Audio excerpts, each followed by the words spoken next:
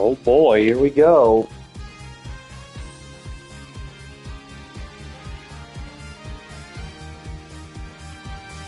How long has it been?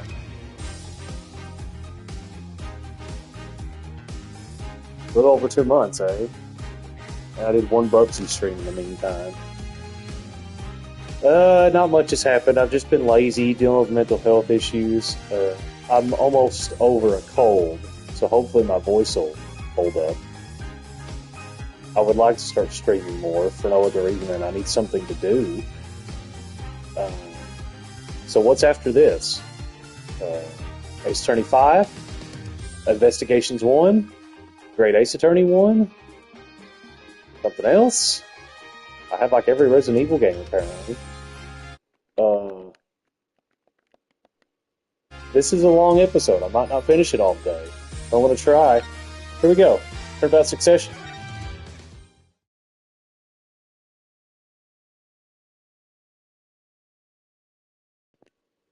I erroneously labeled it as episode 5, and that is the whole truth of this case. Mason system. Can I change the title of it? Oh, it's slide. I doubt it. Heart rate.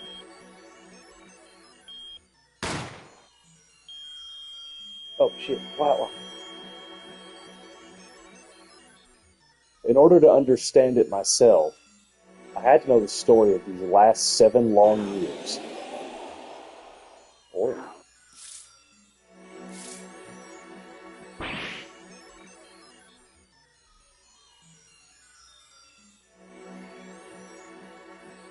nothing happens by chance. All is connected.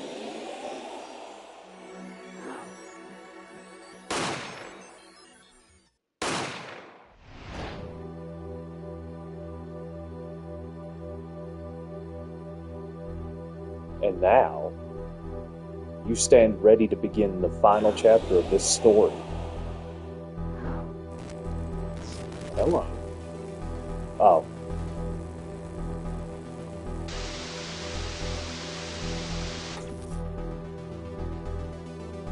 Will the defendant be found guilty or innocent? The decision is yours. Hello. I had a dream where I had a computer crash and it went to static. I don't even think it was a CRT. Real quick, can I change the title?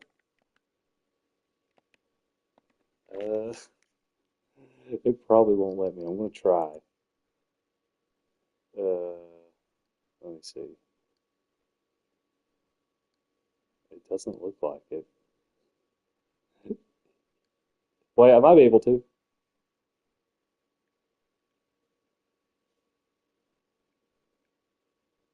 I'm doing it on the phone, so it might look a little weird. Okay. Title's been changed accordingly. Will it reflect that on the PlayStation menu? No, but it doesn't matter. October 7th, 10:37 a.m. Write Anything Agency. Hey, Apollo. Look, on TV. Look. Yeah, kind of busy. Oh, look at that. He's the last samurai, all right. Amazing. Apollo, you should be watching this. Ow, what? I was writing about our last case in my journal. Well, you're supposed to write things in records, Apollo, not journals. Why now? That case was 3 months ago. Hey, it's a long story. I did a lot, you know. I want to vacuum pack the field a moment for later. Right now, I'm wowing the crowd by figuring out how Lamar disappeared. That's right. Uncle Valen did that illusion, too. You're missing him on TV right now. Oh, let's just get to the good part. I suppose I should watch a little TV with her. After all, her father's expecting me to look after her while he's away. But what you're now seeing is a rehearsal for the greatest magic show on Earth, happening right here at our very own Sunshine Coliseum. The Sunshine Coliseum? Hey, that's where the Gaviner's concert was. Only 3 more days until miracles happen here right before your unbelieving eyes.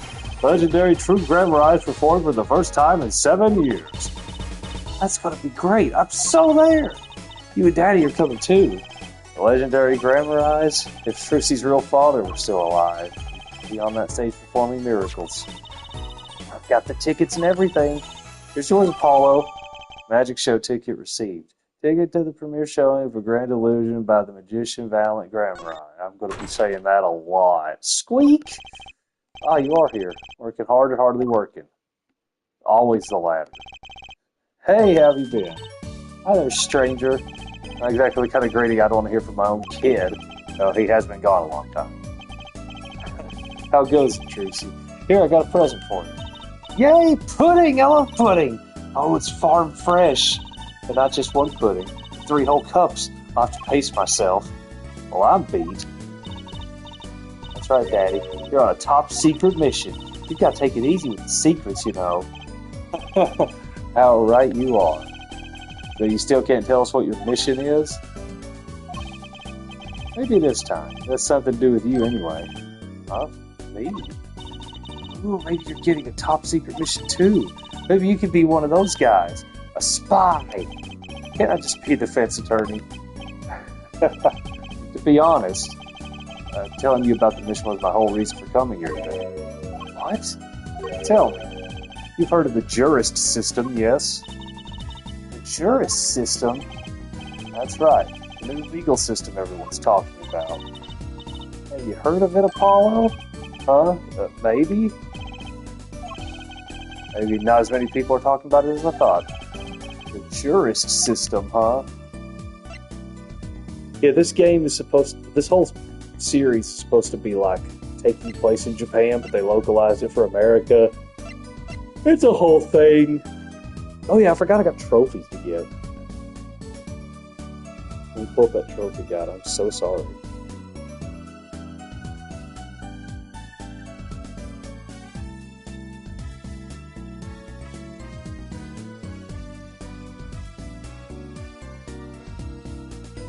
Just a moment.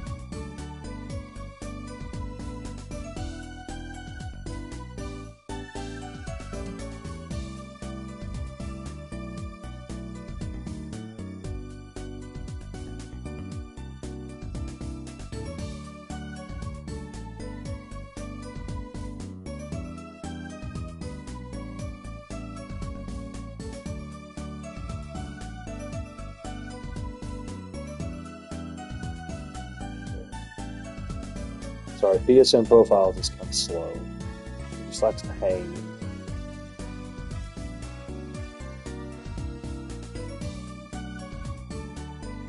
I promise I'm still here.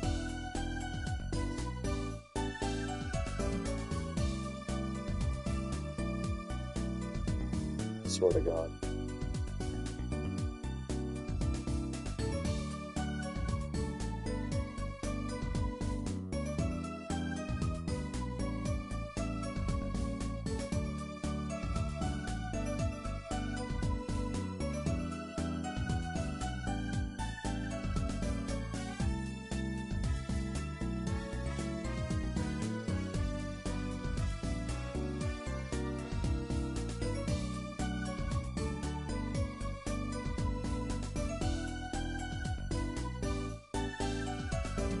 So, I do have to do this. Plan. It intrigues you, doesn't it? Not really. It's just the only thing in here that doesn't have some secret function. No secrets, but lots of memories. And a name, too. Want to hear it? Not really. His name is Charlie. You were curious. Really, I wasn't.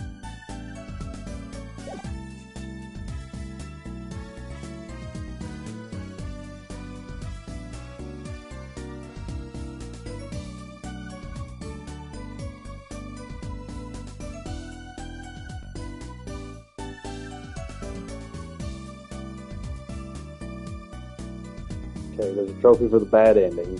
We'll get there when we get there.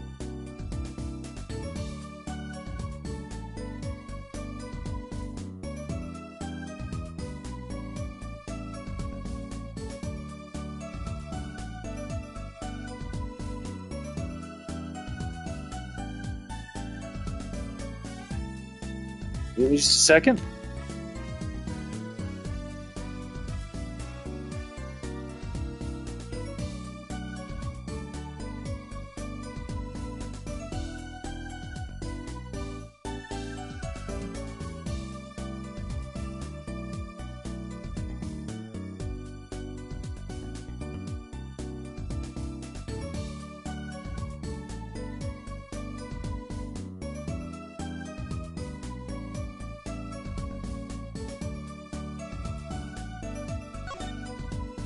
I wonder if there's any other optional dialogue.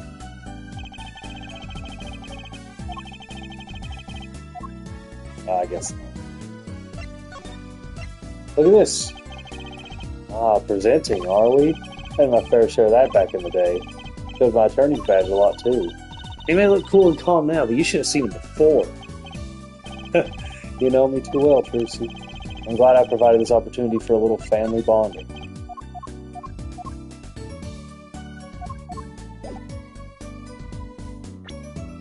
Now look at it. Doors open at 10. $70. Man. I haven't been to a concert or a show in like 3 years, but they were always 40. Yeah, I can't read that. By the way, YouTube, it's not a gun. It's not pointing at anybody. Don't end the stream prematurely.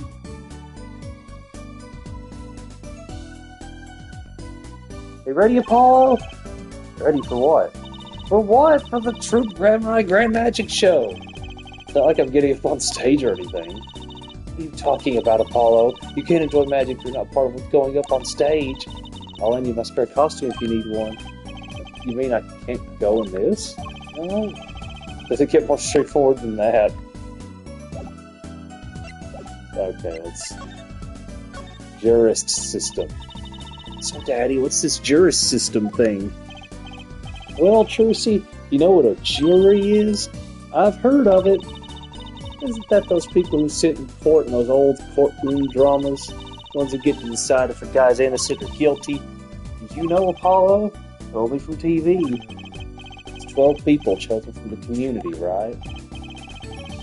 Well, they're thinking about reviving that system. They're calling the new system the jurist system. Well, we're doing whatever you like, Your Honor. Not quite that harsh. Jurists cooperate with the judge. They help analyze the case from different angles. There will only be 6 of them under the current proposal, right? Wow, you know your stuff, Apollo. Their findings directly affect the verdict. Hopefully, people will start taking the courts a little more seriously now. I feel like I'm on some kind of educational TV show starring Dr. Wright. Dr. Wright is just a Trucian mascot Apollo, the perfect team. Mascot? Hey! Believe it or not, I've never been called for jury duty. The secret mission. So what is this secret mission? The jurist system is my mission, more or less. Anyway, keep in mind that new ideas like this system are always risky, Apollo. Too true. Everyone's got an opinion and they just talk and nothing gets decided. Kind of like you, Apollo. I'm not that bad, am I? In any case, we're going to give it a shot. A test, if you will. I don't like tests. I'll take a case as a sample and choose 6 jurists. I'll be the one helping with that process, incidentally. Helping how? Well, for one, I'll be chair of the Jurist System Simulated Court Committee. The chair constructs the ideal situation, choosing the case, the jurist candidates, even the judge in the courtroom. Wow, it's like you have a real job.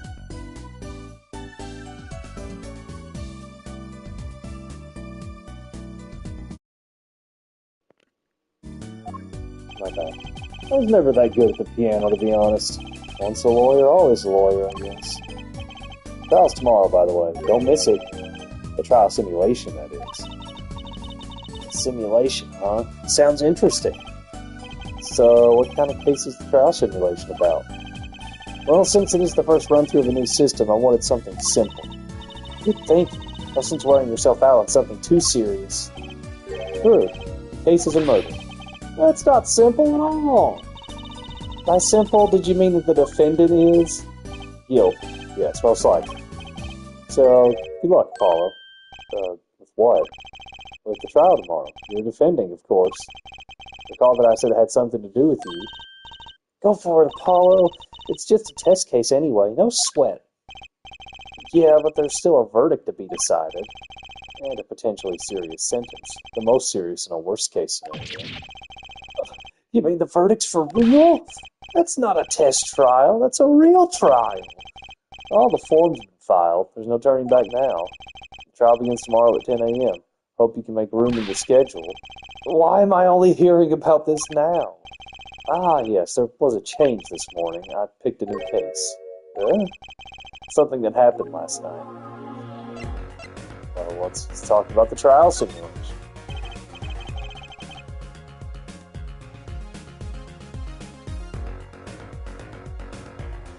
Alright, so what case are you going to use?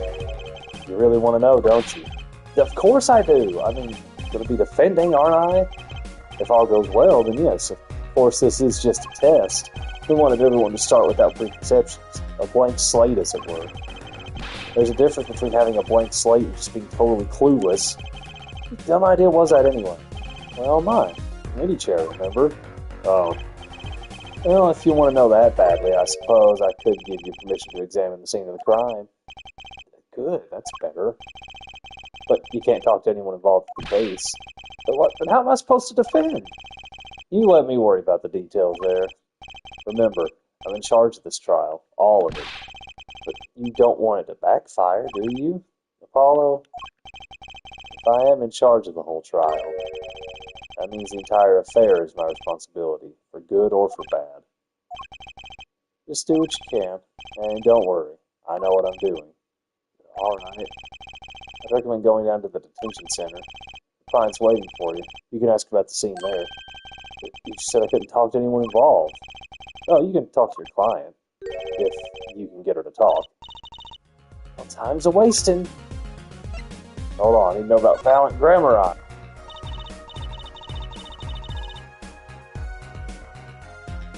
Hey, Paul, I know you're all excited about that secret mission, but what about this?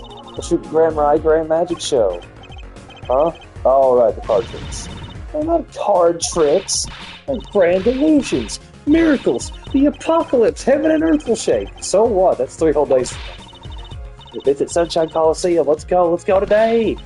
We can say hi to Uncle Valen. Have fun. What? I can't go by myself? You know I'm not very outgoing. Right. Why not go with her?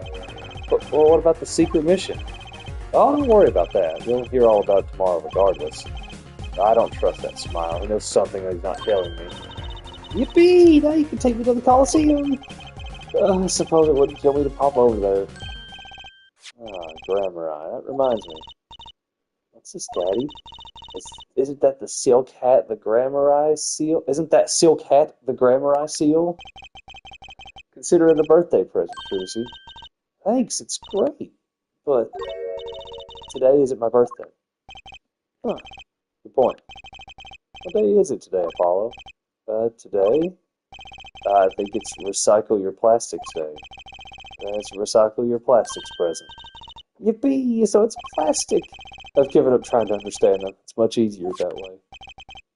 So what is it? Can I open it, Daddy? No. Huh? You'll need that envelope someday. Someday soon. Don't open it until then. Why didn't you just hold on to it until then? Because that would be the logical thing to do. Grammar Eye envelope contained. For Mr. Right. Do not open till the time is right. An envelope about the Grammar Eyes, huh?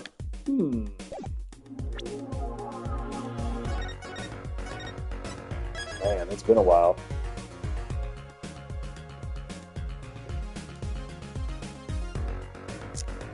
One moment.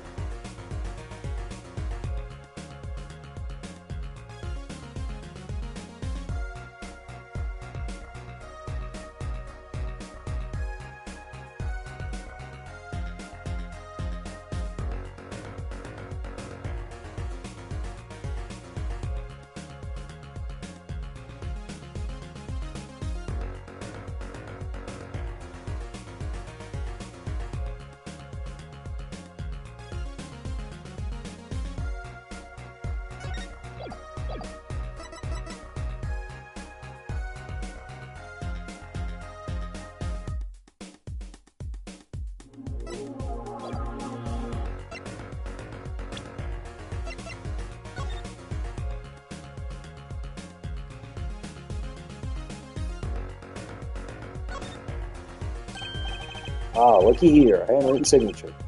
It says, I can't read it. It Seems odd to me. I mean, isn't the signature intended to show ownership? What's the use if no one can read it? Isn't it enough if you can read your own? I thought of it that way. I'm going to say, tell that to any doctor, ever.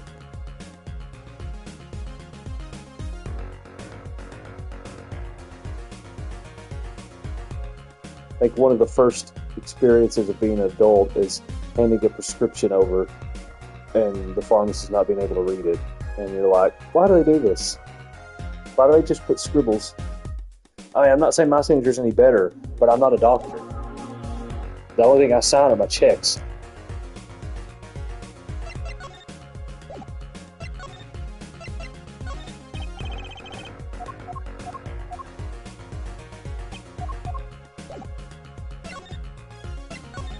Sunshine Coliseum, October 7th. Woohoo! This is it, Apollo! The place where magic and dreams converge. Just a while ago, it was the place where murder and nightmares converged. Let's go say hi to Uncle Valent. What about the case? Oh, ha ha ha ha ha ha. Oh god, there he is. Only a performer laughs like that. The young Miss Trucy. How often I hoped we'd meet again only to tell myself it was an impossible dream. I've probably changed his voice more than I've changed Asgore's. Hee Uncle Valent, how's it going? I'm glad to see you too. Of course you are. Humility is definitely not one of his stronger traits. Well, Miss Trucy, how does the day find you? If you've come to give me flowers, do it after the show, I beg you. Actually, we came to wish you good luck. Congratulations on your big magic show. Oh, but it is I who wish to congratulate you. Not everyone is so lucky as to witness miracles such as the one I shall perform. Yeah, you're amazing. We get the picture. The world will watch in wonderment as magnifies illusions are reborn. Here on stage by my hand. Oh, good. I get to voice more of them. Might have been a bad idea. The endings of a cold. I've got water.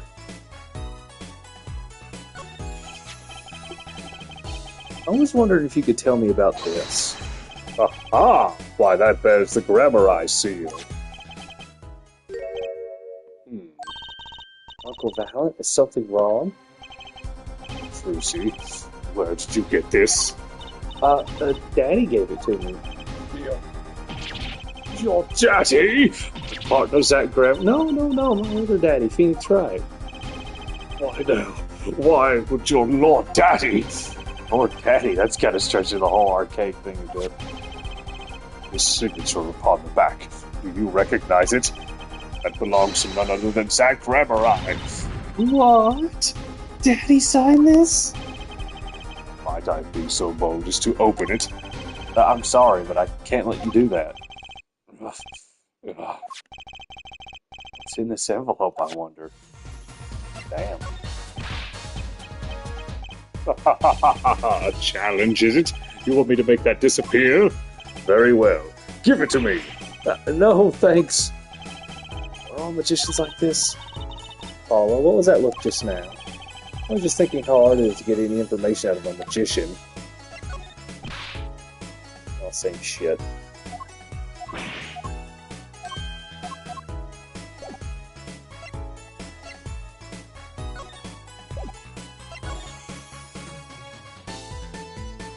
I like that dog.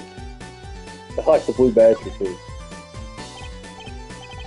That creature there. He was handing out balloons during our last case too. He's not a creature, Apollo. Poor guy. Oh, sorry. Was I mean somehow? You know how hot it is inside one of those suits? He's stuck in there, with only the smell of his own sweat to keep him company. On the verge of passing out, he hands out each balloon as though it were his last. Kinda takes the fun out of seeing the blue badger.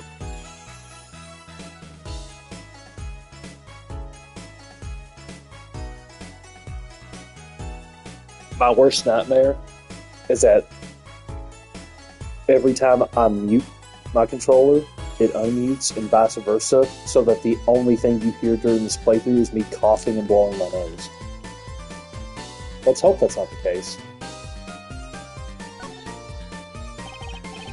You know, I thought this at the time of the Governor's concert too, but this Coliseum is just way too big. It's huge. It's got a big sounding name too. Sunshine Coliseum, was it? Would you like to hear what the grand finale of the show in 3 days will be? What, really? Yeah. The grand finale will be nothing other than... Don't tell me you're going to make the Coliseum disappear, right? Oh, oops. Looks like I was right. Apollo, I can't believe you'd use your power of perception on something like this. It was just a wild guess, really. Look, Apollo, a balloon! A hot air balloon! With the Grammar seal on it, always. Well, this is a long-awaited revival, after all, and it's been 7 years, you know. I've spent plenty of time and a pretty penny on promotion. I hope it's a huge success, Uncle Valley. Oh, I intend for it to be nothing less, I assure you. They both sure seem excited about it. I guess it's a big deal for magicians. You can even see it in the little banners. They've changed the sign since our last case. It was all Governors back then, wasn't it? I hope nothing bizarre and mysterious happens this time. But it shall! Why, the show itself will be bizarre and mysterious, I assure you. I don't have a problem with mystery as long as it's illegal. I don't think the lawyers and magicians are really meant to have conversations like this.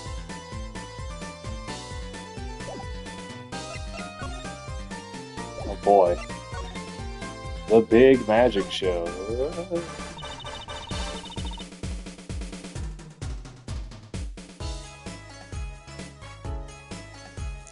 Everyone's talking about the big magic show. Is it true that the Grand Miracle is back after a 7-year absence? Miss Trucy, I must apologize.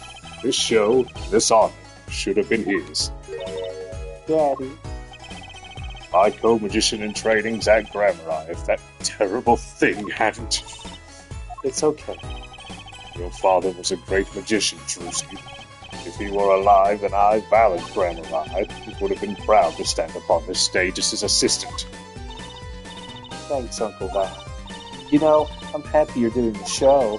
I think we get to see the great Magnifies illusions again. Lily's looking forward to this, isn't she?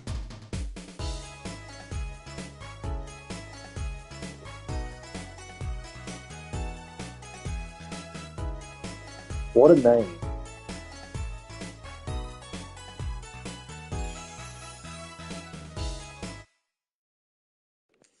Magnify Grammar. My mentor, the magnificent Magnify Grammar, was a true deity among magicians. A creator god who gave birth to magic and illusions that defied our very imaginations. I was so little when I last saw him, but I still remember his shows. He did wheelies in a sports car through the air above the audience, and then sped off to outer space faster than the speed of sound. I'm guessing that memory was a bit embellished. For 7 long years, the world has been waiting for a miracle to match his. As heir to the Grammar Troop's secrets, it falls to me to provide one. It is my God-given destiny. Yes, you nameless face who speaks for the nameless masses, how can I help you? If the world was waiting, why'd you hold off for 7 long years? It appears the lad is uninformed. Perhaps you have heard of the magic known as law, which governs our land. I have, though I'm not sure it qualifies as magic. The performance of Magnify's miracle was impossible.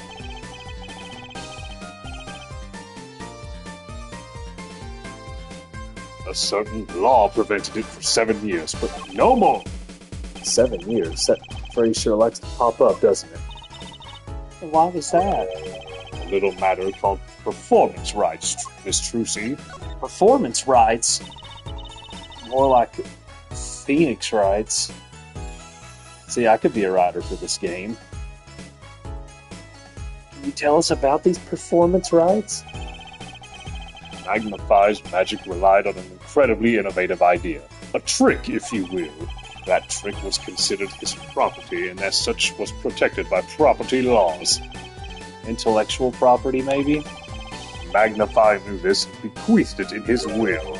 to one person. You mean him? Yes. Miss Trucy, it was your father. That Grammar was the inheritor of the Grammar miracle. Daddy.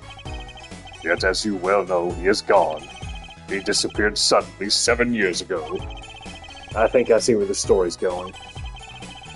Once a person is classified missing for a certain period of time, they're considered legally deceased, correct?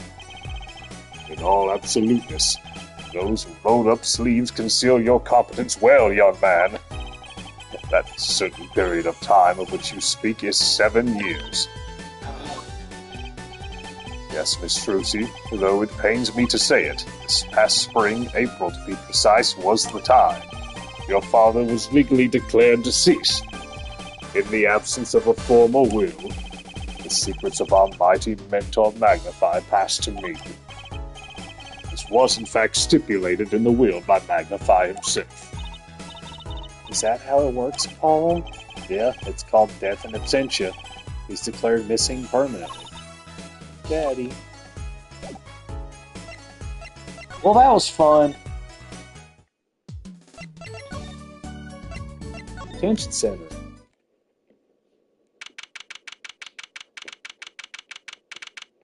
Visitor room.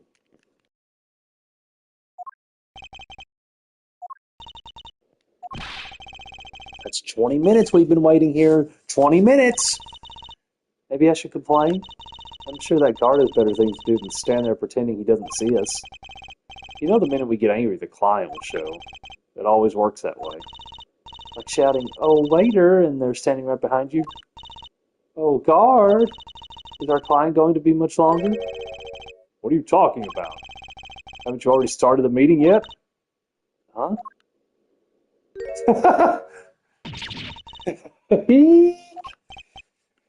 Where did you come from? I don't know why that cracks me up. I'm so glad I can make the HUD go away.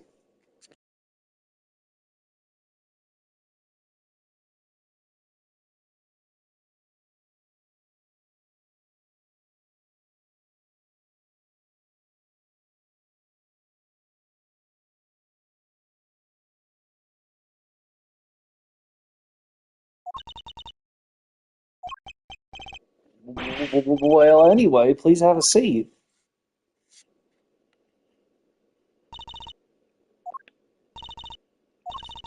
Not nervous, Apollo. It's the silence. It builds suspense. Why don't you do something, Trucy? You're a magician, aren't you? That's right. Okay. I'm the amazing Mr. Hat. Bam. Eek! She passed out. This magic underwear might have been a better bet. That's magic panties, Apollo.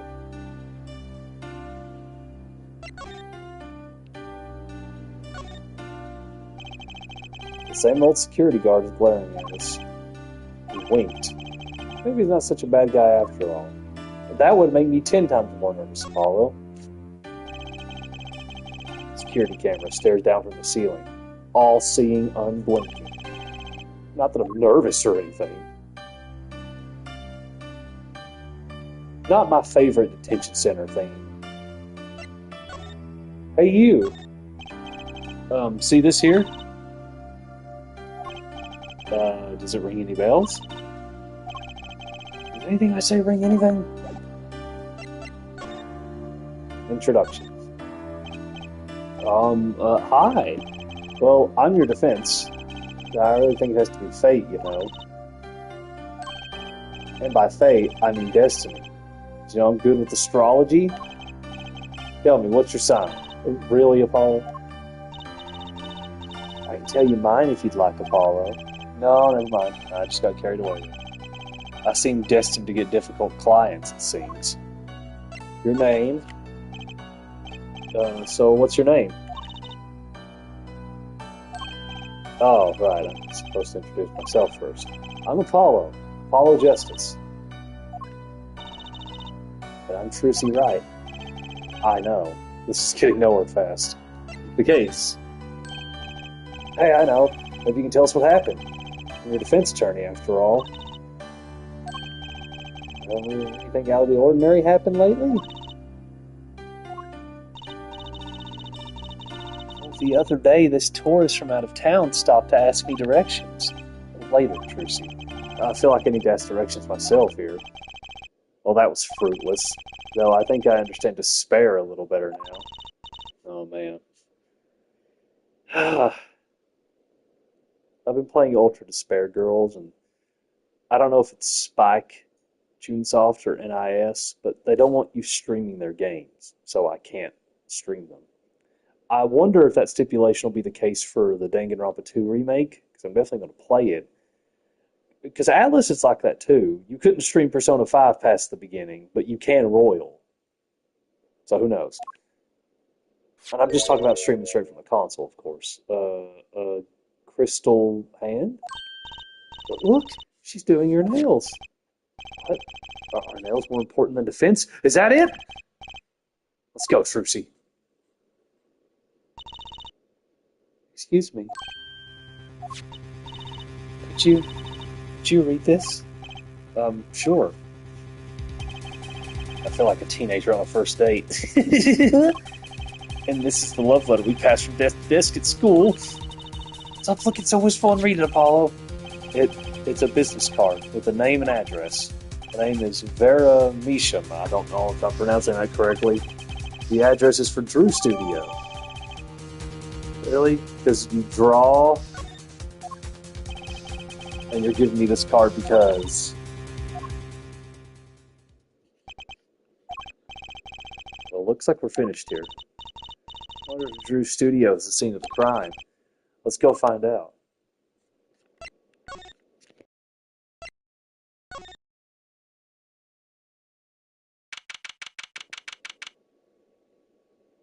Drew Carey Studio? Call me.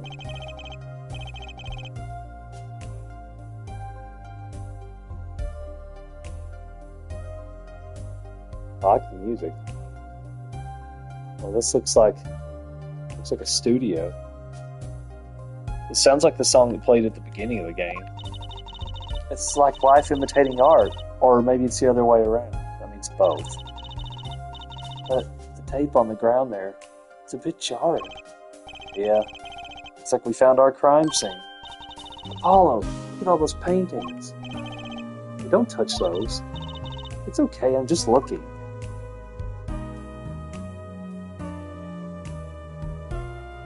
I like that one. Huh? Apollo, look at this one. Looks half finished. You can still see the rough sketch underneath. That's odd. The rough part doesn't look like the rest of the painting at all. Yeah, good point. That is odd. Misham's paintings, add to the court record. Only half finished, though rough sketch is still visible. All the paintings have a really different style, too. Yeah, that's true. An undersea scene in vivid colors. That bit in the middle is supposed to be a person.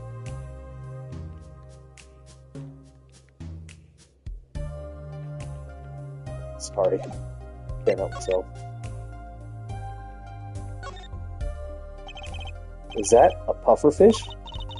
Apollo, that's clearly a porcupine fish. They're not the same thing? You know what gets me? They've got all those needles, right? But what's protecting that soft spot on the lower belly there? Nothing! I must remember to keep Trucy away from small round fish. I'm kind of embarrassed to Google porcupine fish and it just say something like, it's a made-up fish from Apollo Justice.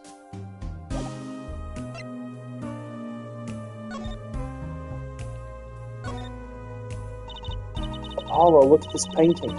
You can see the rough sketch. Oh, looks like it was only half completed. Oh, that's funny. Do the rough sketch and the finished painting look totally different to you too? They do, actually. What's that all about? I bet there'll be some secret.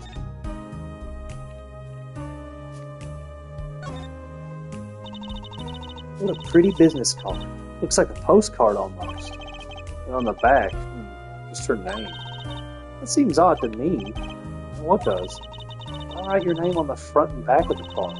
Why not use the space on the back for a self-portrait or a caricature? And people would remember what you look like too. That's not a bad idea, actually. Here, give me one of your cards, Apollo. She's drawing something. Hey, my hair's not that spiky.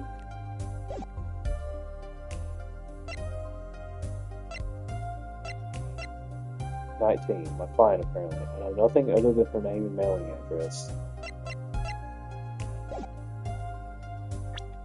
Phoenix is older than me, good lord.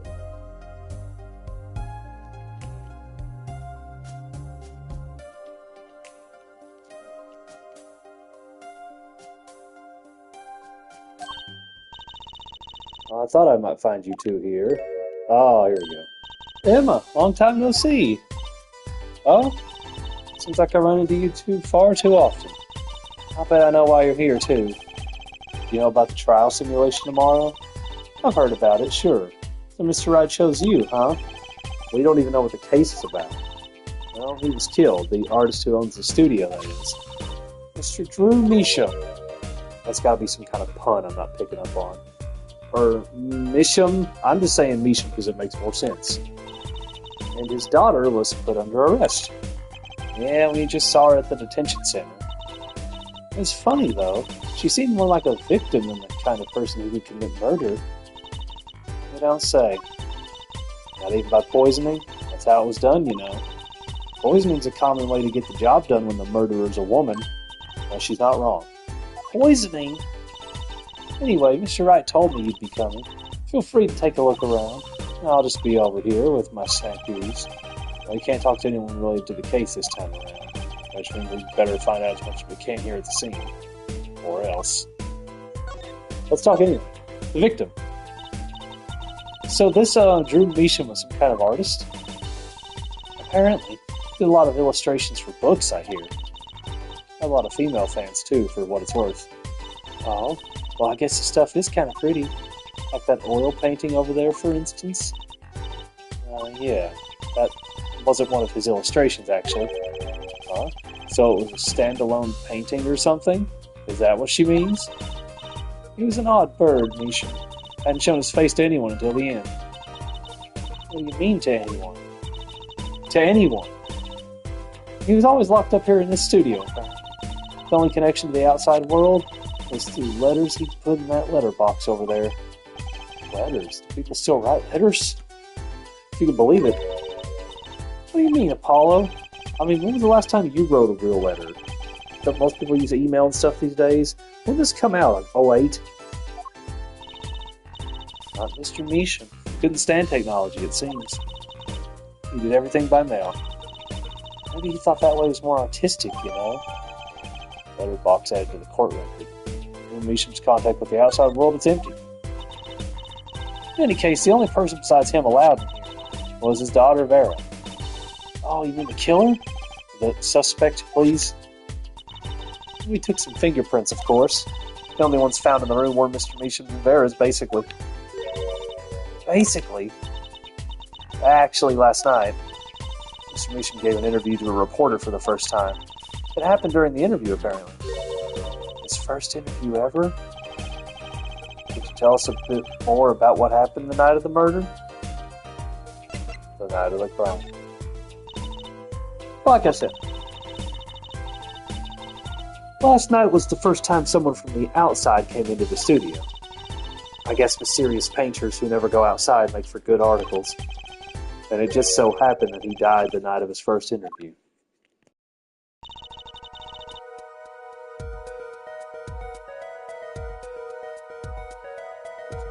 At around 9 p.m. every night, Vera always made him a cup of coffee. Last night he drank his usual coffee and suddenly became violently ill. Now look at that hair. He died? She poisoned him on the night of his interview? Wouldn't the reporter see?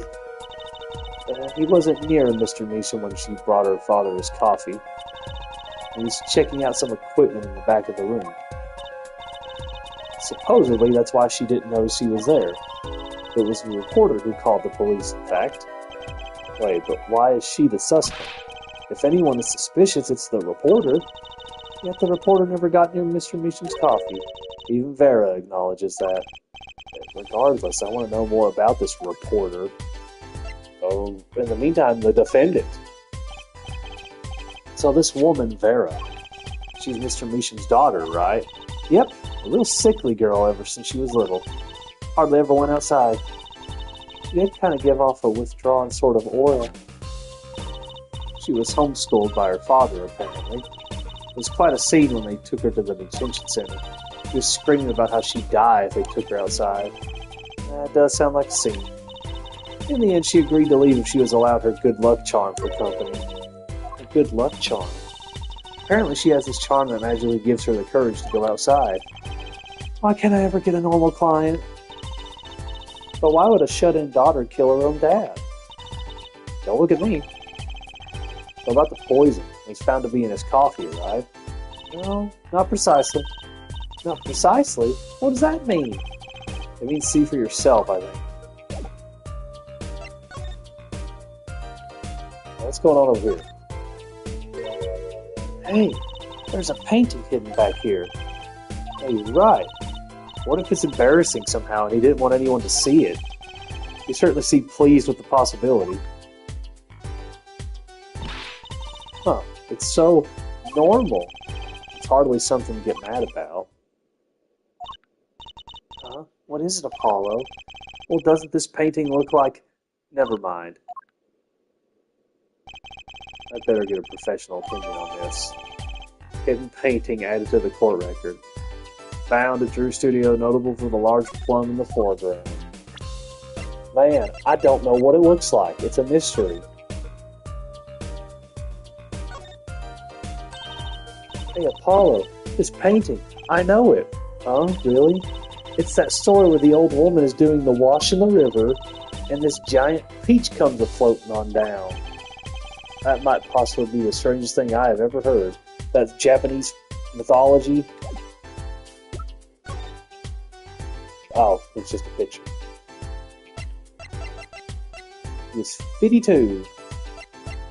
Painter known for his illustrations, poisoned at Drew Studio.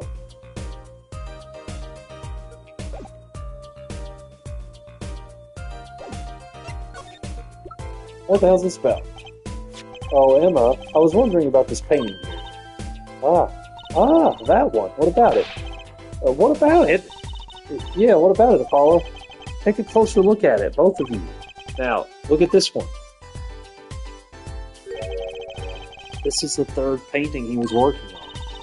Hey, they're the same. I was hoping you wouldn't find that. You're right, though. Drew Meesham was copying this painting. Wow, that's pretty good. Copying a painting? What for? Oh. Emma, I was wondering if you could take a look at this. Look, I'm a detective. A detective? You can't just ask me any old thing and expect an answer, okay? I think you need to be a little more focused in your inquiries, scientifically. Somehow I knew she'd get into science.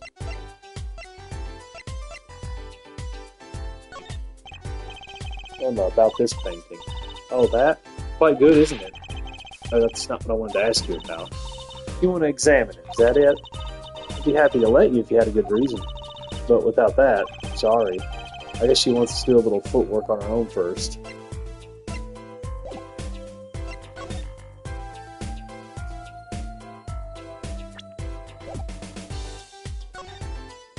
The right analog stick, huh?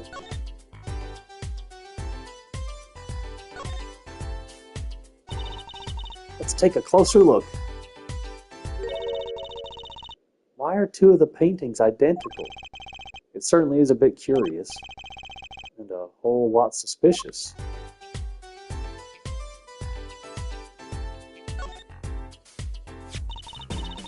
That letterbox looks funny sitting inside a room like this. Let's take a look. Empty. The other half of that letterbox is actually connected to the outside of the studio. Mr. Meesham would put his letters in there, and the postman took them away. Impressive that someone still writes letters in this day and age. Or wrote, rather.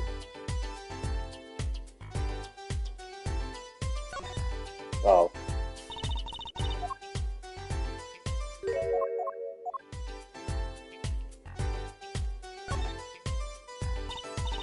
Eek, Apollo! That's where the body was. That's the spot where Mr. Drew Measham passed away. He put the coffee mug to his lips, and the next moment, there's quite a bit of paint on the ground. See that half-painted painting there? He must have been working on that right up to the moment he died. Wow, true artist to the end. Or maybe he started it a year ago and was procrastinating.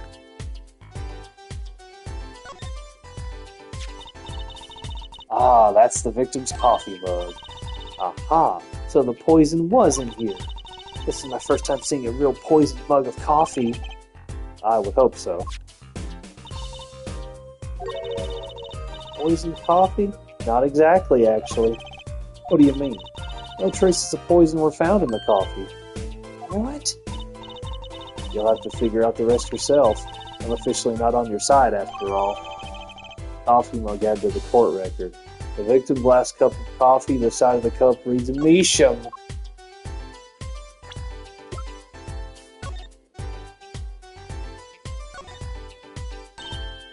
Hey, look there. That stain doesn't look so healthy, Apollo. That must be the Blue Mountain stuff we've been hearing about. Something tells me that even Blue Mountain coffee isn't this blue. Now, the stain is probably... Better ask Emma. Why isn't it falling out? Oh.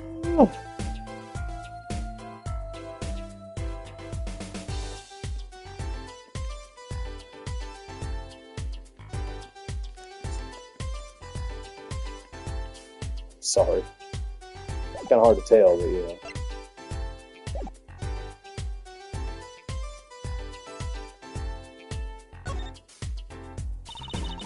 I imagine this coffee cup was for guests to use. Guests? Did the police already analyze this cup too? Not a trace of poison was found on that cup. So the killer was after Drew Measham alone.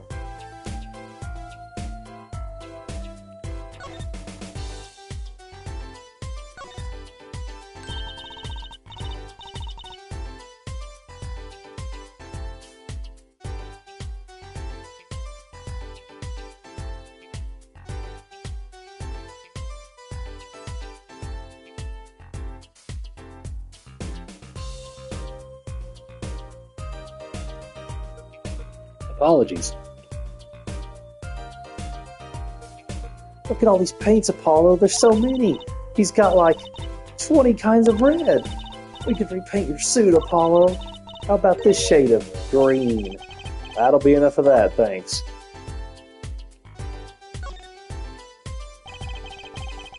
Take a closer look at this desk here.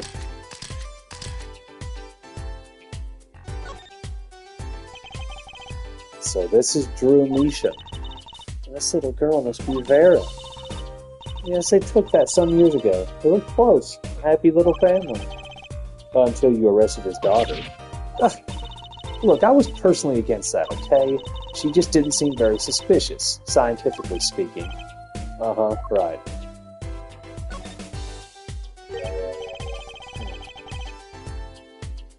Something about that way that figure is posed. Objection!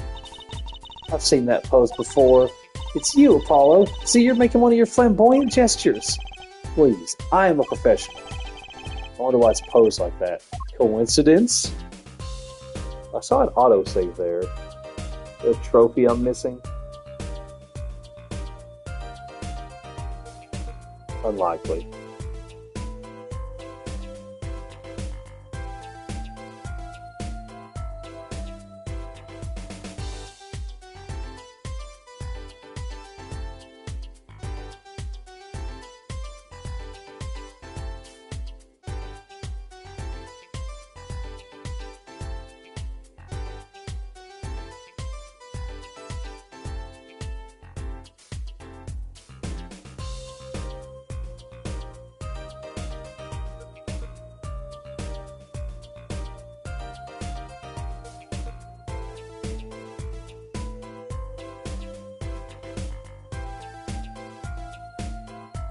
Just a moment.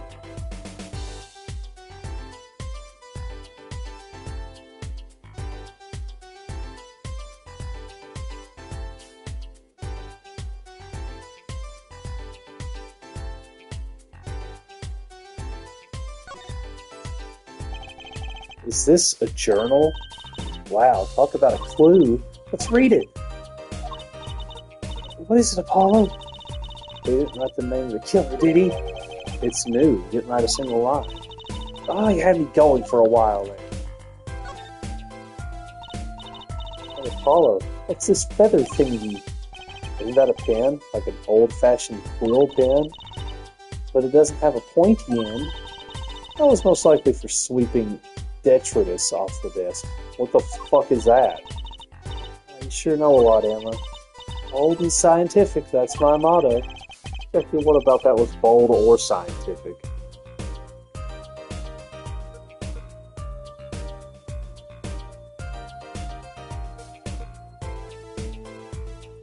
Waste or debris of any kind. Detritus. Detritus. Apparently Japanese plankton had to read that out for me. This envelope has been opened and resealed. Ooh, I know how to do that.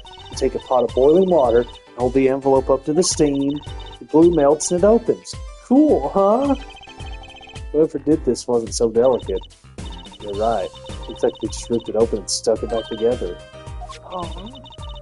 Postmark on this letter from 7 years ago. Why would someone open the letter and seal it again? I better hang on to this. The red envelope added to the court record. Found in the victim's desk drawer, appears to have been opened once and resealed.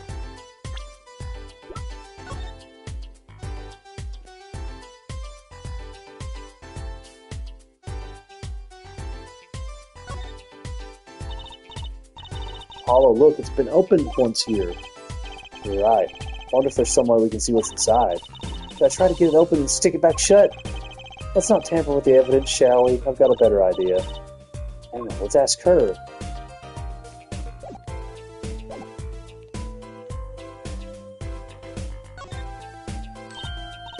Ooh, cute. Look at the tiny frame, Apollo. Tiny's right. That thing's barely 2 inches high. What picture would fit in that? None, apparently. It's empty. There's no glass in it either. What's it doing sitting on the desk? This is a lesson for us all. Be sure to check the size when you buy frames.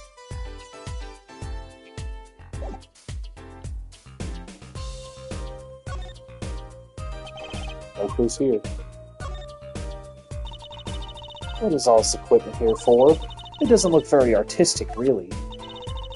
He had everything from a lathe to a laser cutter. Looks like he was ready to work on metals and wood, too. Though his equipment's a bit old, to tell the truth. Why would a painter need all this? From the dust, I'd say he hasn't used this stuff for years. This corner doesn't fit with the rest of the studio. Oh, do you think I could borrow this? I want to cut a quarter in half to make a trick coin. This is a crime scene, Trucy. But these cost like $50 at the magic shop.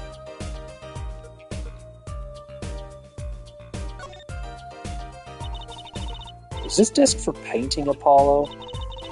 That would be a drafting table. Drafting? Basically, it's a tool for making precise diagrams. Now, painting's harder than I thought. Why would a painter need a drafting table? Is he an architect too?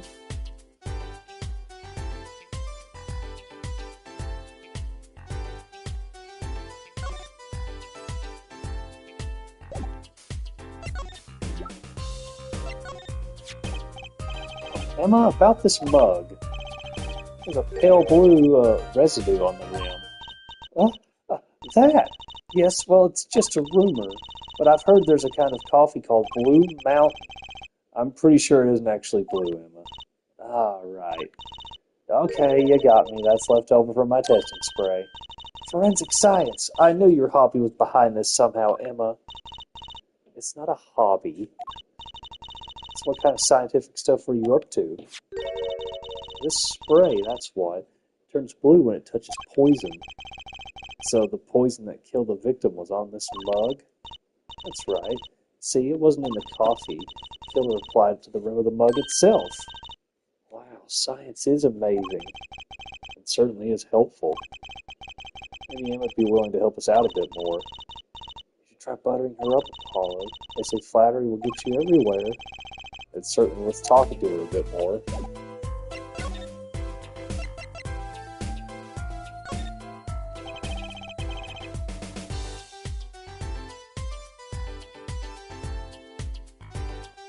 I bet Emma could help us out here. Don't forget, flattery will get you everywhere with her, Apollo. Well, what are you two whispering about? Well, I was thinking. I mean, what is it we always do when we run into you at a crime scene? What is it we always do scientifically? Oh, you know me too well. Okay. Okay, mean we get scientific now? Well, I suppose, just this once. If there's anything you find suspicious, and we'll check it out. Now, I think these are mandatory, but I've got the trophy guide up, just in case.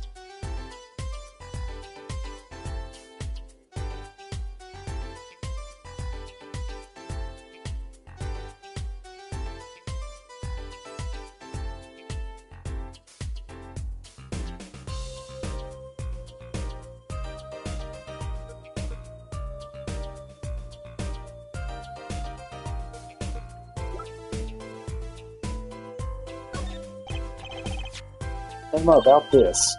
Oh, that! Yes, why, that's a bright red envelope. It sure is jumpy. Someone opened this, didn't they? My lips are sealed. His lips are sealed? Oh, that's a first. You know what's inside the envelope. Sure, I read it after all. Ah, you mean you were the one who ripped this open? Ha, please. I would have steamed it open. But she did sneak a peek at it, apparently. Now that I have a powerful weapon on my side. Weapon? Yes, the use of tools. Highly specialized tools for information gathering. Tools I wouldn't mind getting my hands on. Try flattering her, Apollo. Say a little praise can open big doors. Never heard that one, but it's good advice. Let's try talking to her some more. About that envelope we found. I was wondering if you could help us out with that tool you were mentioning. You want to know about my tool, do you? It's called an X-ray analog. X-ray? Like the X-rays you get at the dentist? That's right, at least that's what I call it. Huh? That's a real name, but it's much more complicated. The X-ray spectralization something. How am I supposed to remember all that?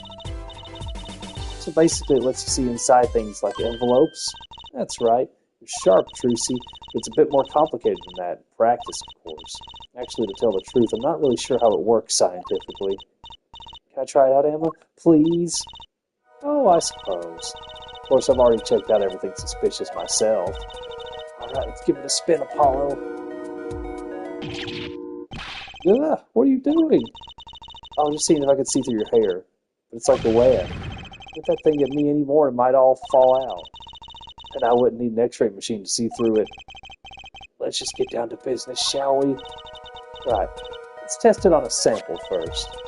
It just so happens that I have a lottery ticket here.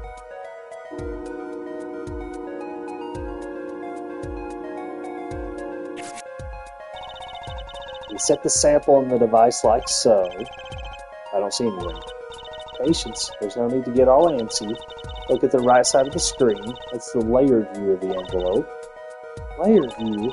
You've got it set to display the outside of the envelope now, see? Actually, it's quicker to just have you give it a try. Turn that dial there with the right analog stick in any 4 of the directions for me, would you?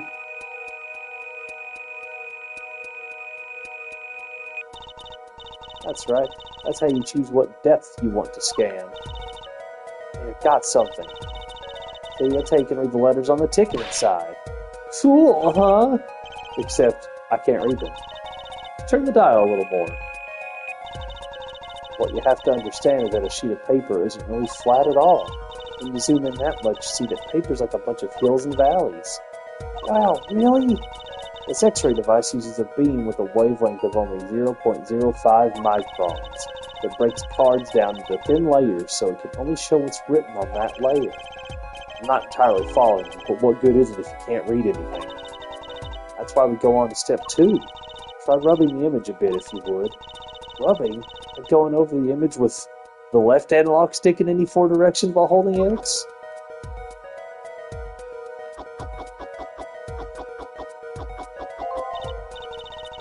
There, that fixes the image on the screen. Now, turn the dial again just a little. I'm not doing that.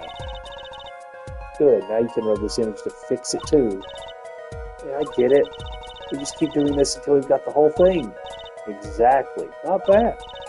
Hey, let's do some more.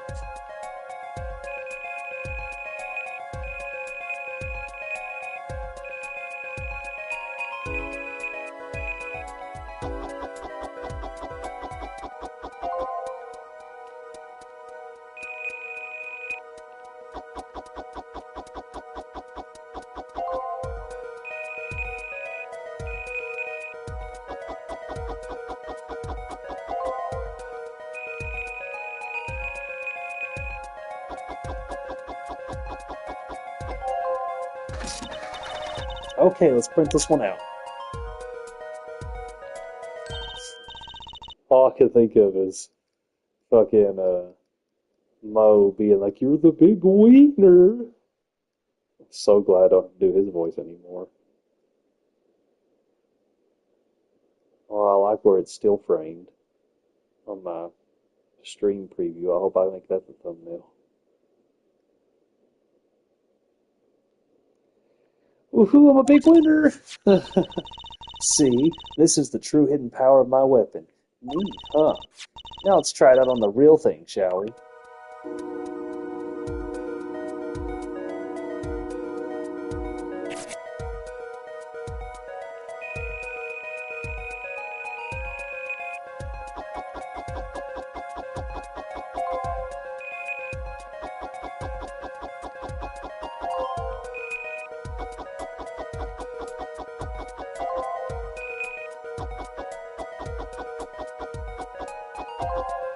And I could already read it, but... Okay, let's print this one out. Mr. Drew Measham, I've deposited the $100,000 in the designated account. Please send a receipt once you've confirmed the transfer.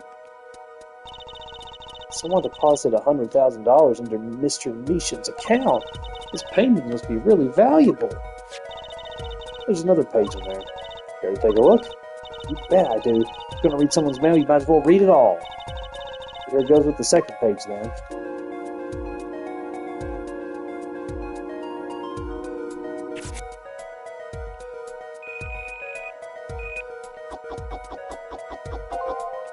This probably would have involved the touch screen and mic on the DS. I have the 3DS port, so I guess this would make my third playthrough. I've probably mentioned it already.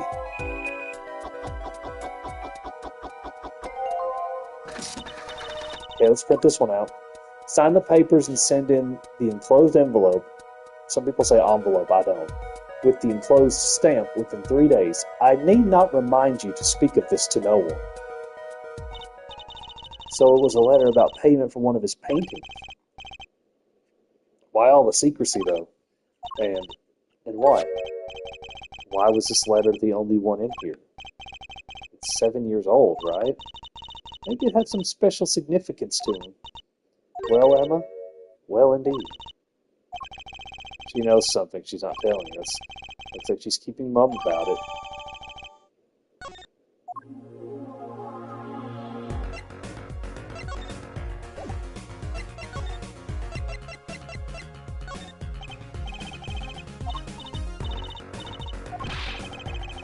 That's not what I wanted to ask you about.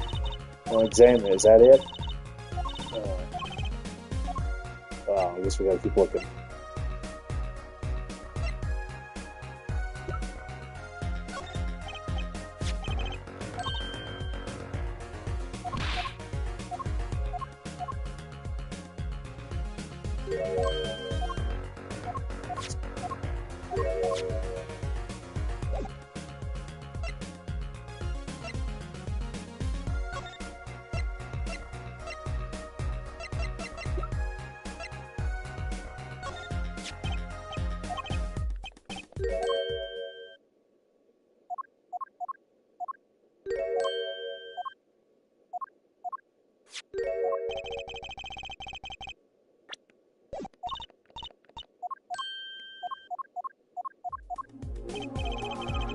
About poison analysis.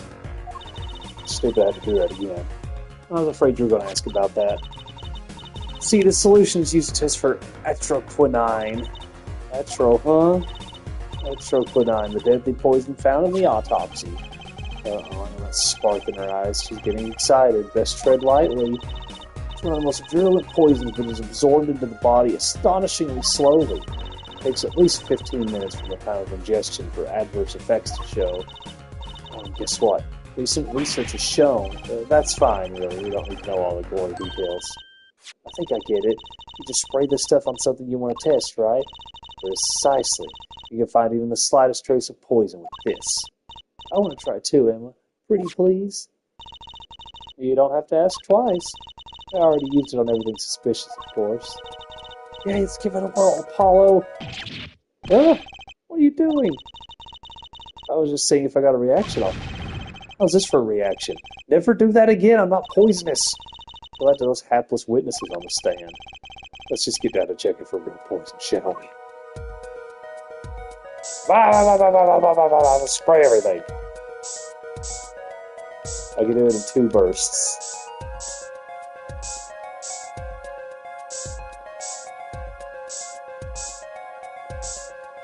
That fish is poisonous.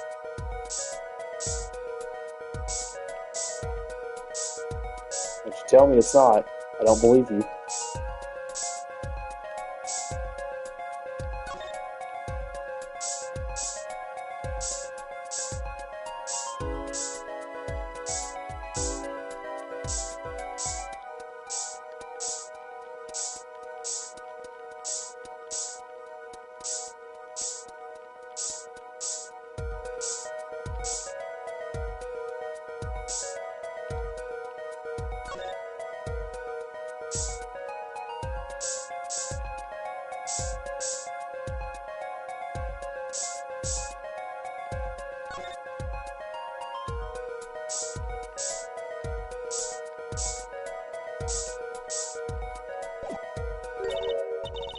Too bad, no reaction there. I'm sure Emma checked out all the likely spots. Wait a second. What is it, Apollo? Did you spray that little desk over there? I don't think so. The spray probably can't reach that far, you know. Let's check it out just to be sure.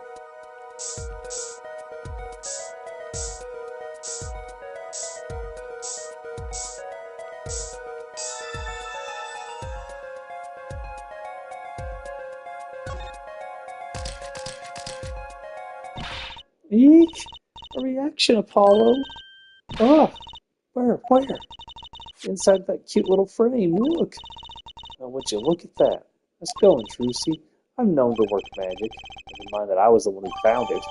Tiny frame added to the court record. Frame measuring 2 inches by 2 inches. Bears traces of deadly poison nitroquinine. Oh, the inside of that frame has poison on it. Looks like we found the only other place that was poisoned in any case. So, Emma, I was wondering.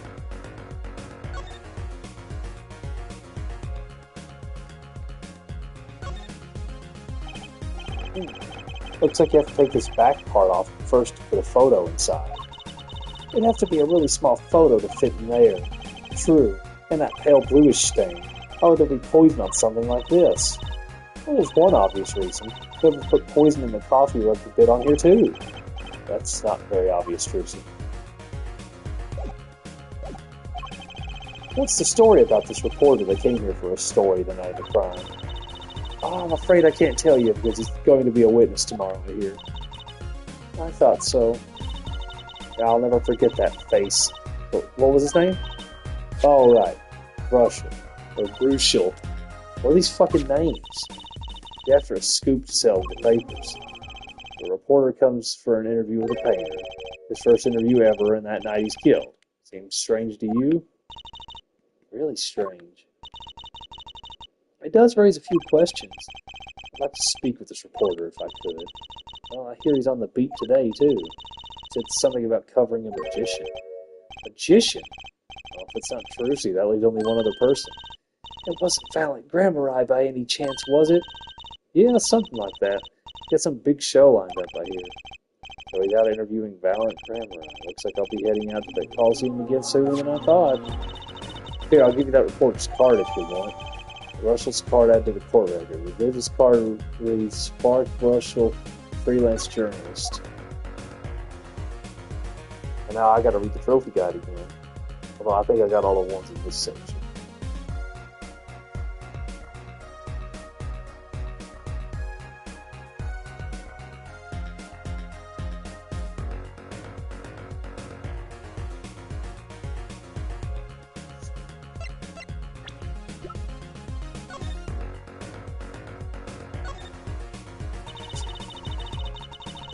I guess you gotta have a good business card if you work freelance. Really? What's this, a camera lens finder? Reporters take photos too? I guess if he's freelance, you have to. Maybe you should try being a prosecutor and a defense attorney. You'd always win. Why don't I become a rock star too while I'm at it? Oh, Jesus Christ. There you go.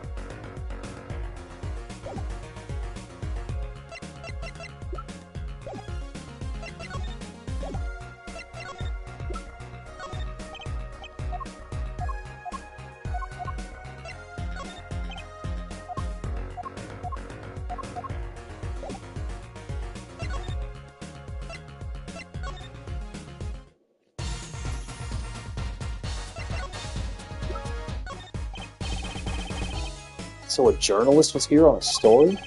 All eyes in the universe are upon my stage. All pens seek to commit its mysteries to paper.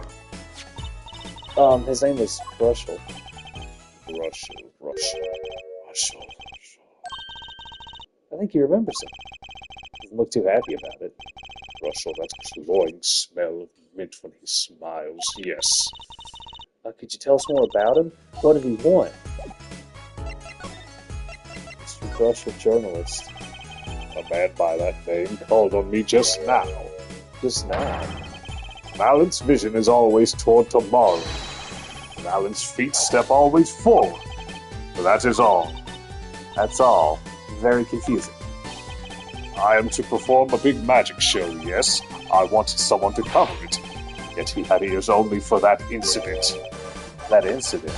In any case, I requested that the rapacious reporter remove himself. So a painter has died. What of it? It is but a footnote in the footlights compared to the magic of Grammar Eye. Uncle Valen, do you know where the reporter went? I recommend you visit that place popular with penalized perpetrators. The detention center.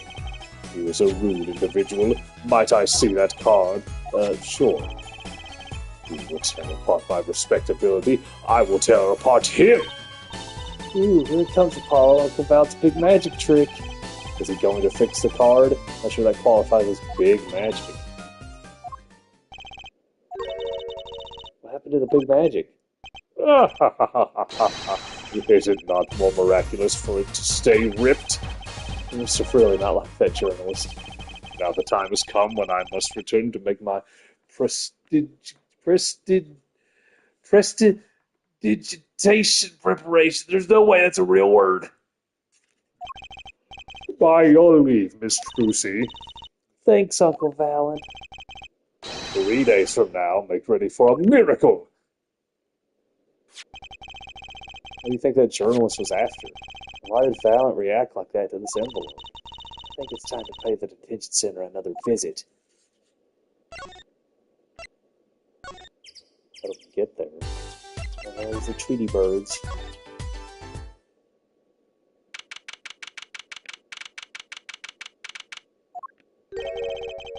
I think I hear what you're saying.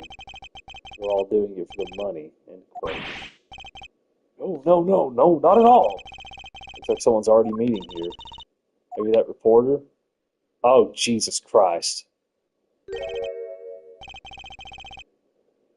Well, do I just give him the fucking Actually voice?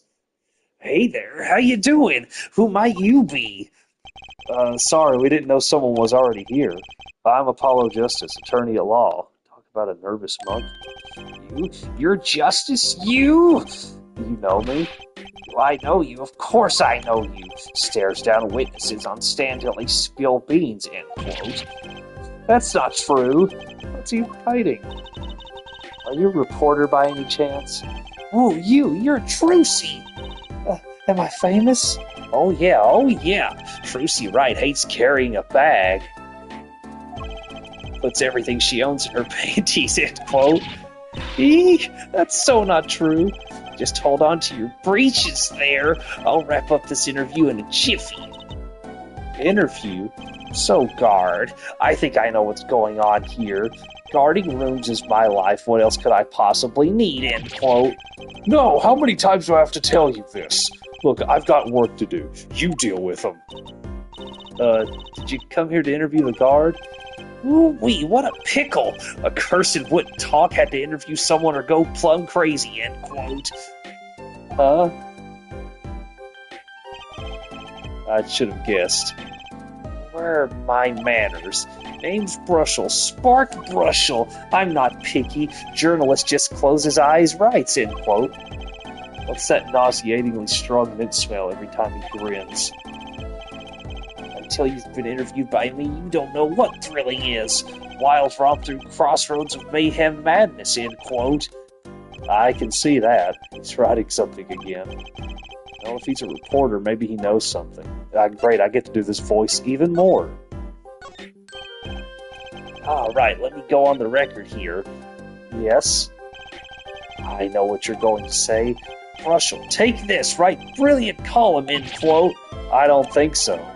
Look, buddy, I write brilliant columns about one thing, and that's food. Try to understand. What could he possibly be writing? He didn't listen to a word I said.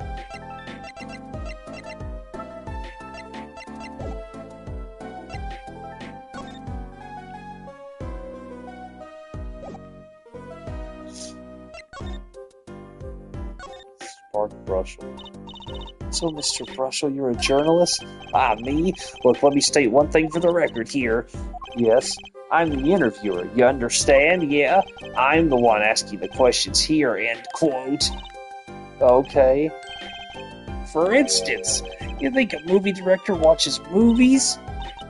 Well, I think he probably does. Exactly. I knew you'd understand. Huh? The night of the crime. So, the night of the murder, you were at Drew's studio? Who, me? Look, let me state one thing for the record. Yes? I may look calm and collected, but I'm busy. Real busy. Always on the road. Journalist always buys one-way tickets, never looks back, end quote. I can understand that philosophy, but you want to know the thing about one-way tickets? Once you use them, they're gone. All because you have to give them to the guy at the airport. True enough. But don't they give normal tickets away too? Exactly. See, it's the same thing. What is? The interview. So you went to do a story on Drew Measham, and he never had a story done about him before? That's right. Look, let me say one thing for the record here. What? I'm sure you're going to want to know about my source. What tipped me off to Drew? Why do the interview in the first place? Well, yes. Look, it's like... Oh, I've got it! Say there's this burger joint with fabulous ketchup. You think the burger guy's going to tell me where he got it? At the supermarket, maybe. Exactly. See, that's what I'm talking about. I think I may have actually understood that. Well, there's nothing I can talk about, really. Walls have ears, eyes, especially glass walls with speakers, end quote. Right, guess we'll leave then. But since you're here, might as well tell you a tidbit of news I saw, just for the heck of it. Sure, tell us, just for the heck of it. I remember it like it was yesterday. I'd seen a movie on a trip and wandered into this burger place with amazing ketchup when an article in a tabloid caught my eye. Famous oil painting stolen from art dealer's gallery, end quote, I believe it was. An oil painting? Happens every day, right? But I thought I'd seen that painting somewhere before. A painting of a giant peach floating down a river. Someone stole an oil painting of a giant peach. Journalists can smell scoop better than burgers, end quote.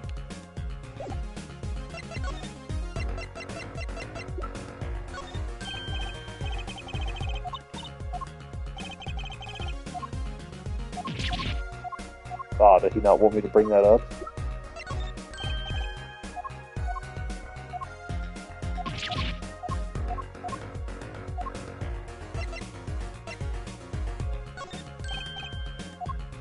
Is he not going to talk about any of them?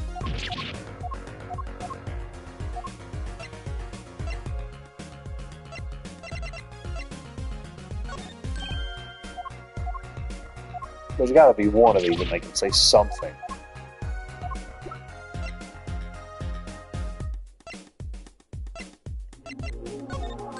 I guess not.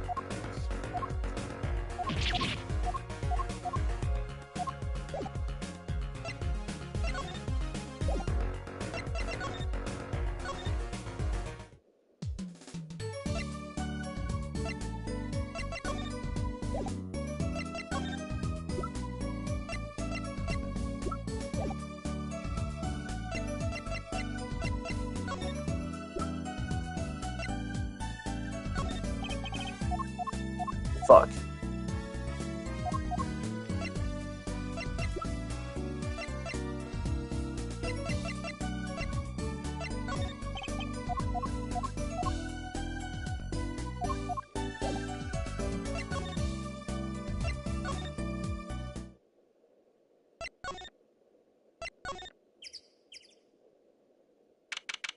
Okay, back at Drew's studio.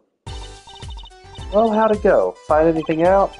Actually, there was one thing I wanted to check with you. It's that scary face you're making. What's with the I know something but I'm not telling you face you got going, Emma?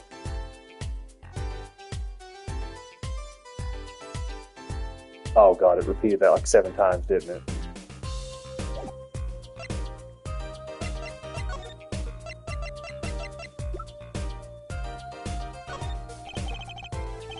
This painting came from behind that dresser.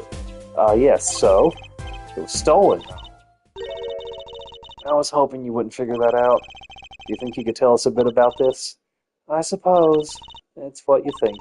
Drew Measham was a forger. Forger? Forger. So, what exactly is a forger? Well, basically, it's someone who makes forgeries. Fakes, in other words. Fakes! Copies of an original. Exact copies so precise you can't tell them apart. Well, why not just photocopy them? The big problem with forgeries is that people try to sell them as the real article. It's a crime, of course. So Drew Measham was a criminal? I'm afraid so. He received money to create elaborate forgeries, to supplement his work in illustration, I guess. I see. Actually, that's why I brought this here in the first place. What do you mean?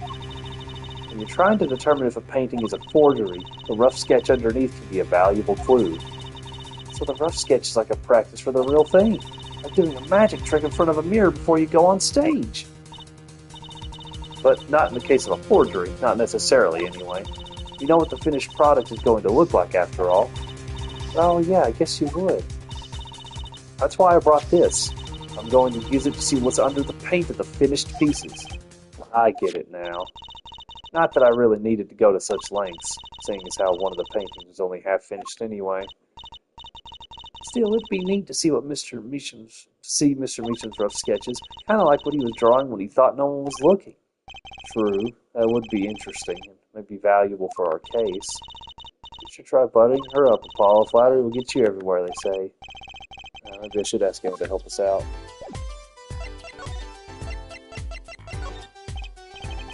I kind of wanted to see the rough sketch under this painting. I was wondering if your tool there might do the trick. Oh, fine. Just this time, though. Let's check it out.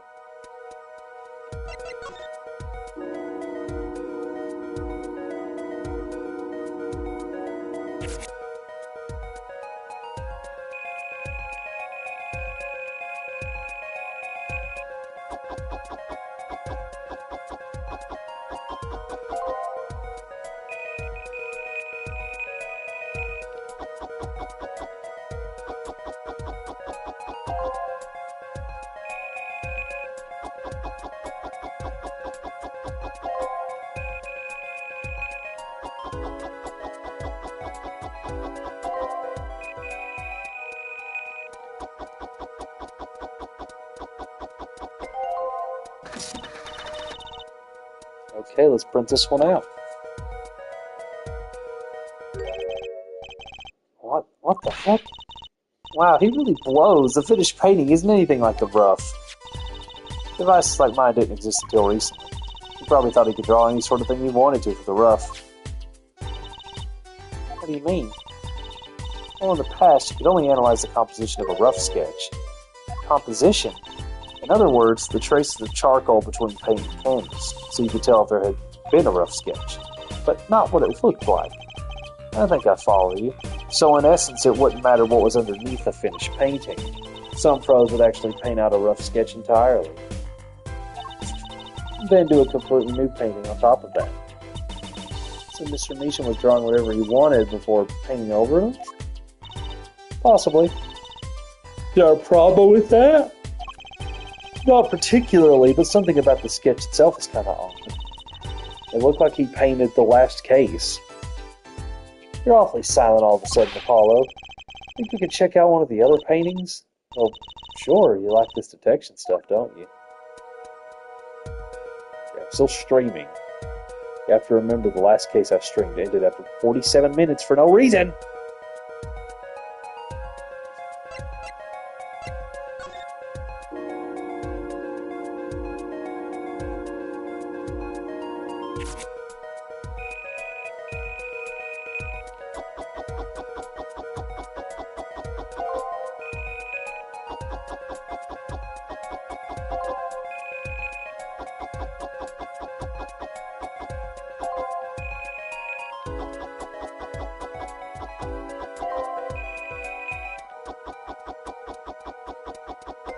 Oh, he's painting all the cases, huh?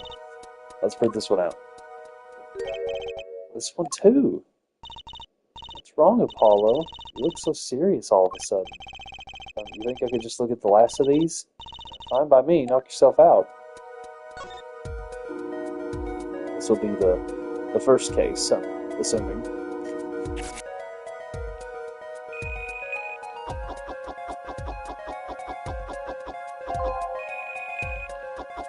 I have beat this game multiple times, I just don't remember everything, so maybe I'm trying to figure out why he's doing this.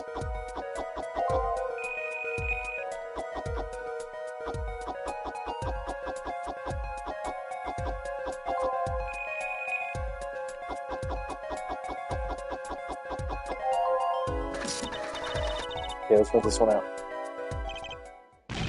What the heck is all this? I hesitate to ask why you're getting so excited. You sure your device isn't leaking some kind of strange radiation? Trucy, look at these 3 sketches. You notice anything?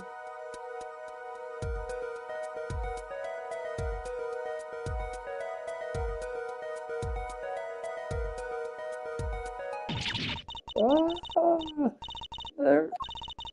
Now you're both white as sheets. What's going on? These sketches are of the 3 cases I worked on. What? Murder in the poker room at the Bourse Bowl Club. The dead man pulling the noodle stand. And then the events that transpired during the Governor's concert. What could it mean? How could he have drawn those things? Why? That's what I want to know. Wait, is Drew Measham your father? Give me a break. Does that even seem remotely possible to you? I've never even heard of any Drew Measham before. Hadn't even seen a picture of him. They were my cases, drawn on his canvas. Every single one of them. It couldn't have been a coincidence. Just who was this Drew Measham? And what did he have to do with me? Who? Yeah. I could use a very, very short break. Just a minute.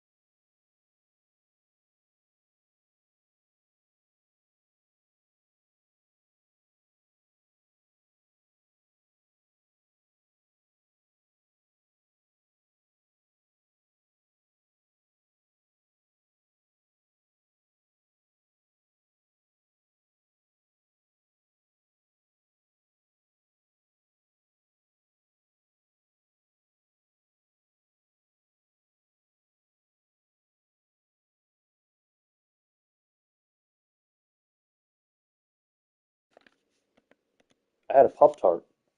Strawberry. Let's keep going.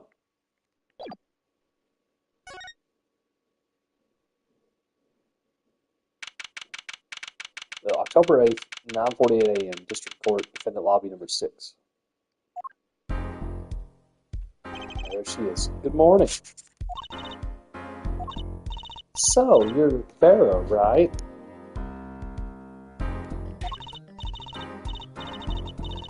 I'm Trucy. Trucy Wright. That's right with a W, but not right. Right? That's about the reaction I expected. We're on your side. You can tell us anything. Please. Swapping my glasses real quick. I forgot to do that. I like this lobby music.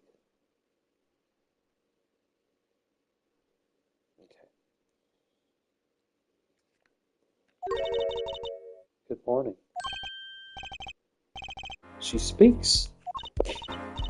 Not bad, not bad. I think you do better with a little smile, you know.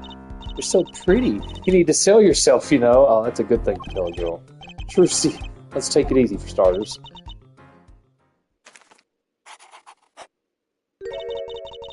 Thank you for taking my case. That was quick. Okay, well, that's a start, I guess. There she goes with the nail polish again. That's great, really. It's so cultured.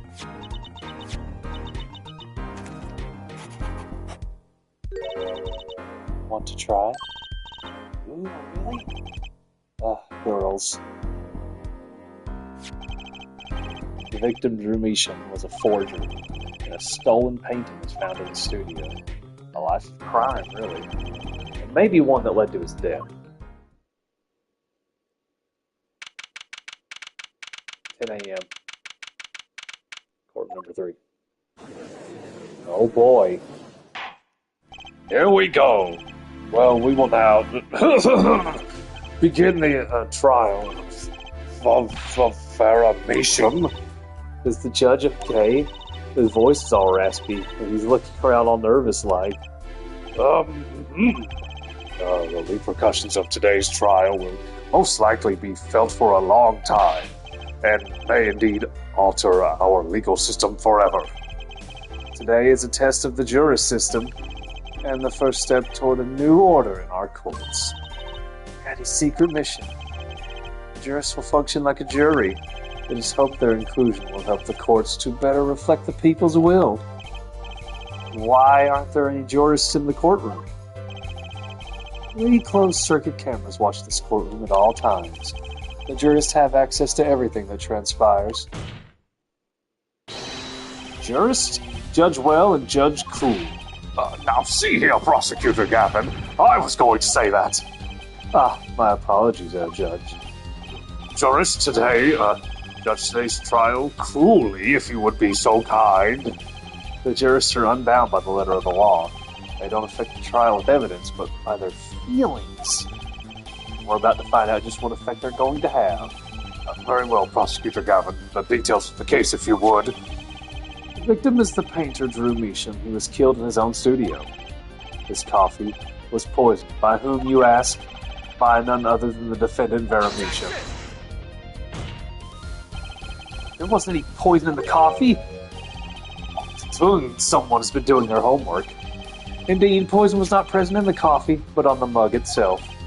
The mug? Residue was found on the rim, I see. The autopsy report describes the manner of our victim's death. Can't accept this new evidence. Measham's autopsy report added to the court record. Death by atroquinine poisoning, estimated time of death between 9 to 9:30 p.m. According to this report, the victim's death was caused by atroquinine poisoning, a chemical compound that does not occur naturally. Lethal dosage is a mere 0.002 milligrams. A touch of atroquinine in the body. It's the touch of the Reaper's scythe. Very well, Prosecutor Gavin, you may present your witness. I have for you today a simple man for a simple case. A man who witnessed the murder in its entirety. A journalist, no doubt. The witness will state his name and occupation. All right. Well, for starters, my name's Spark Brushel. My job is a lone observer of the world. In other words, a freelance journalist, right? If you don't mind, I'd like to state something here for the record. Yes, Mr. Brushel. I dislike conclusions, specifically the aspect of jumping to conclusions. Preconceptions make a park sandbox of endless desert waste, end quote. But you are a journalist. You said so yourself yesterday. Well, that's true, yes. But you must understand, I stand before you today a man with a dream. I'm offering you my testimony in exchange for exclusive rights to the story. Scoop turned Mr. Brushel into that Mr. Brushel, end quote. Well, let's hear your testimony then, shall we? A simple case, eh, Gavin? For me, the jury is still out. He need to, like, bitch and guitar riff after that, I think.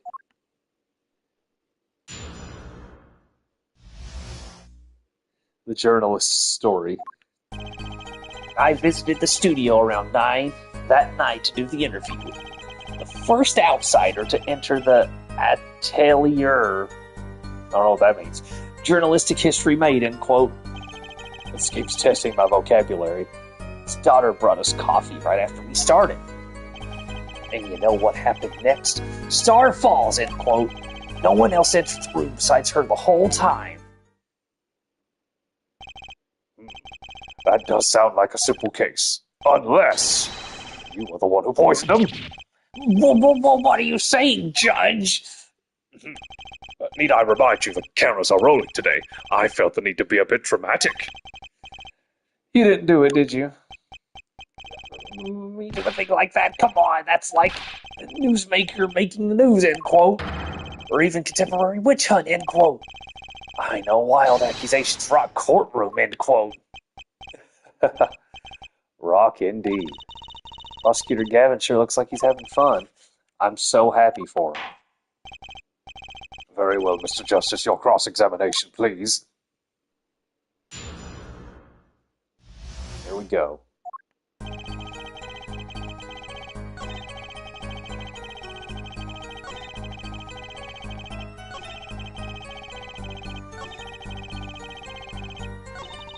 It sure makes it sound exciting. I guess that's his job.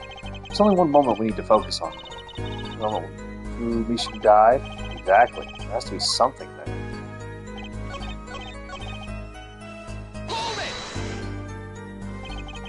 What's this about a star falling? Star falls, huh?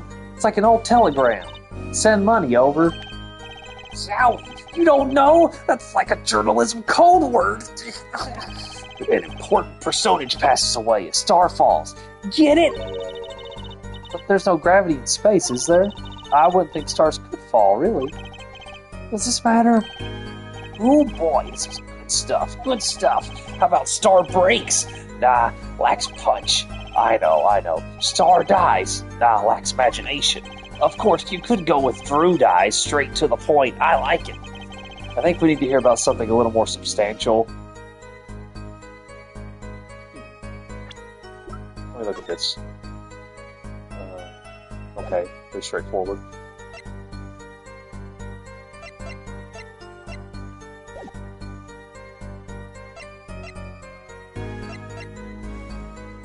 I'm not sure what in particular needs to be brushed upon. Moment of death. About when Mr. Measham passed away. Oh boy, what a scene that was. He put his coffee mug down with a crash, right? Yes, and then a cold finger of death touches his spine. Life's flame sputters and fails. So cold was that touch he could do naught but tremble uncontrollably. Actually, life's flame is a little tired. Life's river froze over. Yes, that's a go. I think he's starting his article already. Could you describe that a little more simply? Well, as you can imagine, I was pretty surprised. He hit the floor, as they say. Artist seizure is final performance, end quote. Natural canine paralyzes the central nervous system. The body arches back like a bow. Limbs tremble. That's quite enough of that. The throat burns. Some of us want to be able to sleep tonight. Oh yeah? Well, I want details. Lots of juicy details. For that, you can listen to our last year's hit single, Astronaut 9, My Love by the Gamblers, available at all major music outlets. The point here is that the victim died of atroconide poisoning. Well, Mr. Justice, how did you find that testimony?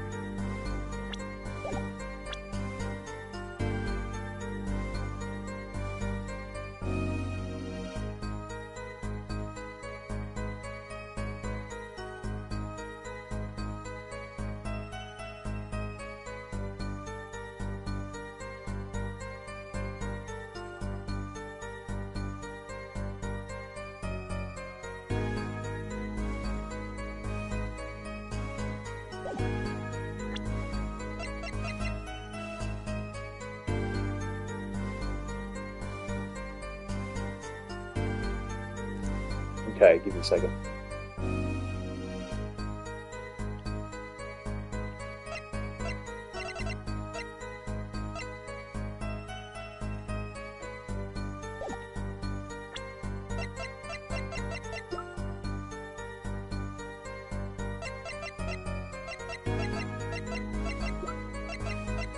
Now, just because it's slow acting doesn't mean it wouldn't be a really severe once it finally kicked in. So, I'm not sure. What if I say not important? Maybe I can look at the other two parts of the system that he was talking about. You'd think the moment of Mr. Mission's death would be important, but the special story really didn't tell us anything we didn't already know. Very well, please continue with the testimony.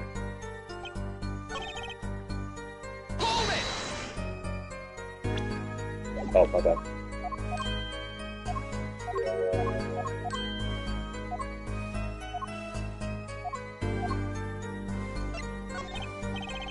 So you drank the coffee that Vera served you too? Of course, when someone served you coffee, you drink it. That's what my old boss always used to say. Never did get what he meant by it, though. But you're still alive, which is to say you didn't die. Of course not. No point falling before you're a star, end quote. That's not exactly what I was getting at. What were you getting at, then? You know the poison was on the rim, not in the coffee. Oh, yes. 2 cups on the tray she brought, and one of the cups had Drew's signature painted on the side. No chance the guest would take that one by mistake, I guess. So Russell drank the coffee too? Doesn't look like this is going to lead to much.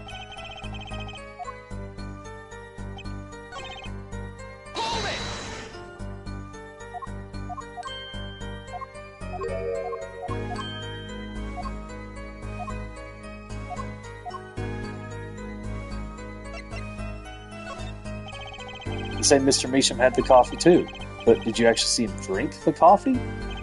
Of course. He who sees it wins, but he who says it wins bigger, end quote. I live in a man sees dog eat dog and writes about it world. Yet, I guess I can't say I saw him drink it, really. He had one so-called sip, if that. Man puts lips to mug, drinks, end quote. That poison is quite virulent, I hear. My stomach did a so-called somersault, since I'd gulped down that coffee without so much as a second glance at it. Wait, maybe something's there. Some kind of so-called trick. Anyone want to venture a guess for the record? Does this guy have a pause button?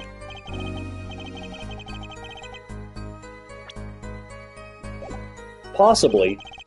The victim drank his coffee that immediately fell over? Oh, yes, you can go to the press with that one. Your Honor, this is a vital piece of information. Please add to the testimony. Very well, the witness will add this to his testimony. Vital, right. He had one sip of that. The next moment, he was on the floor. Well, that does contradict the fact that the poison is slow. Right? Objection! You know what I have a problem with? A particular property of the poison used, atroquinine. Oh, Prosecutor Gavin was quite clear about the poison. A lethal dosage of 0.002 milligrams paralyzes the central nervous system. If you drank that, even you, Mr. Justice, would be reduced to a quivering pile. Why are you using me as an example? Unfortunately, we weren't told everything. There was a vital omission in Prosecutor Gavin's information. An omission? Atroquinine is as virulent as he says, but death doesn't come upon ingestion, not immediately. That's because atropine is slow acting. Slow acting? What? According to one forensic scientist, it's one of the most virulent poisons, but is absorbed into the body astonishingly slowly. It takes at least 15 minutes from the time of ingestion for adverse effects to show. We suppose at the moment Mr. Measham sipped the coffee was when he sealed his fate, that he would still have had time left to enjoy his last cup of joe! Oh god, that pose. Order! What's the meaning of this? If what the defense says is correct, why that contradicts the entire testimony we've just heard? Oh, Mr. Brushel, anything to say on the record? Slow acting. S-O-S-L-O-W-A-C-T. It was virulent, all right. Even then, it had already begun digging its claws into the journalist. He's working on a scoop. Ugh. Objection! It's Brushel. Yeah. Brushel. Let's take a trip back down memory lane. Huh?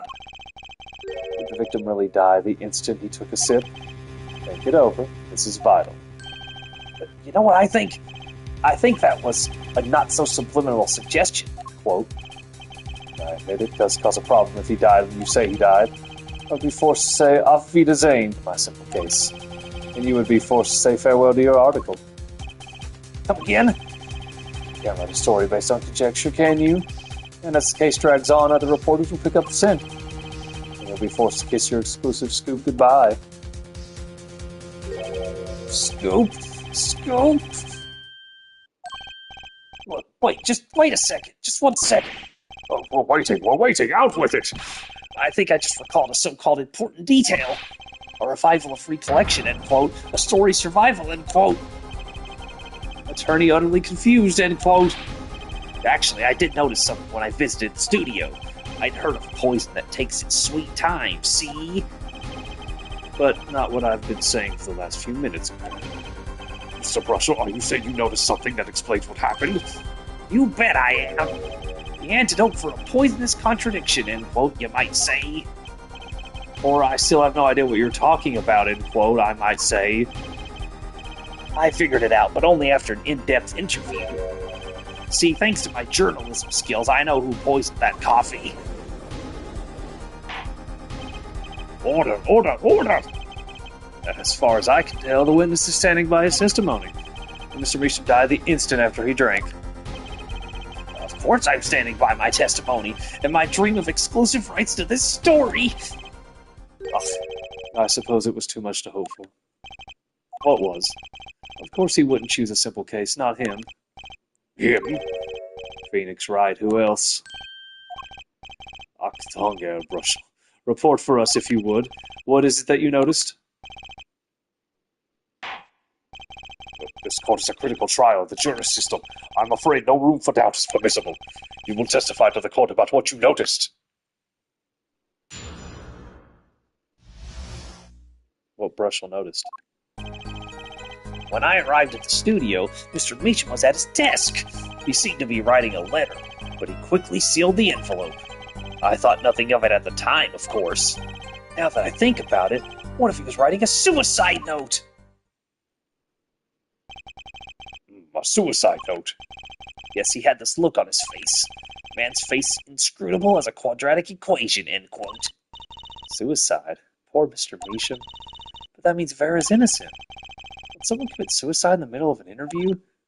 Oh. Very well, you may begin your cross-examination.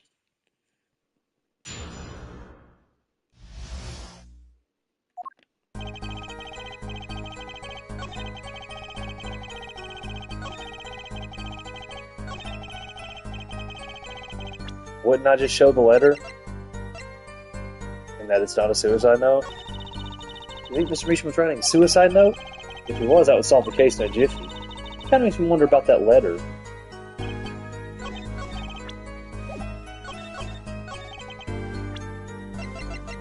Objection!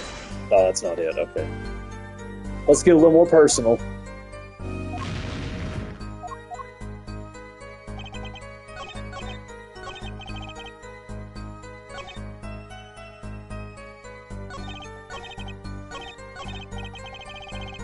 Hold it!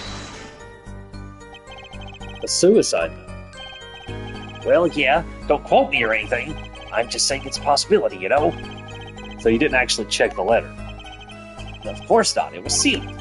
Contents of can unknown until can is opened, end quote. You can always check the label.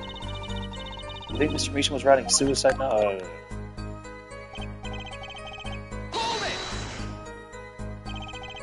Is there anyone at the studio other than Mr. Meacham? Well, his daughter Vera, of course. Was anyone besides Mr. Meacham and Vera present? Not a single one.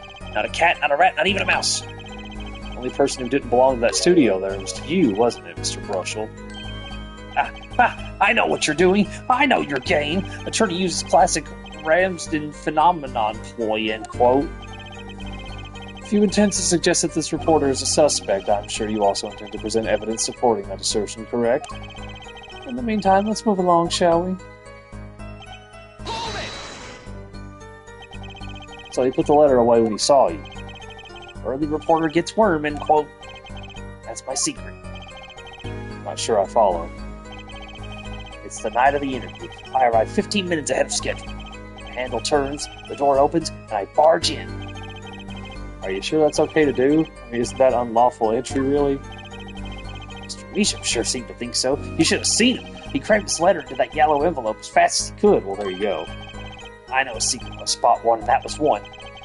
It does seem significant. Well, Mr. Justice, I wonder. This had the ring of something important. Defense finds this testimony vital, Your Honor. very well. Please answer the testimony then. Hey, why not? My account comes free of charge. It was a yellow envelope. I heard it was left at the crime scene.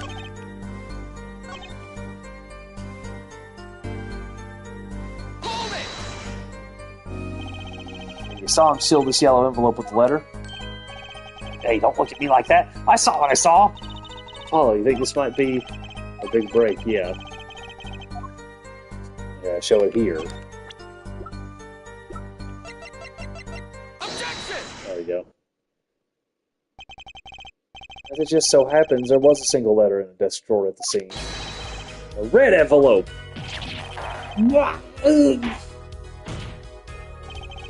Prosecutor Gavin? Yes. Was a yellow envelope found at the scene of the crime? Unfortunately, no. But therefore, had. It's easy to mistake the color of an envelope. I guess. But not this envelope. You see, it was postmarked already, 7 years ago. Oh, well, Mr. Russell. I can explain that. It's Drew, right? He wanted to get that letter in an envelope pronto. Get it out of sight of my beady eyes, right? So he grabbed the nearest envelope and crammed away. Then what about the whole red and yellow envelope contradiction, chump? Well, Mr. Justice, have you anything to say to this witness's claim?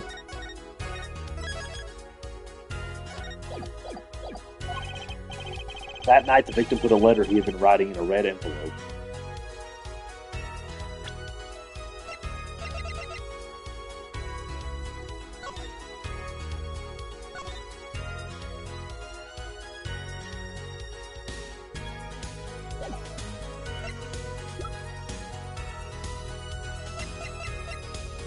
Well, we saw that the letter had been opened.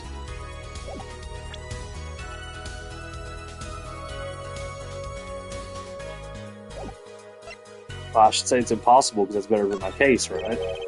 That's impossible. I like your expression, so full of confidence. It's simple, really. As it just so happens, the defense team investigated the contents of this envelope with the assistance of a forensic scientist. What?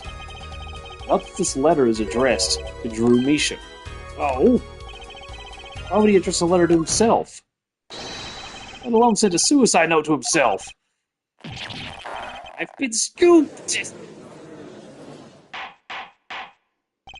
Order, order, order! Mr. Russell, can you explain this to the court? Oh, my, how could I have forgotten? I suppose this happens to the best of us. Reporter gets old, forgets lots, end quote. I'm still waiting for an explanation, Mr. Russell.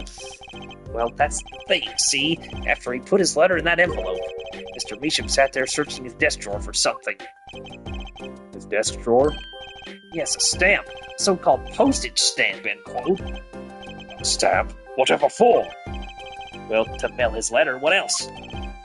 And then, why, yes, I think I saw him put it in his letterbox. Yes, it was a yellow envelope, and he put it in that box.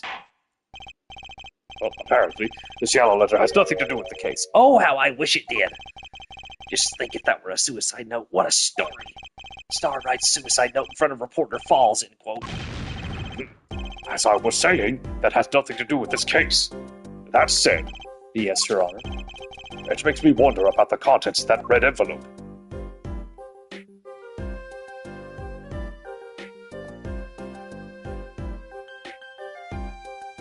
That's it. $100,000 is quite a good deal of money. So this was from 7 years ago, yeah? So am I finished? Here, I mean? Am I finished here? I was thinking of, going home to start writing.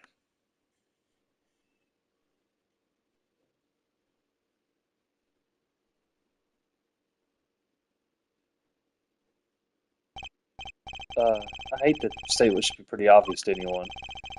When you catch the scent of a story, you make that a rather unique face. Come on! Attorney has active imagination, little else, end quote. Even I noticed something in my eyes aren't what they used to be.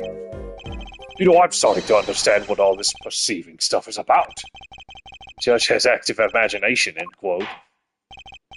Please continue with your testimony. Tell us about the scent of a story. Hey, I'm the one asking the questions here, usually. The scent of a story.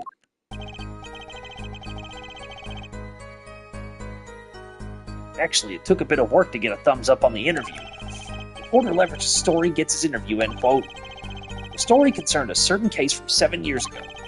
That red envelope probably had something to do with it. Say what you will, but Drew's talent was without compare.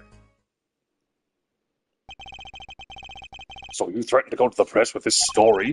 That's how you got your interview? Blackmail? Well, yes. I mean, no. It wasn't exactly black. I mean, I'm not... There's something wrong, Mr. Brushel. Look, this is my story, my tidbit. Journalist info is livelihood, end quote. Oh, I see. While you have me chatting away in here, what's going on out there?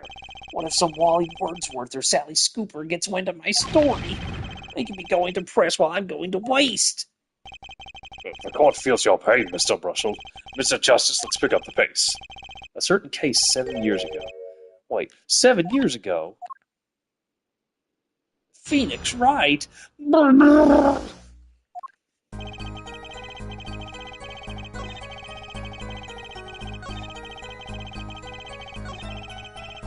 Oh god, I remember this one.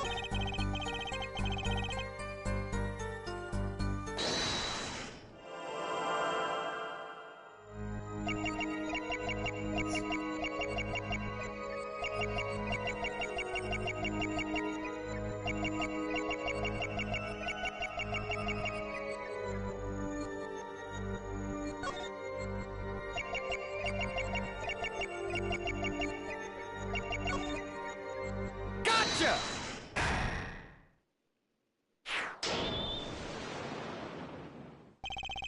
Sweat much, Mr. Brushel? Yeah, well, a man can't help his glands, That's more than that. When Mr. Meacham's talent was mentioned, I suddenly began to sweat buckets. You're hiding something about his talent, and Drew's mouth moved during that for some reason. What? That's ridiculous. Evidence time. Showing Mr. Meacham's true talent lay. It just so happens I have evidence showing the talent mentioned in that letter. Take that!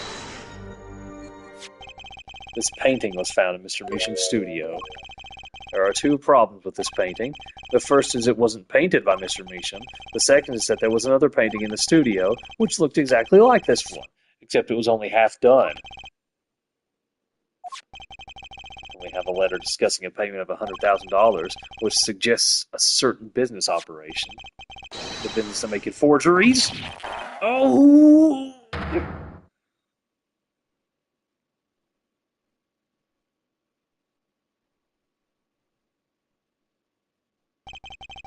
That is all, Your Honor.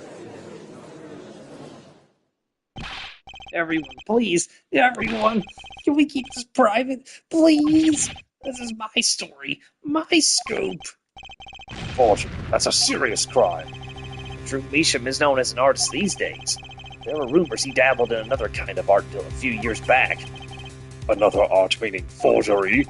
Drew Measham was talented, all right. Talented at making precise, detailed fakes. A fact that certain criminal elements were quick to discover. Criminal elements? You can't seriously be talking about... Exactly. I'm talking about forging evidence. The rumors started circulating 7 years ago. 7 years ago? So are we to understand that this letter, this payment of $100,000 was for... Exactly. Forged evidence nets tiny profit, end quote. Order, order, order! Why, it's like our victim was living a double life. Aha, this is my chance. So the victim had ties to the criminal world, right? Could have had plenty of enemies we know nothing about. This is my first time hearing of this criminal world. Certainly found no criminal connections when we conducted our investigation. How do you explain all this money? You have to admit there's a possibility of some illegal activity here. There's no proof tying this letter to our case. Our case was and remains simple from the beginning. Only the defendant could have poisoned that mug that night. And you, of course. Hey, the only thing I poison is my pen when I'm writing reviews. Mr. Brussel, your testimony to this point has been quite unreliable. It doesn't speak well of your reporting accuracy. What are you talking about? My journalism's rock solid. Journalism's so solid you can stand an elephant on it, end quote. In any case, let's hear a summarized recap of your testimony. If we can ascertain the situation in that studio from the recap, the trial is over. Apollo, what's he talking about? Cross-examination showed Mr. Brussel didn't have reason or means to poison him. As long as there's no other suspects, then the killer had to be Vera, that's what. This next testimony is our last chance. Mr. Brussel, your testimony, please. Interview a recap.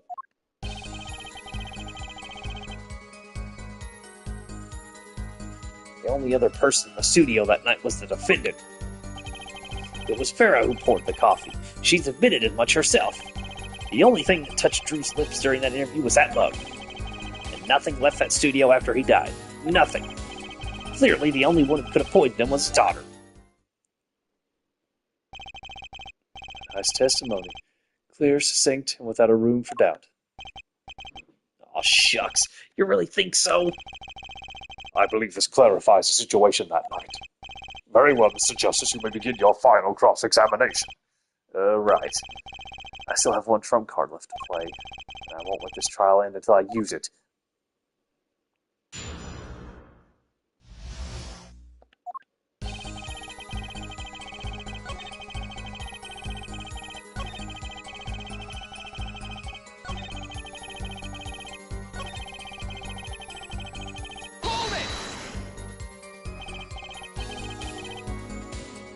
Say clearly as though it were obvious. But this claim that the defendant poisoned the victim is merely conjecture. I guess, well, you see, in my business, it's all about making the most ridiculous things sound right. A bad habit, I know. Yes, well, or actually, I guess it's more of a case of ridiculous journalist sounds wrong, end quote. If the court is forced to agree with you, please refrain from wild conjecture. Understood loud and clear. If only I could believe that. What do you think, Apollo? Everything you're saying seems so not flawed. Well, that's kind of what you want from a testimony, really. I need to keep my eye on what matters. How and why was Drew Measham killed? Where poured the coffee? That's not going to change. But if that coffee didn't kill him, I need to find what did and prove it.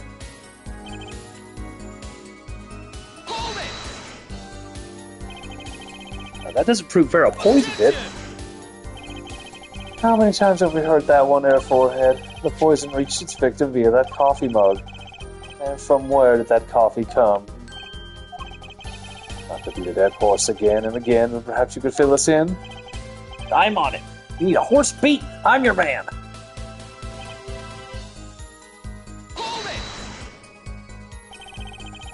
When you witnessed her pouring the coffee? Of course I didn't witness it when she came in with that tray. The coffee was already poured in the steamer. Let's not forget the defendant has admitted to pouring the coffee herself. I heard her statement. I poured, I served, and I killed.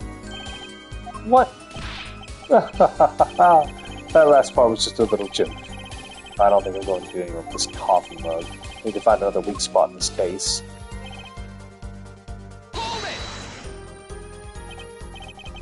You sure about that? Well, to be really, really precise, I was busy gobbling mint candies the whole time. One of those candies might have been poisoned. Yet, at the time of the autopsy, no fresh fragrance of mint filled the room. And no mint residue was found. That was a long shot anyway. Don't tell me you're still trying to prove this.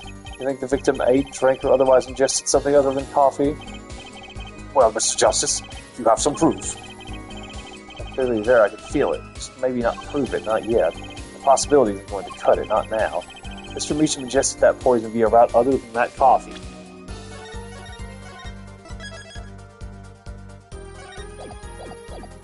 Let me wait a second. It can't be proven. I do believe our little forehead is growing up.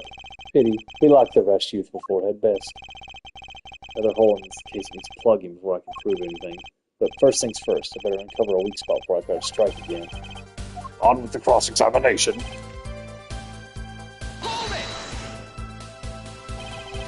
Not one thing, you're sure. Yep, sure as sure can be. Well, with one exception. Of one exception? What? Journalist Spark Brushel does interview leave studio, and quote,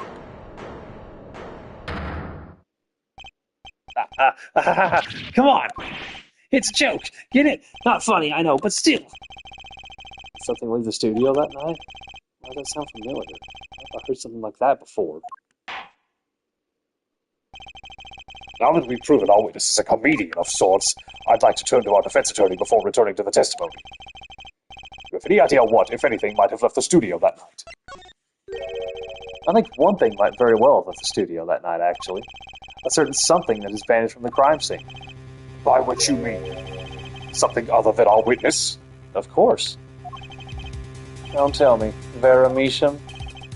Believe me, any comic relief I may provide is entirely unintentional. Then let's see what you've got for us, Mr. Justice. Well, this thing wasn't at the scene of the crime, so I can't show it to you. But I do have evidence that shows how it could have been taken from the scene. This is the only link between that studio and the outside world. A letterbox? What did Mr. Brushel just tell us? When he entered the studio on the night of the murder, the victim had just finished writing a letter. Yeah, I said that, and yeah, it was true. Furthermore, he went on to tell us that he put the letter in a yellow envelope and put it in the letterbox. Oh, But that very same letterbox was empty. In other words, that night the yellow envelope disappeared. Ah, yes, intriguing. So an envelope has disappeared from the scene of the crime. Of course, this changes nothing. Huh? he has a point, Mr. Justice. What we're trying to figure out here is how the poison got into Mr. Meacham. Is it really important that this envelope the witness says he saw disappeared? Well, if it did disappear, then something did leave the studio that night. That seems very important to me. Very well, then. The witness will add this to his testimony. You got it. I still think this fails to change anything, Air Forehead. I wouldn't be so sure. A letter disappeared from the crime scene that night. This is exactly the opening I've been looking for. The letter was put in the post from the studio, but I hardly think that matters. Nothing could be more serious than an envelope disappearing from that studio. You were hiding that fact from us. Yes, well, actually... Don't argue the possibility that a letter disappeared from that studio. But Air Forehead, isn't there a much more serious question before us? Right. How Mr. Meacham was poisoned, I know. Mr. Brushel's testimony has changed. And the facts of the case have too. And what he's told us means something entirely different now, I'm starting to think. Let's keep thinking, Apollo.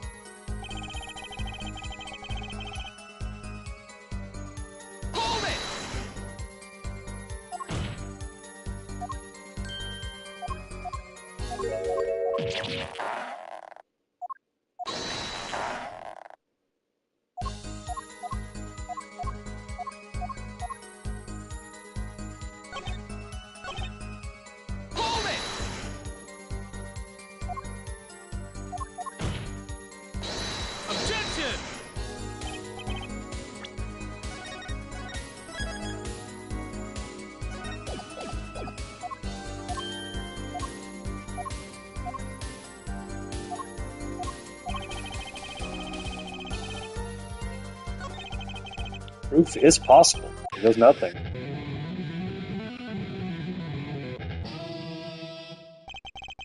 You do understand what we need, yeah?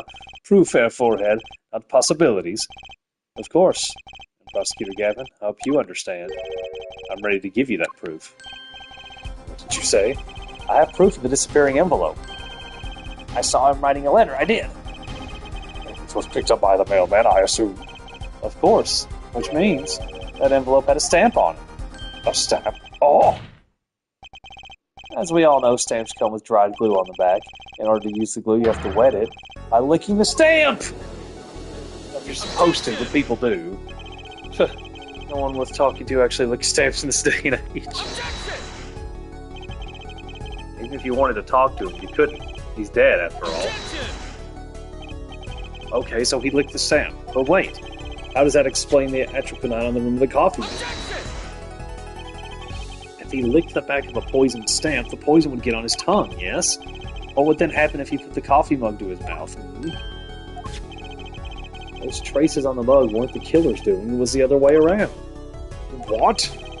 The coffee mug didn't poison Mr. Measham. Mr. Measham poisoned the coffee mug himself. Order, order, order! But that doesn't? Recall, if you would, atropine is a slow-acting poison, yes. The poison entered his body when he put the stamp on that envelope, but his time wasn't up until the very moment he touched his lips to that cup of joe. Well, isn't that convenient?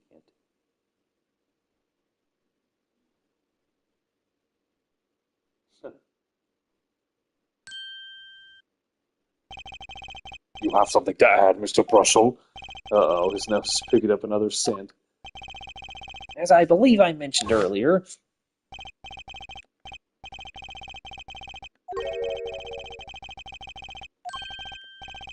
He's looking for a stamp.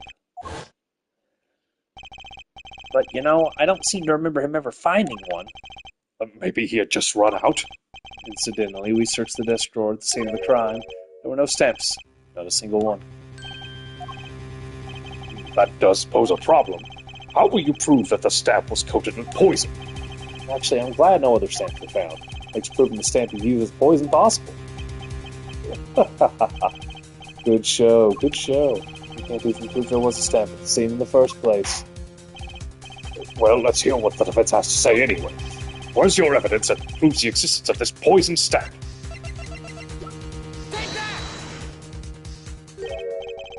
That certainly is a cute little frame, and by little I mean really little.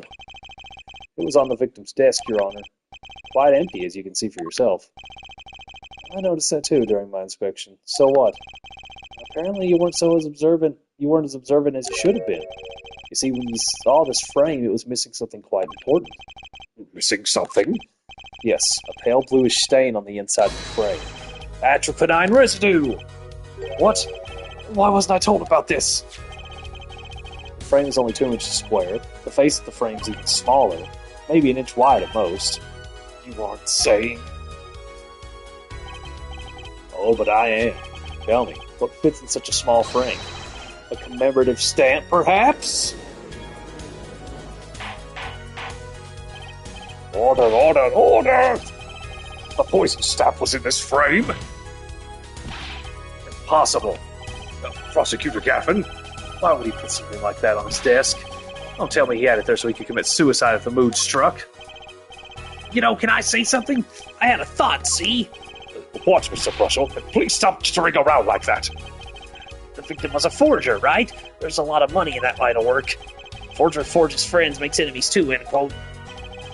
So the poison stamp might have been a murder weapon aimed at him.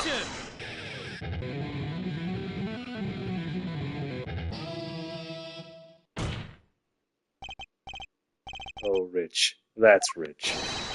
Leave the ridiculous flights of fancy to the Gaviner's song lyrics, please. Finally, something we agree on. The stamp was a murder weapon? Nonsense! Murder's a simple business. Who would go to such lengths? No one. Oh, I disagree. Come again? Recall, if you would, the victim's reclusive lifestyle. When Measham hid from the world, he avoided meetings. His only contact with the outside world was the mail. The mail? Now, if you wanted to kill someone you couldn't meet, but you knew red letters, a stamp would be the perfect weapon. Ridiculous. Where's your proof? I want proof. Show us evidence that this poison stamp was sent to him as a murder weapon. Might not have evidence, per se. Things are finally starting to come together. Bet your ass I'm a saving. What is it, Apollo? Your fists are trembling. I think I know what happened. I don't believe it, but I can see it. I think I know how Mr. Meacham was killed. Well, fill us in, Mr. Justice. A certain piece of evidence points to the truth, Your Honor. I can show you how someone with the intent to kill sent Mr. Meacham the stamp of death.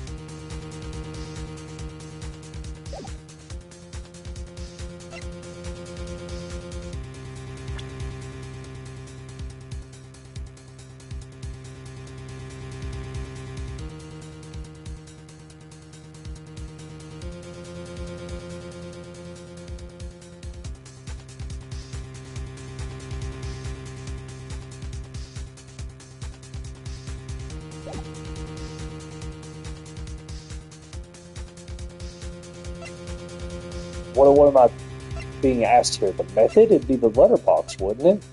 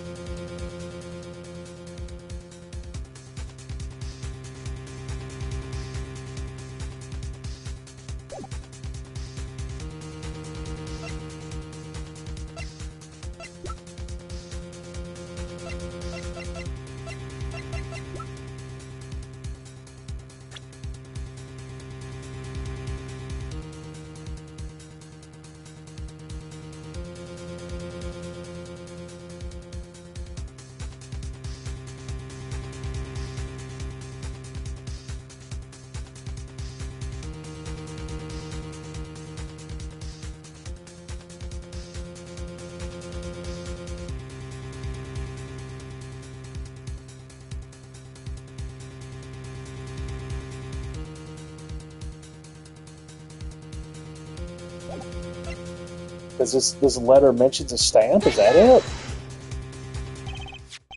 Is this the envelope, the one from 7 years ago? Think about the text of the letter again. There were 2 pages in the envelope. This is page 1. And this is page 2. I want to draw your attention to one phrase in particular. Send in the enclosed envelope with the enclosed stamp within 3 days. Enclosed stamp, Your Honor. Oh. In other words, if I have it straight, the stamp, poison, on the stamp, lick, lick, gasp, end quote. Now, what if he had done exactly as the letter asked? He would sign the document, put it in the envelope, put the stamp on it, right? Then he would have put it in his letterbox. 15 minutes wouldn't have elapsed between the fixing the stamp and mailing the letter. But the clock started ticking, and when the time came, he drew his last breath, and the murder weapon would be taken away from the scene. Quite conveniently, thanks to the postal system.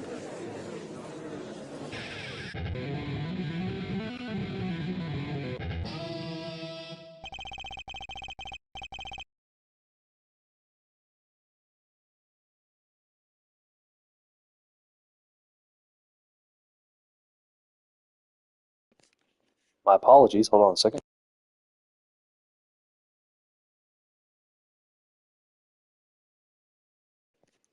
Such a splendid imagination you have there, Forehead. Let me confirm one thing with you, if I might. So this poison stamp was inside this envelope from 7 years ago. Yeah? Is that what you have us believe? Really? Well, it is a little bit of a stretch, but there's a possibility. Yes, a very small possibility. How small, I wonder? A poison stamp in this envelope. A stamp that then became the murder weapon. How do you intend to prove this seeming coincidence? Well, it was 7 years ago, and we don't even know who sent that letter.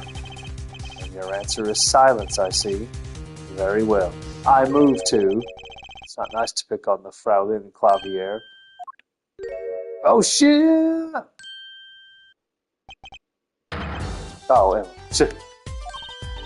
Well, like my Christoph Gavin impression? Did I sound like him? Don't quit your day job.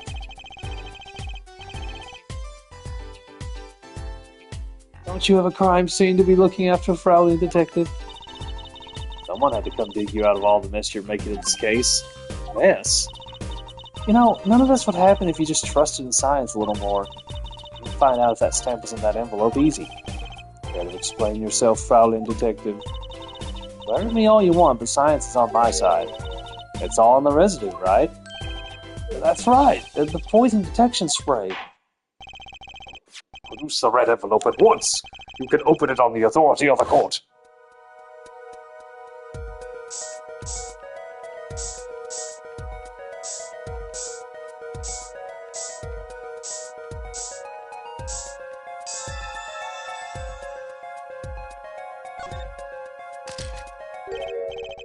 Well, would you look at that? No mistake. That's atroquinine residue. I don't believe it. A murder weapon from the past. Now, 7 years later, it bears its fangs at last. That's right. Absolutely outrageous. Tell me why. Why didn't this murder take place 7 years ago? Well, there's one possibility. Maybe Mr. Measham figured it out. And figured what out? He realized that the person who sent that letter wanted it dead. So he sent his reply with a different stamp. And which is decisive evidence of a frame. Hold it. You're still here? Can I make a statement here on the record? I, Spark, Razor Tooth Brush'll claim this scoop is mine. True Measham killed in cold blood? By sender of 7-year-old letter, end quote. No, maybe something more succinct. Star falls after 7-year delay, end quote. Order! I see no room for further argument here. Though I admit, this is all coming as quite a shock. To think that the murder weapon reached his mouth after 7 years. Stamp his ticket straight to afterlife, end quote. Uh-oh, I think the witness is a bad influence on our judge. I see no need for further debate on this matter. The sender of that letter 7 years ago could hardly have been undefended. Apollo, I think you just won. Very well. This court finds the defendant.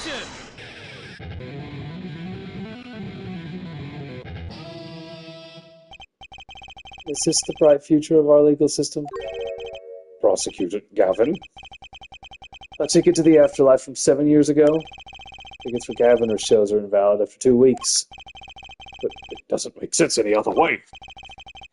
It boggles my mind that so many people haven't noticed this.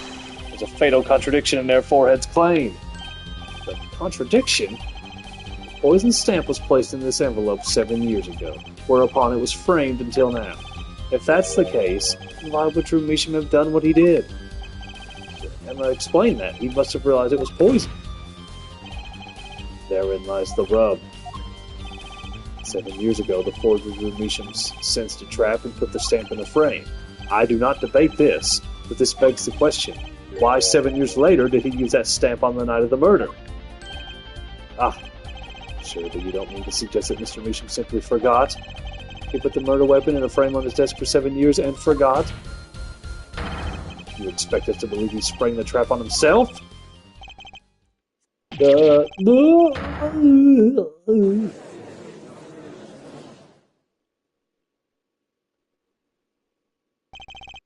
While I admit, this is all quite shocking myself. It does seem highly unlikely that he would fall afoul of a trap. that he had been sitting on his desk for 7 years. Apollo, I don't think we're winning this anymore.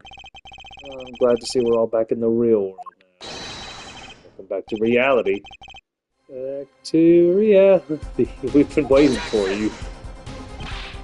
Okay, then how do you explain the poison stamp that was in this envelope? The poison stamp? What exactly is this poison stamp again? Have you brought it to court for us? I see no proof that such a thing ever existed. Objection! What about the atropinine residue, huh? Oh, I agree, that does seem to be atropinine residue. But our forehead, it's certainly no stamp. Yeah, but even if your precious poison stamp did exist, Drew Measham never would have used it. That is all. Ugh. I believe we've come to a conclusion again. Apollo, were we wrong the whole time? I can't believe it. Poison traces match up. It can't be coincidence. I'd like to bring some closure to this issue sometime this year. Mr. Justice, Yes, Your Honor. let's review the facts and see where we stand. 7 years ago, Drew Measham received a red envelope. There were traces of this poison atropinine on the document inside that envelope. A similar trace was also found at the crime scene, on this tiny picture frame. The defense has indicated the possibility of a yellow envelope, an envelope that left the scene of the crime with the poison stamp on it. Yes, but even if this envelope contained a poison stamp, and Drew Measham, knowing this, put it in a frame, he never would have used that stamp. I'm afraid you're right, which means there is a fatal flaw in the defense's case. I haven't been on the wrong track this whole time, I'm sure of it.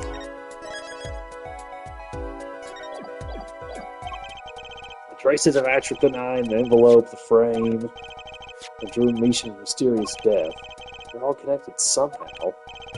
Well, Mr. Justice, do you have a conclusion for us? The defense stands by its case, Your Honor. We've seen that the logical outcome of the evidence makes no sense, which means that one of our clues must be a fake. Ah, fake clue. Fascinating. If we find this fake, your wild fantasies will prove quite reasonable, yeah? Fake clue that's thrown us off the poison's trail is none other than... Ooh, it's tough.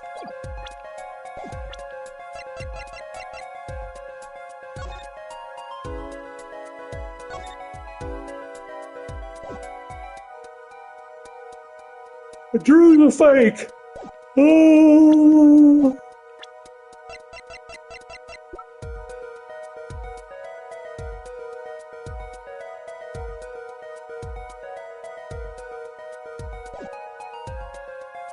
I don't really know.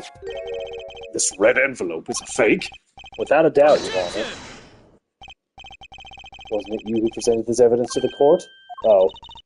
Hold on a second, Apollo. The poison on that envelope, the frame, and the coffee mug, they're all connected somehow.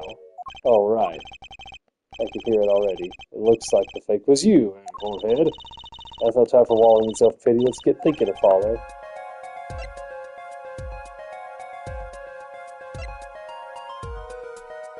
I don't know why it'd be the frame. Drew, he's an imposter! The victim was a fake clue. I'm afraid I don't understand. I'll explain. We have an envelope, a frame, and a mug linked by poison. That all makes sense. What doesn't make sense is the victim himself. Objection! Congratulations. You've completely lost me. So the fake evidence is none other than the master of fake himself, the forger? Makes a good story, I'll give you that. Fake clue. Fakes, forgeries. Ah, I know that face. That's the I just had an idea face. I don't know if I'm right, but I'm going with it anyway. What if our forger is the fake? Come again. 7 years ago, our forger sniffed a trap and stepped aside.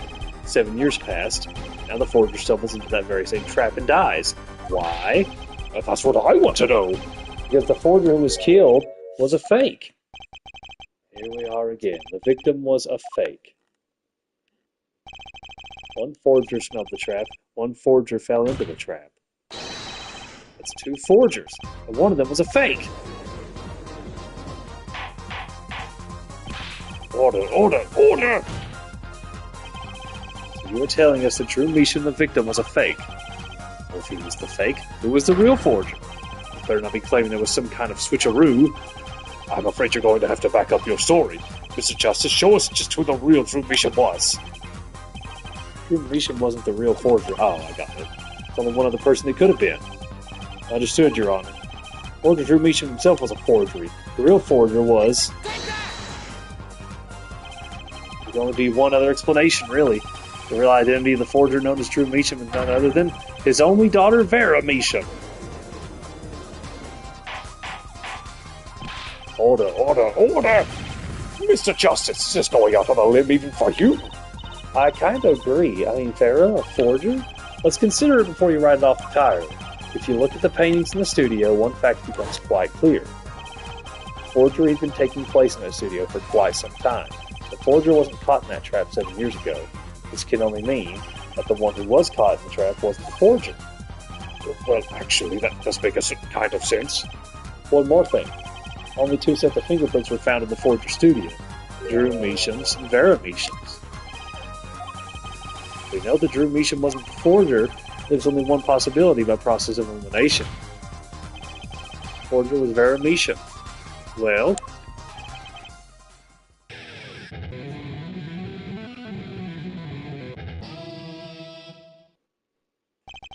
Fascinating.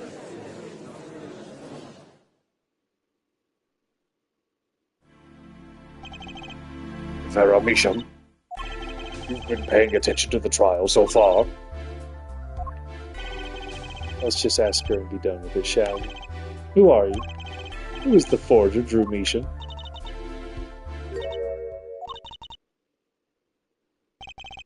Is that an expression of emotion I saw on her face? She's staring holes into Prosecutor Gavin's face.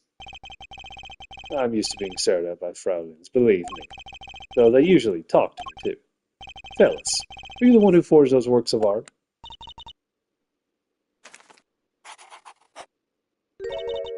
Yes.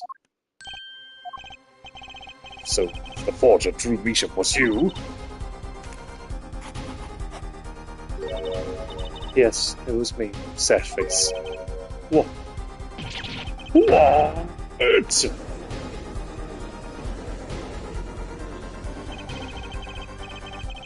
Court was in an uproar and it wasn't coming down. We had to break for a 10-minute recess. Hot diggity damn!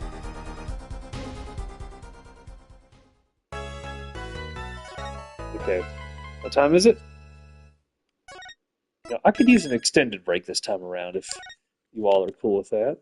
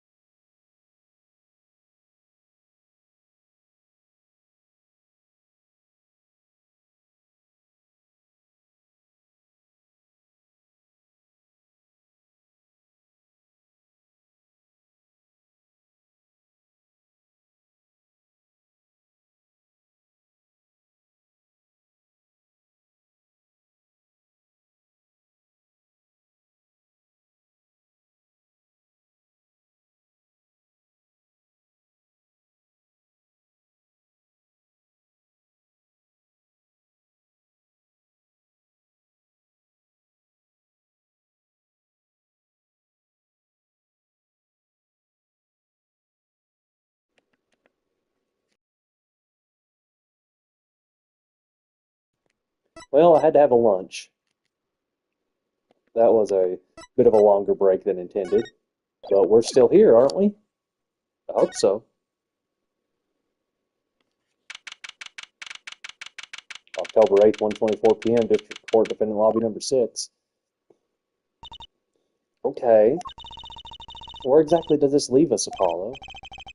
Well, the Drew Meacham who was killed wasn't Drew Meacham the forger, basically. Huh? Well, then who was he? Well, he was actually doing her nails. So you really made those forgeries?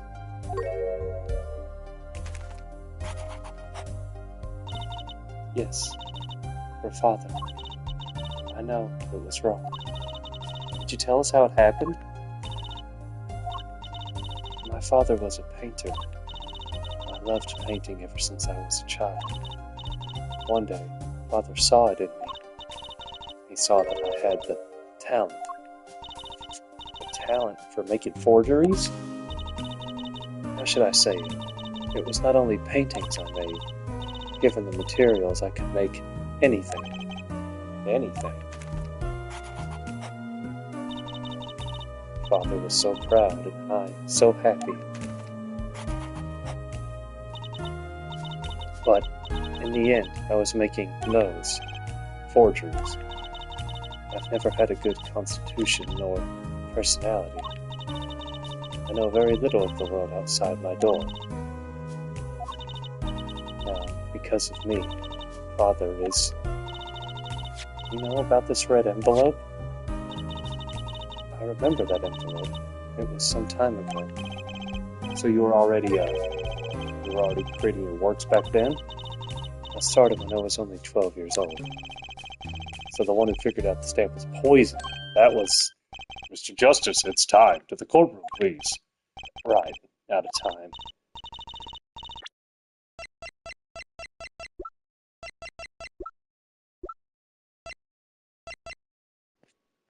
Sorry.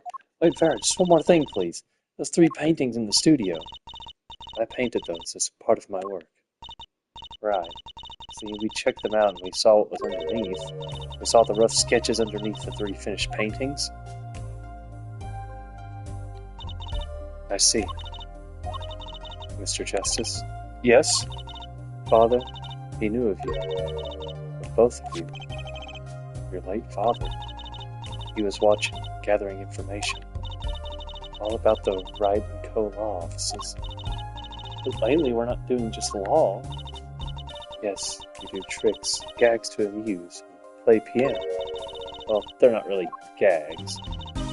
Yet, when Father heard you had resumed legal business, how pleased he was. Unless Mr. Meacham. How am I supposed to know? What if he was Daddy's daddy? Judging from the relative ages involved, I'd say it's highly unlikely. Things are already confusing enough with all these daddies running around. How old was he? Did he do? Not crazy to think about. I know that the victim's daughter Vera was the forger. What does this mean for the case? Guess we're about to find out. 1:36 p.m. in courtroom number 3. Court is now back in session. Vera seems pretty tense. She's practically chewing her fingernails clean off. Perhaps you could begin by telling us how it all worked. How did you set up this Drew Meacham forger persona? There's that stare again. Drilling more holes into his head. Oh, it's hard for you, but hey, he's a handsome guy. That's hard. Very well, miss, if you would. Did you really make those detestable forgeries? Perhaps you'd rather answer my question? Were you the one who painted that painting? The remarkably similar one? Yes. I painted it, yes. Father praised me quite highly for it. So she was the one who made the forgeries. Yet she did not wish to reveal the truth of their operation, so the victim was a stand-in, a decoy. The world at large, he was the forger, not her. I've done a bad thing. I have, haven't I? Regardless, we need a little more information. About, for instance, this. You have seen this before, yeah? Yes, it was in the desk drawer. Very well, you may proceed with your testimony. Tell us everything you know about this envelope.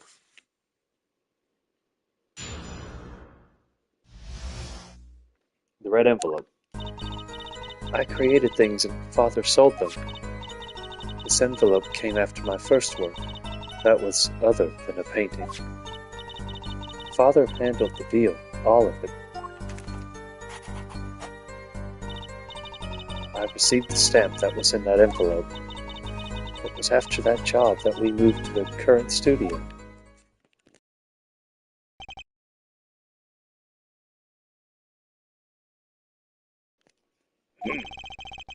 There certainly wasn't much of great interest in your testimony. Not that the witness realizes it. Very well, please begin the cross-examination. Right, okay. I need more information about this forger, this Drew Misha.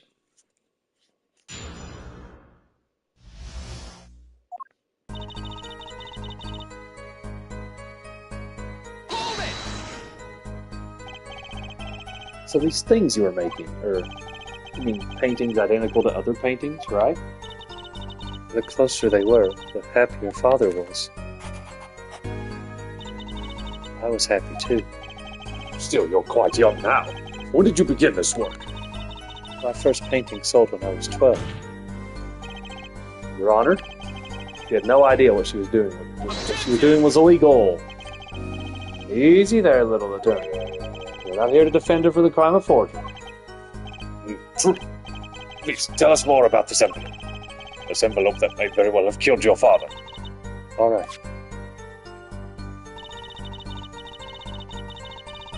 Hold it! Excuse me 1 second, my eye's itching. By other than a painting, you mean you'd only done paintings up to that point? Yes.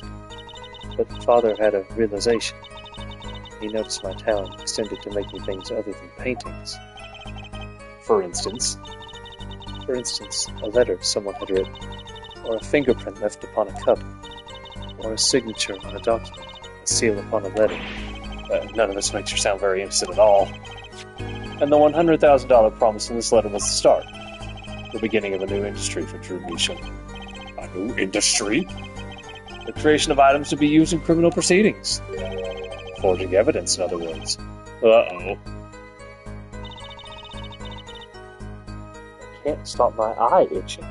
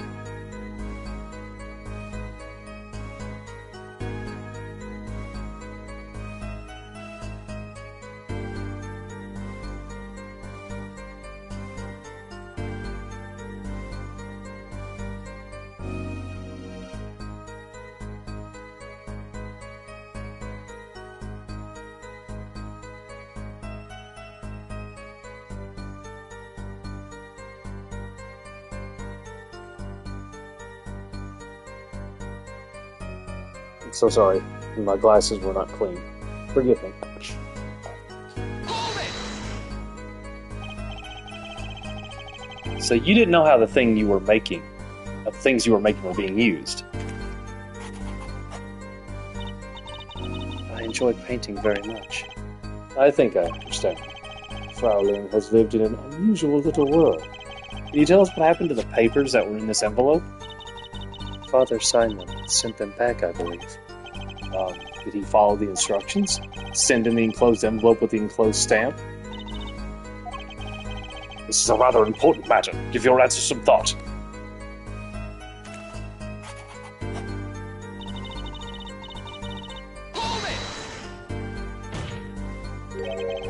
What do you mean you received it? Did I do something wrong? You didn't use that stamp because it was dangerous, correct? Deadly poison on the back, atropine. A moment there, forehead. You can't force an answer upon the witness. Now then, perhaps you would tell me, Fraulein Vera, why did you receive the stamp? Is something wrong? It was beautiful. Oh, do you mean it was one of those commemorative stamps? Yes, I think it was. So you didn't know about the poison.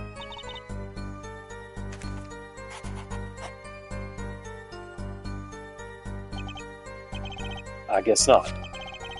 So the trap failed by chance, by mistake. Thanks to its commemorative stamp.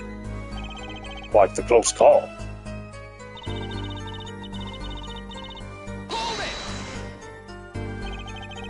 You mean you moved to where the current Drew studio is? Yes, we saw very few people there. I began drawing picture books. This single job had tied them to the criminal underworld. I think Mr. Measham wished to reduce their visibility in the world at large. We had to meet someone for some reason. Father posed as the creator of the work. So that was the real essence of the artist, Drew Measham. You did the work and he supplied the face. So you really didn't know anything, did you? You had no idea how much danger you were in.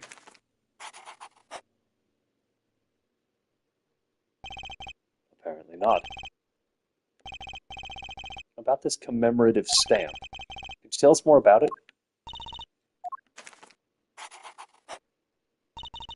It was very pretty, and more than that. Yes? It was a picture of people I liked at the time. This is something new.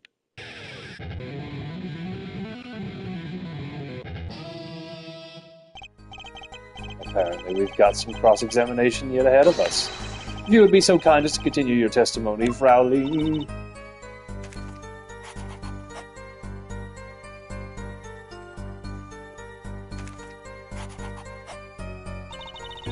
The stamp was a picture of my favorite magicians, so I kept it. Magicians? I love mysterious things. I always have. Even though she fainted when she saw Mr. Hand. You're confusing mysterious with freaky. Father took me when I was very young. It was a great magic show. I loved it so much. See? Isn't magic great? Fine, great, yeah, sure. No need to get all excited. But the magic troupe we saw disbanded soon after. I was quite sad. Did she just say what I think she said? Magic troupe? Now have I heard that before? The red envelope came after she completed her first job. It makes it a letter from her client, whoever wanted a forgery made. Hollow, close. We just have to piece together the parts. A deadly weapon in a red envelope, and the path it took to take Drew Measham's life.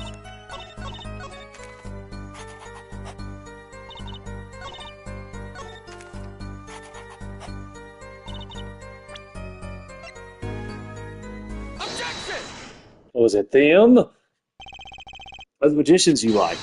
Was it this bunch?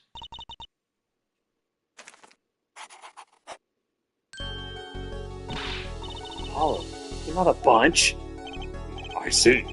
Still, I have to wonder, why include a commemorative stamp like that in a business letter? Good question. Well, pretty stamps are always better. You can't beat true grammari. But the whole murder plan was a failure because of it. Ironic, don't you think? Prosecutor Gavin? Prosecutor Gavin?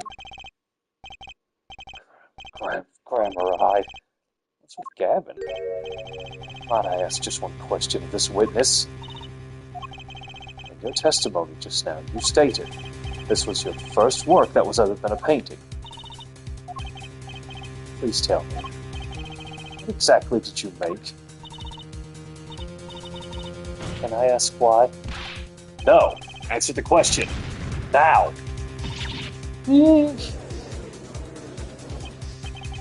Prosecutor Gavin, you're usually not the one whose volume concerns me. Yes, it is unbecoming of me, I apologize. But I must know. Please, Miss Bishop, tell me. It was a book. A single page. Book. A book? Please be more specific. It was a handwritten book. Like a diary.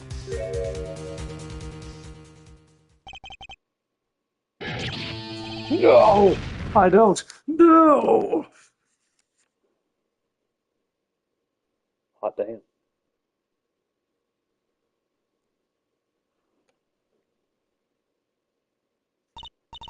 What's wrong with Prosecutor Gavin? He looks like he just saw a ghost. Miss Measham, this book. Is there a picture of a silk hat on the back cover? Yes or no? How did you know? Prosecutor Gavin, the defendant is answering all of your questions.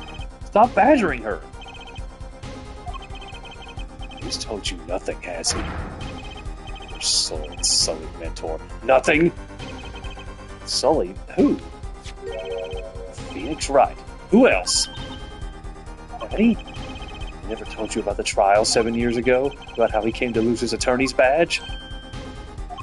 A certain piece of evidence that decided his fate, you know. A certain diary. On the back it bore the mark of a silk hat. What? Phoenix Wright tossed out of the profession by false evidence. And the forger who made that evidence. Is this girl standing right in front of me? Vera, you must tell us. The evidence you made was used in a trial 7 years ago. Who asked Drew Measham, you, to forge that evidence? For all of our sakes, who was it?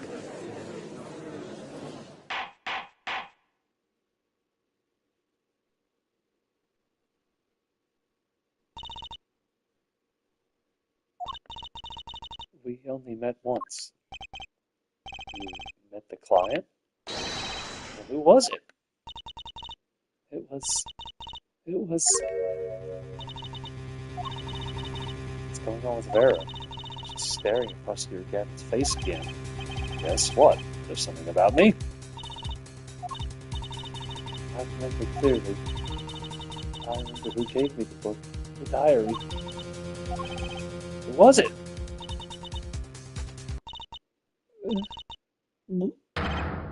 Vera? Oh, there's that scene we saw near the beginning. The devil.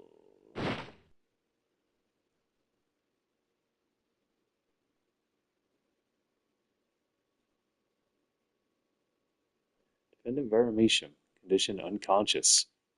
Damn. Examiner's diagnosis, acute atroclonine poisoning. Oh, fuck. That sends the recording of the trial for the murder of Drew Measham. Vera Measham was, during the trial, poisoned by an unknown assailant. The dosage was just under the lethal amount, sparing the defendant's life. She's currently in intensive care and is not to be disturbed for any reason. A very simple case at first glance, until it finally began to show its true colors. Oh boy. Anybody feeling nostalgic? I know I was when I first played it. That first game soundtrack is just perfect. The long road to the truth takes us to the record of another trial. In some ways, that was the starting point of it all. Oh, damn, look at that hair. And that is where we must go. Aww. To find the whole truth, and nothing but the truth.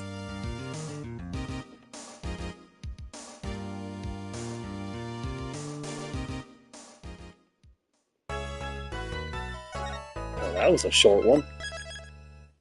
As in segment. I hate that it does the fucking... Why does it say 00, but then show PM? Just say it's noon, damn it.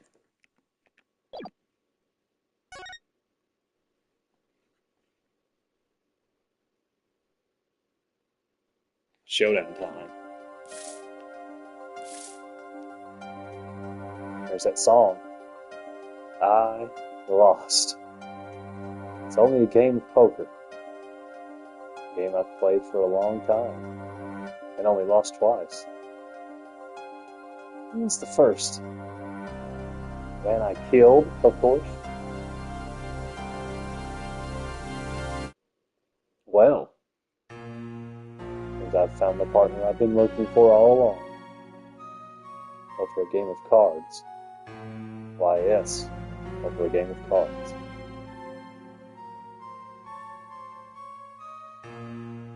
That was how we first met. 7 years ago.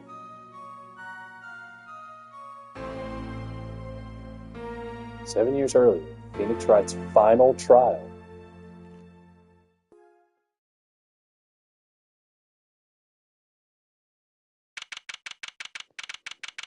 April 19th, 9:27 a.m., District Court Defendant Lobby number 2. Look at those colors.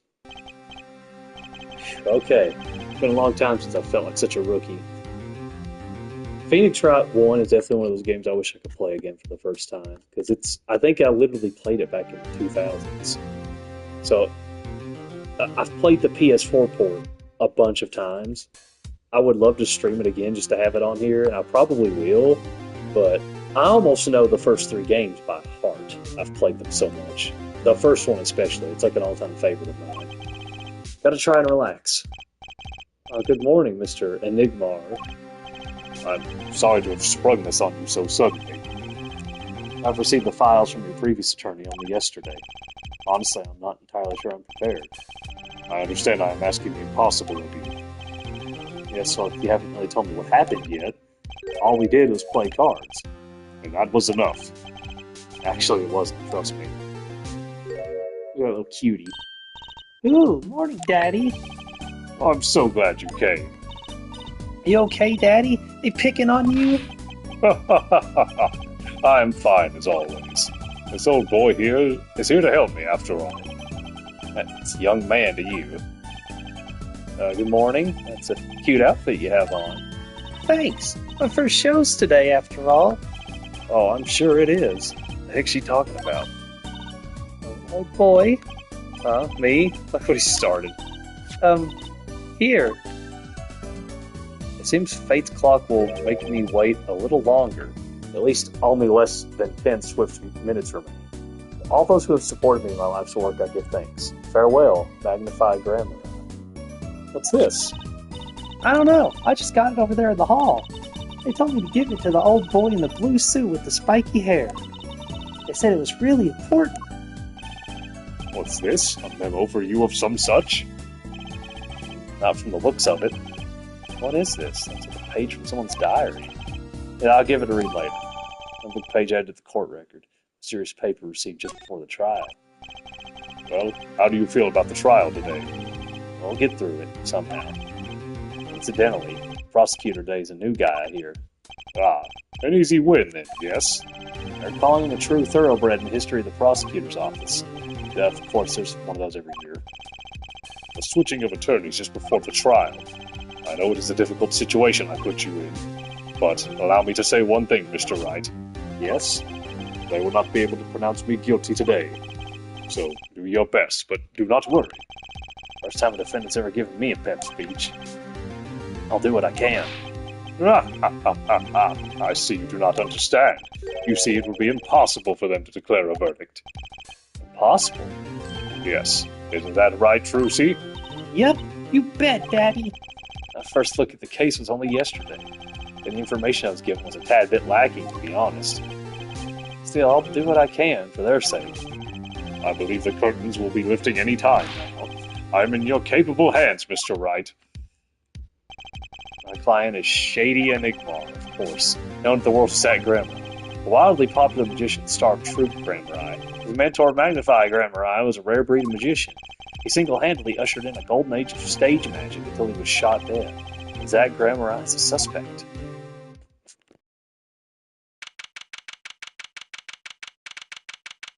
April 19th, 10 a.m., courtroom 7. Oh, man. It still makes me smile. Even though, like I said, I've played the trilogy already on here. Court is now in session for the trial of Shady Enigma. Let's see what we got. A very important badge for my identity. Each attorney's badge has a number engraved on the back. No two numbers are the same, so if you drop it, people will know it was you. Gotta make sure I don't lose mine. Body found in hospital room, shot in the head, crime scene photo.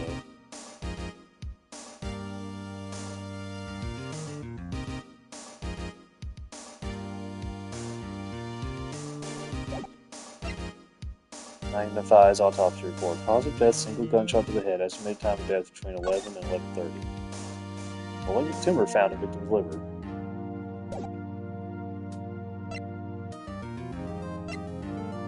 $40. 67. Oh, wait. Okay, that's accurate. 8. The defense is ready, Your Honor. Is the prosecution ready? I was just thinking, is this what all the fuss is about? Bit of a buzzkill, really. Buzzkill? This is some new kind of crime. One of the worst. This is a trial, yeah? Where are the sweaty palms, the pounding hearts? Gaviner's concert's got 10 times the thrill this gig's got. Who are you again? Javier Gavin. I came to get the party started. Legally, yeah? Gavin, defense attorney Christoph Gavins. Figures my bro's more famous in this part of town. Javier Gavin. Lead singer for the mega hit band The Gaviners. Out of your league, rock boy. I know what you're thinking. You're out of your league, rock boy. True, my debut single 13 Years Hard Time for Love went platinum overnight. That's just a hobby to me compared to this, yeah? Talkative, aren't you? I like your affected Euro-rock accent, by the way, which I'm definitely not imitating. I'm just getting warmed up, Air Attorney Wright. Perhaps you would be so kind as to fill us in on the case. Tongue, baby. Time to call on the opening act. What was his name again? Yes, Detective Gumshoe. Hit it! Oh, isn't he a sight for sore eyes? And you are? Oh, man. I haven't voiced him yet, and I have the whole investigation series to play. You are the one who called me up here, sir. Name's Dick Gumshoe. I'm a homicide detective down at the precinct. Detective Gumshoe. Long time no see. Hey, you! Huh? Me? Today's the day, pal. Today I win and you lose. I got confidence in my testimony today, see? What, you normally lack confidence in your testimony? No, detective, this is my stage. Can the antics. Huh? All this hey youing and such, and I could care less about your history together. Very well, Detective Gumshoe, if you would. Please tell us about the case at hand. It happened 6 days back in a room at the General Hospital. Facts are as simple as they come. Here's the crime scene. The victim was a patient asleep in a hospital bed. The killer comes in, puts a pistol to his forehead, and bam! Lights out. Them's the facts. Not so long ago, the victim, Magnified Grammar, was a famous man. He had the entire country under his magical spell, as it were. Ah, yes, the great magician. He retired years ago, though. Say the name Magnified to one of my generation, you'd be lucky to get a blank stare. Yes, though I'm sure the youngsters today know his disciples even better. I dare say true Grammar has made quite a name for themselves. Anyhow, the retired Magnify's been in the hospital for the last year. What was it? Ignorant tutor or something? Doing something to his liver, I think. Yeah. A malignant tumor, perhaps? In other words, he had liver cancer. He had only 3 months left to live, in fact. Magnify's chart added to the court record. The facts do seem simple enough, but something's not right. The victim was already climbing a 3-month stairway to heaven. Why not wait for him to knock, knock, knock on heaven's door? Why shoot him? I wouldn't have put it quite so lyrically, but it's true. Why make the effort to commit murder when the victim was about to die? Incidentally, the victim had a serious case of diabetes. In fact, he was about to shoot up with insulin when he was shot with a pistol. The syringe was found at the crime scene. Chronic diabetes and cancer. As much as it pains me to say it, the victim was clearly at the end of his life. A small syringe added to the court record, used for administering insulin shots, had been washed and shows no sign of use. I believe the question before us is clear then. Why did the killer have to shoot this dying man? What reason could he have had? Very well, Detective. Perhaps you can enlighten us as to the circumstances of the shooting? Yes, sir. Like I said, investigations game, Gumshoe's all over it, so it's going to be a fun time once we get there. Oh man, this music. Actually, the victim kind of ordered the defendant to do him in. A few days before it happened, the victim sent a letter ordering his own murder. The defendant did what was asked of him, shot the old man in the forehead. The bullet was fired from the pistol found at the scene, no doubt about it. And the pistol definitely belonged to the old man, sir. What? You're saying the victim orders his own shooting? Those are the facts. I have here the letter in question. To my beloved student, Zach. Well, magnifies letter added to the court record. Letter asking Zach to shoot him. Very unusual indeed. To you, I entrust the task of lowering my life's curtain. Come on the 13th, 11:05 p.m. I will ready a gun with which you will shoot one shot square in the forehead. You cannot refuse, and we both know the reason why.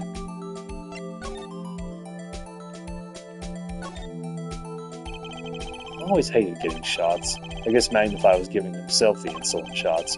There's no way I could do that. Ugh. Wait, if Magnify uses to inject his insulin, why are there no traces of it having been used? Something to keep in mind. Well, the tumor in the liver has progressed to final stage with no hope of recovery. The patient has 3 months to live. The patient has chronic diabetes, requires regular insulin.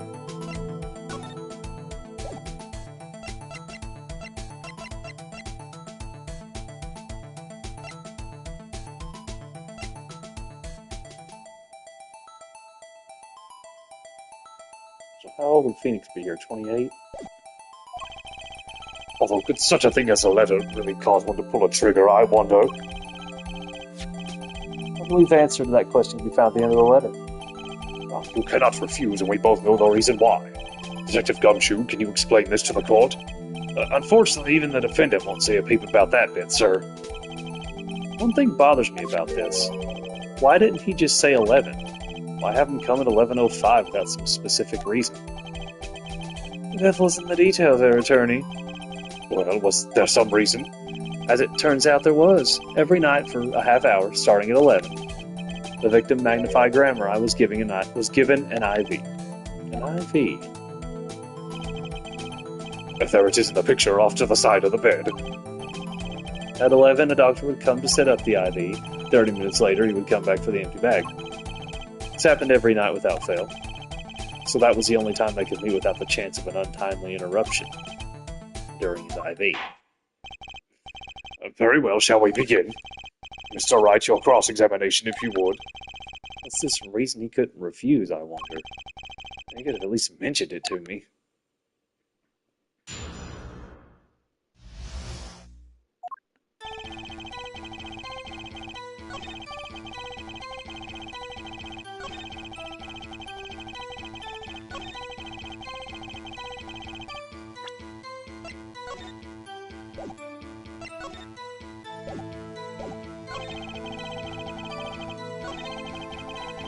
Didn't have time to gather all the details before coming in here. This testimony might be my only source of information.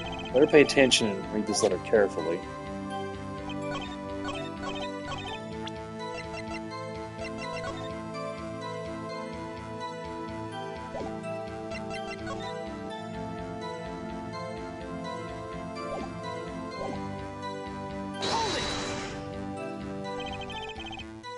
Was that a different voice clip than the original trilogy?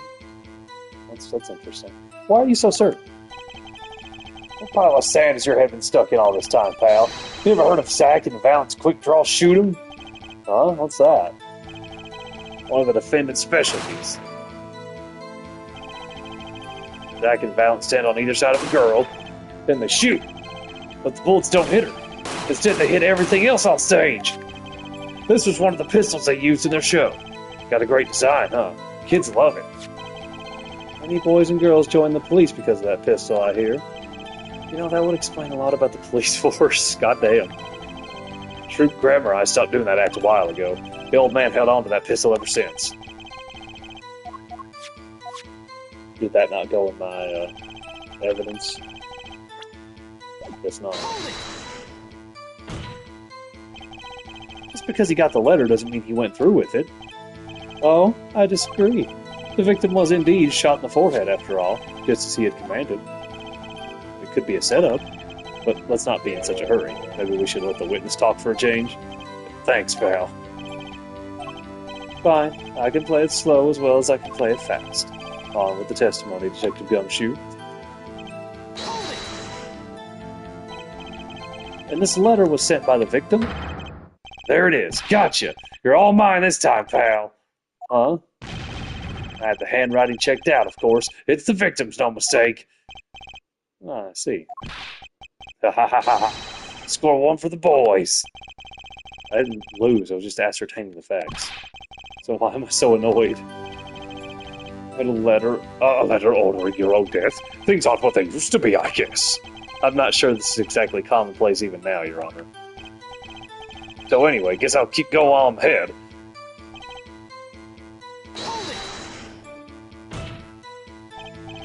How can you be so sure? Hey, you gotta learn to stop relying on people to do your thinking for you, pal. Learn to think for yourself. Get that noggin cranking. It failed to grasp the concept of questioning, Detective. First, we got this letter. It says, shoot in the forehead loud and clear. I can see that, but I still wouldn't do it.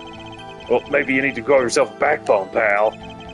You failed to grasp the concept of shooting people as bad, Detective. We also found the defendant's pistol at the scene. Traces of gunpowder residue shows that it had been fired recently. Well, Mr. Wright, as far as I can tell from looking at this photo, there seems to be no issue with the prosecution's claim. The photo?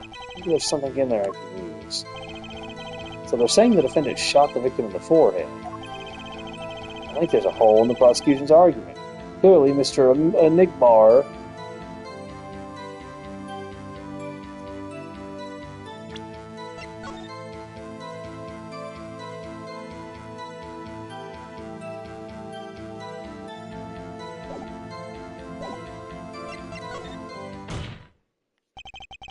Looking at this photo, another possibility occurs to me. Yes? What does the letter tell us? The defendant had a reason he couldn't refuse the teacher's wishes. Bingo, pal. That's why the defendant popped him one in the forehead. Oh? The defense disagrees. You see, the defendant had another choice he could make. What, and you can prove that with this photo? I can prove he had a choice, yes. The defendant might have fired like he was ordered, but he didn't shoot the victim's forehead. Well, let's hear what you're thinking, Mr. Wright. If he didn't shoot the victim's forehead, what did the defendant shoot? A very similar-looking forehead. Yeah, it's definitely a clips from Mace Attorney 5, I think. The clown doll. Take a closer look. See? It's been shot in the forehead, too. Oh, but there's a hole in its forehead. Yes, and a hole in the prosecution's claim. Huh. And I suppose you have a reason as to why he'd shoot the clown doll? He didn't just shoot the doll. He shot the doll's forehead. His forehead. Ugh. Let's read the orders once more, shall we? He will shoot one shot square in the forehead. Which is exactly what he did. He shot the clown doll square in the forehead. The defense has raised an intriguing possibility. That hole in the clown's forehead. It definitely looks like it was shot. Bailiff, send someone to investigate this matter. I admit I'm impressed. And I expected nothing less. Still, this doesn't mean he didn't shoot the victim. Perhaps he did have to shoot a forehead as ordered, but the letter says nothing about whose forehead. This was the only way he had to follow his orders without taking a life. The bullet hole in the clown doll's forehead does demand an explanation. It might very well be a clue, yet Prosecutor Gaffin is right. It alone does not prove the defendant's innocence. You cannot say for sure the defendant didn't shoot the victim. So sorry, Mr. Wright. How sad it is to see the mighty fall. How sad it is to see the novice's overconfidence. He doesn't realize just how big this little hole is going to get. Detective Gumshoe, please take this newfound fact into account as you continue your testimony. So what if he shot the clown? He still shot the victim, pal.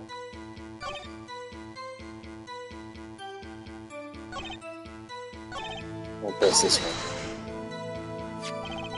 You mean this pistol? The one in the crime scene photo? That's the one. It's a funny looking gun, so there's no mistaking it. If we compared the bullet taken from the victim's skull with the bullet fired from this gun, the rifling marks on the bullet were a perfect match. So you verified the murder weapon, in other words. You bet we did. The court would like to see the pistol in question. You got it, sir. Here she is. Oh, this truly is a blast from the past. Whoa, very funny. The stage pistol for magic shows, see? But it can fire real bullets. It looks so much bigger in real life than on TV. Yeah, but it can only hold one round. By the way, the pistol's firing chamber is empty. And it shows traces of having been fired recently. So were any fingerprints found on the gun? Unfortunately, no. Of course, the defendant is known for wearing gloves. We might say that a lack of fingerprints is in fact a fingerprint of its own. Aha! Intriguing point. Well made. Whoa. Not well made, not intriguing.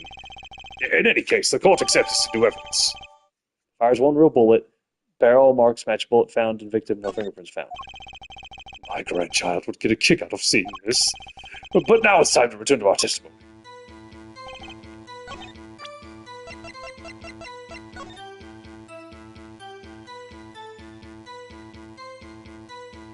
Twitch? YouTube? This isn't real. I'm not threatening anybody. It's just a picture, okay? If you look closely, you can see how the pistol's made to bend. It's a one-shot only model. I guess this gun's really loaded. So this is the famous Gramurai Golden Gun. Said kids used to love pretending they had it, these. I wonder if they pretended to miss their targets, too. Okay, fine. I'll go away. I'll look at something else.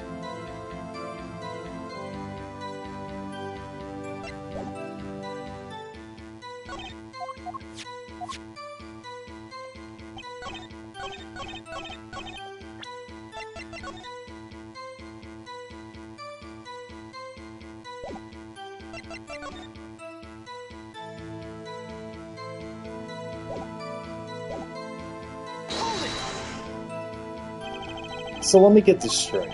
You're saying my client first shot the clown, then shot the victim. Hey, not a bad summary, pal. More of a confirmation than a summary, but whatever. It was really more of a confirmation than a summary. But our defense attorney seems pleased enough with himself. Does people ever miss a chance to mock me? Well, now that Mr. Wright's gotten that out of his system, shall we continue with the testimony? Okay.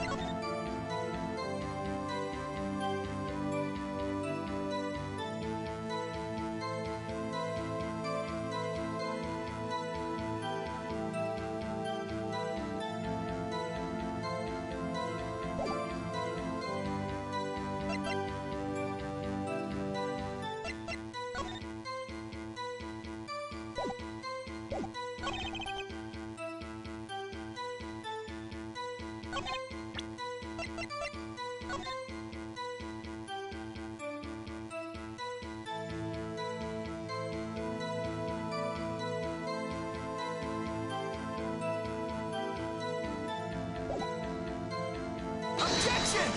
Yeah, I'm not sure what I'm looking for here.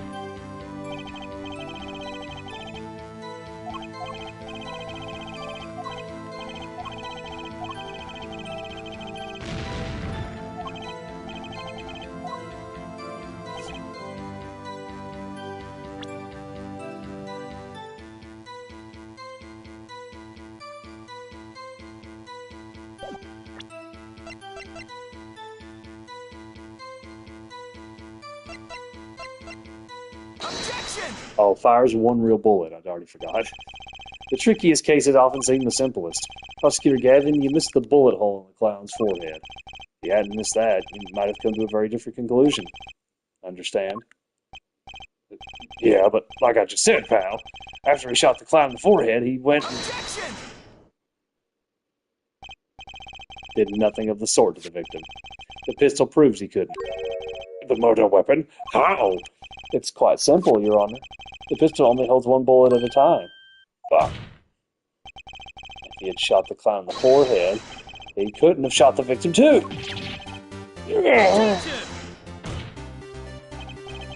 That's not a contradiction, not even close. All he had to do was reload the pistol after the first shot. Oh, where did he get the extra bullet? Not so easy to come by. He claimed the defendant had one ready, then proved to us how he got it.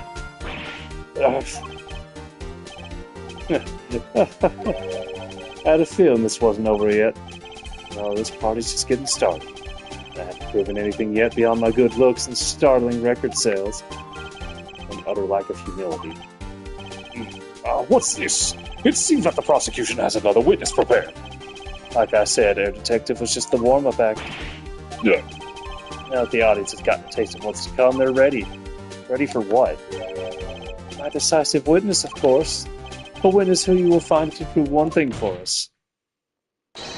That it was Zach Grammeri who shot the victim in the forehead. Very well. We will pause for a 15-minute recess. This might be my lucky break. I'll need that 15 minutes to talk to my client, Zach. Court is adjourned.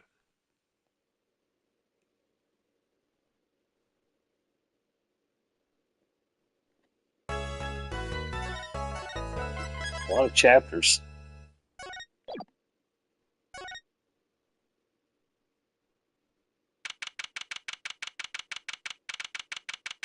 $11:21. Very impressive, Mr. Wright. I have to say, I expected nothing less. We've only just begun. I was hoping you could tell me a bit more about what happened, actually. I did not think you would believe me if I told you. Better that you discovered the truth for yourself. I was thinking of you, you know. I think we need less thinking and more talking. That night in the hospital, what really happened? Ah, the way your eyes gleam, Mr. Wright. You're scared Trucy. Speaking of which, where is she? You have seen the problem yourself. The letter. The one shot in the forehead, right? Yes, and the reason it speaks of. I could not deny my mentor's wishes, even if it meant my own death. Why not? This is something I will not say. For now, at least.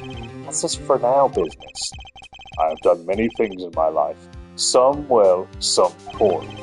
But this is a cross we must bear alone to our graves. We?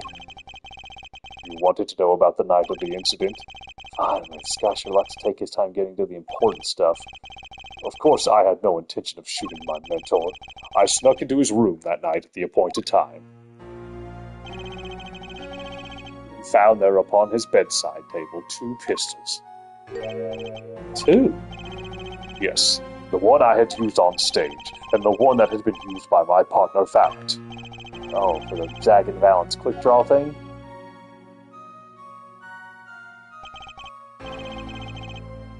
My mentor had the look of one sleeping. I stood by his bedside, hearing only the light sound of his breathing. Then I took the pistol into my hand. I cannot deny that my resolve faltered then for a moment. You faltered? You thought about shooting him? Recall there was a reason I could not refuse his request. His last such request, though not his first. So there were other requests you couldn't refuse before. To be honest, I've not always been steadfast, and I fear I've brought pain upon Trucy. Was Magnify coercing his disciple somehow? That's what was going on at Troop Grammeri. Yet, in the end, I did not shoot him. Instead, I turned and shot the clown. I took the pistol I had fired and placed it in my pocket. In your pocket? I believe if you examine the bullet in the clown's head, you will find it to be different than the one in my mentor. What were those called? Rifling marks. Yes, well, that is all I have to tell you concerning the case. Concerning the case? You mean there's something else you can tell me?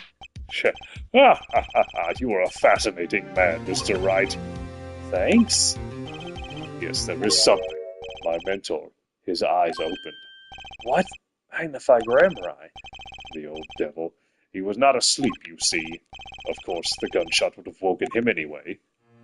And there we had our last discussion as mentor and pupil. It was not a long discussion, maybe 5-10 minutes or so.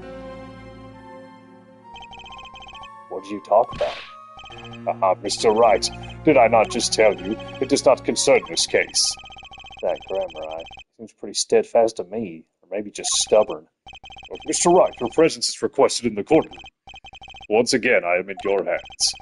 Right, let's get back in there.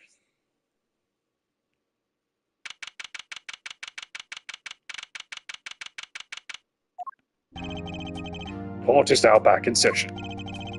During our recess, a bullet was found in and dug out from the clown's head. Well, this is news, and the rifling marks.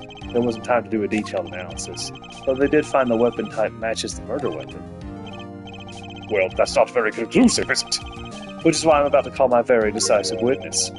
Your decisive witness? How many times have I heard those words? Though they often turn out to be far less decisive than you think. Oh, don't worry on my account. I'm quite confident this witness will do the job. After all, he is intimately acquainted with the players in the little production, being the other half of Troop Grammarye's famous duo, Zack and Valent. Valent Grammarye. So, we get to meet the great Magnify's other disciple. Oh, clean shaven. Perhaps we'll start by asking your name and occupation. Valent Grammarye, magician. And you're the decisive witness, are you? You can prove your fellow student, your partner's guilt. Fate, the grand illusion, filled with traps and tricks. Wait, the shooting took place in that hospital after 11 o'clock at night. If you're a witness, does that mean you were there that late? If one were to deduce this logically, the conclusion is yes! Okay. I always get the characters, don't I? I have an interesting fact for you. See, several days before the crime, my witness received this. That looks very familiar. Wait. That's the same letters that grammar I received. Yes, or perhaps I should say, ta-da! Order, order, order! What does it say? Surely not the same thing. Perhaps you should see for yourself. It does. Why, it's practically the same. The court accepts this into evidence. 11:20.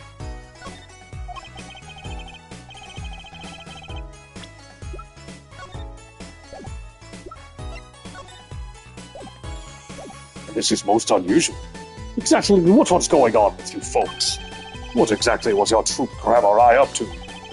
By which you mean, I'm just having trouble envisioning a man who would ask his students to kill him. Both of them, no less. It's just my opinion, Herr Judge, but from these letters, I'd say he was coercing them, not asking them. We walked the magician's path together, in so doing, shared much of our lives. When people are so close, there is strain, a warping of relations, you might say. If this has nothing to do with the case at hand. By which you mean you're not going to tell us. Which makes me wonder even more about this reason they couldn't refuse. Well, let's get on with the testimony for starters. The defendant's Zack Grammarye stands accused. Tell us why. Oh, I'll do more than that. For where he walks the red roses singing hymns to the miracle that is magic. Fascinating, though I hardly need to remind you that the evidence could just clearly point to you as a suspect. The letter, the murder weapon, and now the 2 bullets found at the scene. In fact, the only difference seems to be the designated time. Ah, ha, ha, ha, ha, ha. As every magician knows, timing is everything. Yes. And now it's time to get this party fired up. The night of the crime. That night, I visited the hospital room at the time Magnify requested. The smell of gunpowder hung in the room, and my mentor had taken his final bow. I did not imagine my fellow student might have received the same instructions. Yet a deal with the dead is still a deal. That sweet kiss I gave to the clown. Then I informed the doctor and the police. So you were the one who reported the crime. Indeed. I would think this fact alone would clear my name of suspicion. Well, let's not jump to any conclusions. Yes, the cross-examination generally comes before the conclusions in this court. But if your testimony proves to be true, then the defendant, Zach Gramerai, is guilty. And if it wasn't Zach Gramerai, then the killer was you, Valent. And no disappearing act will get you out of that.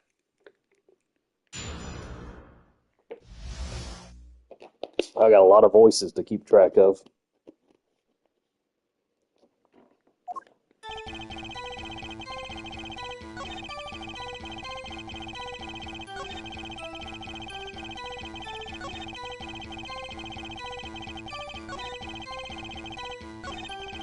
Both of Magnify's students received the same letter.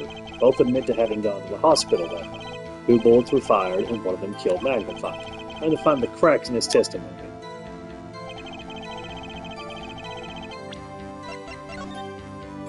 Well, it seems like this letter was torn from that journal, where he's basically saying, I'm not dead yet.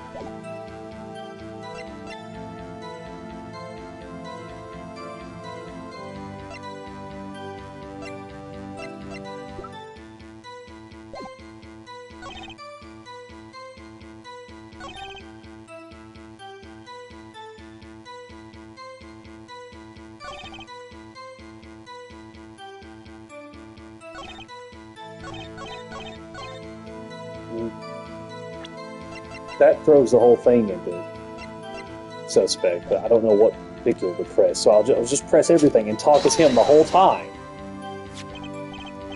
Which, according to the letter, was 11:20 p.m.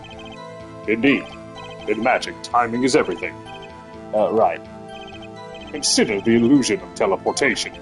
If I were to appear on stage before my stunt double has left, how would that look? Why, it would reveal the very secrets of my magic. Now that you've revealed the very secrets of your magic for all of us, let's move on. You went at the designated time, and what did you see?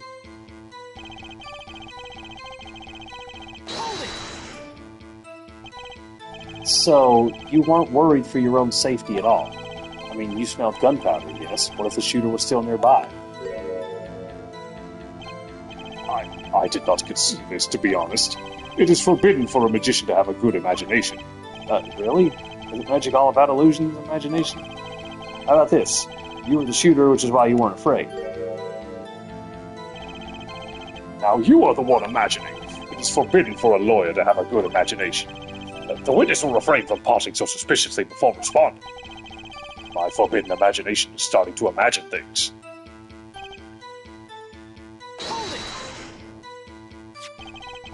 Which brings us back to this reason neither of you could refuse. So it does, and my partner, he did not refuse. But Magnify wrote the same thing to you. Why could you refuse if Zach couldn't?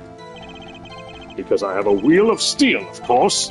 I also do this trick where I bend steel bars, so perhaps steel isn't also strong. So which is it? Mind if I continue?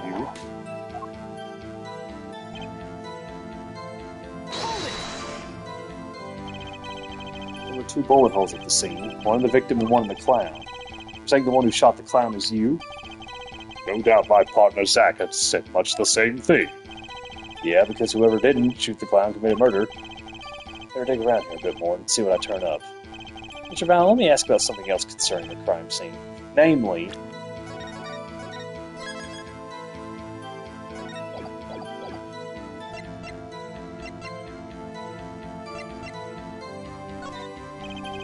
how many pistols were there when you entered the room? By which you mean what, precisely?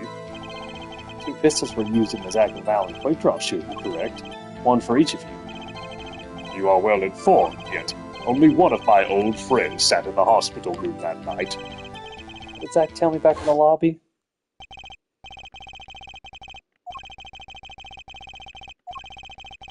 You said there was 2.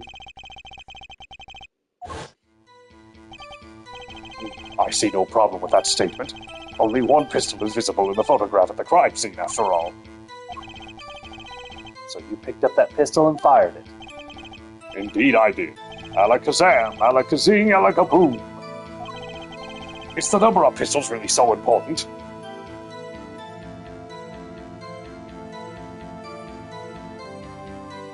I don't see how it's not. I mean, the whole thing was brought up to us. The number of pistols is quite important, Your Honor. Very well. Please add this detail to your testimony.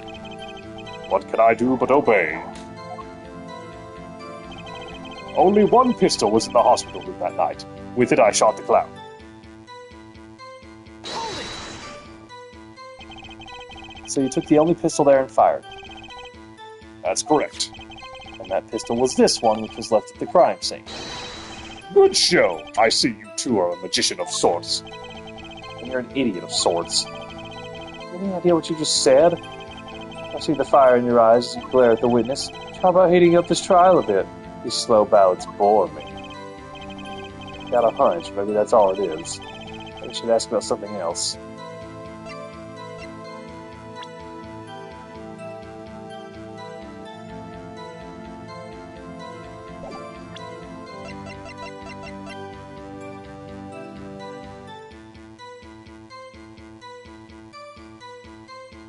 Barrel marks match bullet found in victim.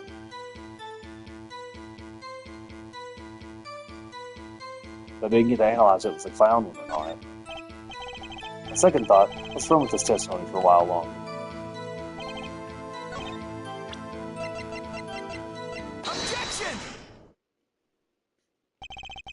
According to the defendant, Zach Gramerai, when he entered the room, there were 2 pistols on that table. 2? One of those pistols he used to shoot the clown in the forehead, then he left with it in his pocket.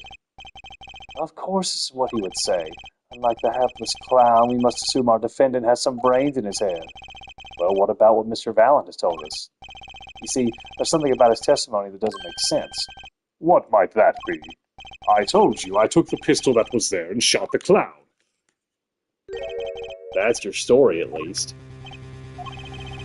The rifling marks tell a very different story, Mr. Vallon. Recall what Prosecutor Gavin told us. Yeah. Oh, you done goofed! Mr. Vallon, you fired this pistol. You shot the victim in the forehead.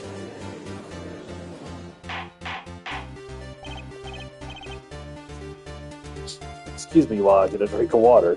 Order, order, order! Well, this is all rather sudden. What have I done? Prosecutor Gavin, I owe the court an apology. Sorry. Sorry for what? You see, I was unaware that 2 of these unique pistols were crafted. The analysis of the rifling marks only proved the type of gun that fired them. But that's not what you told us before. You said you'd verified the murder weapon. Which is why I'm apologizing to you now. Quite sincerely, I might add.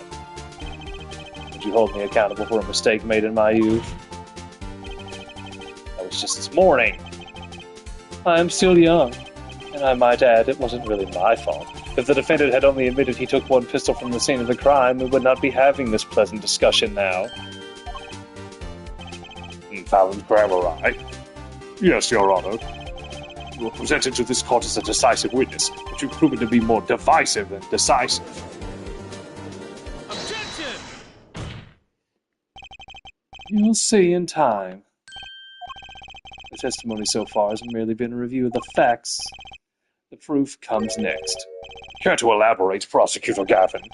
When Mr. Vallon entered the hospital room, the victim had already been shot, as his next testimony will prove. Right, the real fight is about to begin. Bring it. Very well. The witness will now testify to the court. Help us determine who shot what.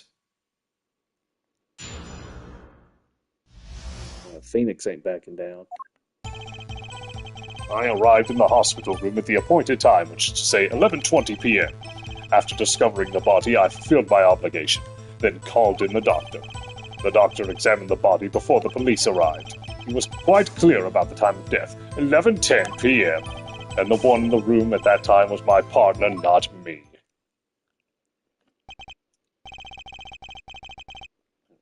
Those times are rather close, you have to admit. You're talking about an alibi established over a matter of minutes. To use a 10-minute discrepancy as the basis of your alibi.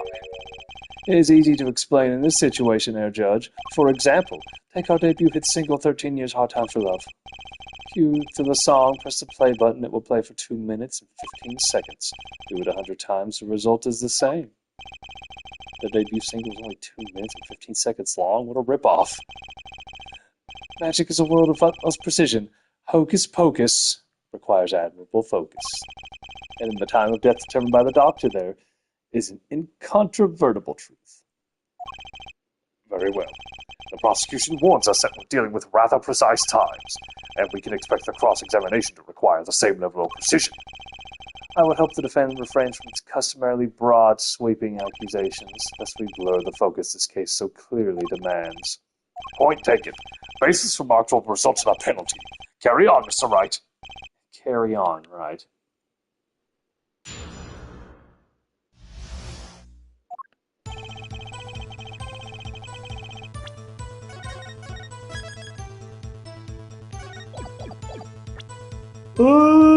Oh, okay. Now, it doesn't contradict the autopsy report. It came 11:20. He says the doctor says it was 11:05. Or no, 11:10, right?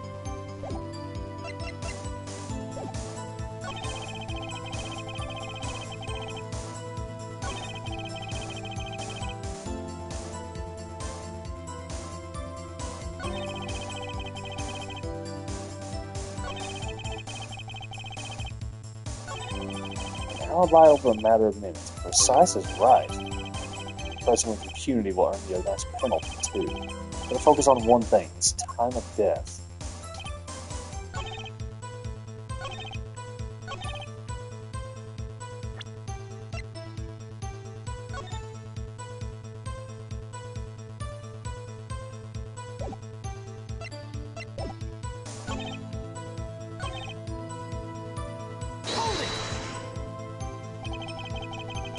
I think I'm stepping out on a limb to say I have some doubts about this. How could the doctor be so precise with the time? We do usually only get an estimated time of death true. I'm not sure I've heard of a verified time of death. Magic revels in making the complex appear simple, but reality is the opposite. What appears complex in this case is a simple matter of subtraction. I see another person has done their arithmetic homework. The point here is the IV the victim was taking. It's quite visible in the photograph of the scene. The call will be heard earlier about the victim Magnify Grammar as scheduled. Every night at 11, Magnify took an IV drip for 30 minutes. I can see the IV bag right there, yes. Now look a little closer. Follow the tube down from the bag to the end. Oh, the needle's been removed. Doubtlessly, it fell out when he was shot. That would seem to be the case. When the needle comes out, the IV no longer drips. We could just measure the remaining IV liquid. Precisely. The IV liquid functions for our purposes as an hourglass of sorts. This is how the doctor determined the time of death. In the amount remaining in the bag, it was determined that the IV had stopped 10 minutes after administration began. IV report added to the court record. And so it was, when I, Valent, entered that room. 10 minutes had passed since that horrible crime was committed. And this is proof. Well, Mr. Wright?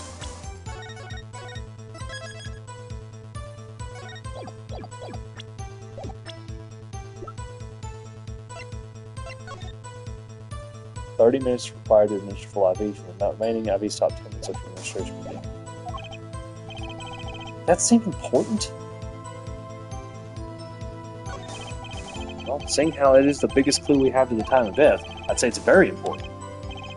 Agreed. It would be hard to imagine a more precise way to determine the time. Behold the power of arithmetic. Very well. The witness will add this detail to his testimony. Sometimes the most magical thing of all is the truth. The water of life springs not eternal. The remaining IV liquid proves my innocence.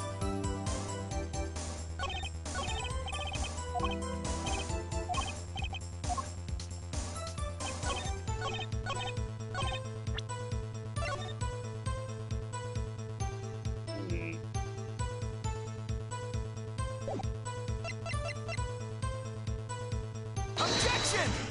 Oh, that's not it? Interesting.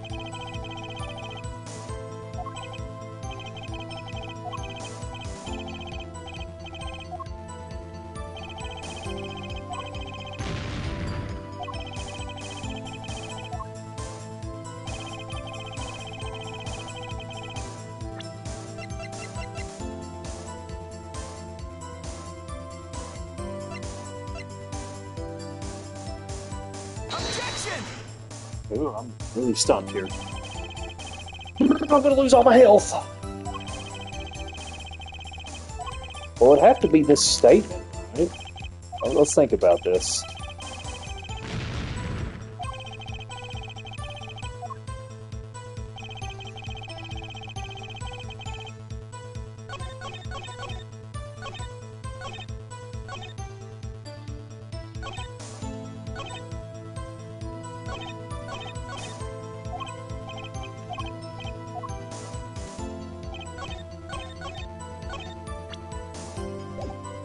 If I press again, will this penalize me? Let's find out.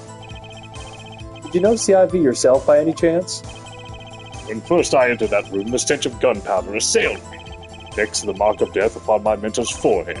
And then his left arm did I spy a rose drooping and wilted, its thorn the discarded IV needle. Knocked from the vein by the force of the shot. Luckily for you. If that IV had not been there, why, you might be a suspect. Indubitably so. I might say it's thanks to my lucky color. Your lucky color? Indeed. Even today I wear it proudly upon my suspect self, for it always without fail brings me luck. Why, when Zack and Valent won their first Magician's Grand Prix, yes, the very one held by the Association of International Magicians, I was adorned in this attire then too, and our trophy a bust. Ah, what a day it was. Ugh, this is one trip down memory lane no one needs. My lucky color, yes indeed, and that IV too, I say. I think 'twas hewed especially for me, Valent. That does seem to be the case indeed. Well, Mr. Wright, any thoughts on this testimony? Oh, it sure looks happy with himself, okay, but what's this lucky color testimony? Certainly sounds like your lucky colors brought you plenty of luck, but not this time. Mr. Valent, your lucky colors betrayed you. I'm afraid you've lost me. Your Honor, the witness's testimony just now clearly contradicts the evidence. What? Please recall my warning at the beginning of this cross-examination, Mr. Wright. Baseless accusation will be duly penalized. I do hope this latest accusation is well-based. Don't worry, I've got all your bases right here. Very well, let's hear the defense's claim. Where is your evidence that contradicts what Mr. Valent has told us?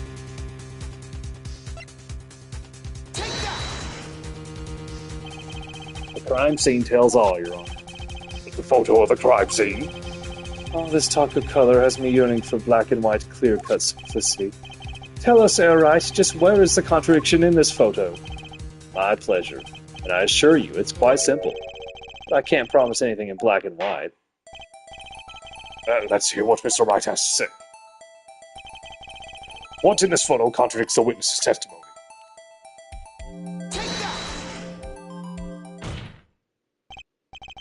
Valent Grammar, let's get one thing straight about your lucky color. It's yellow, yes?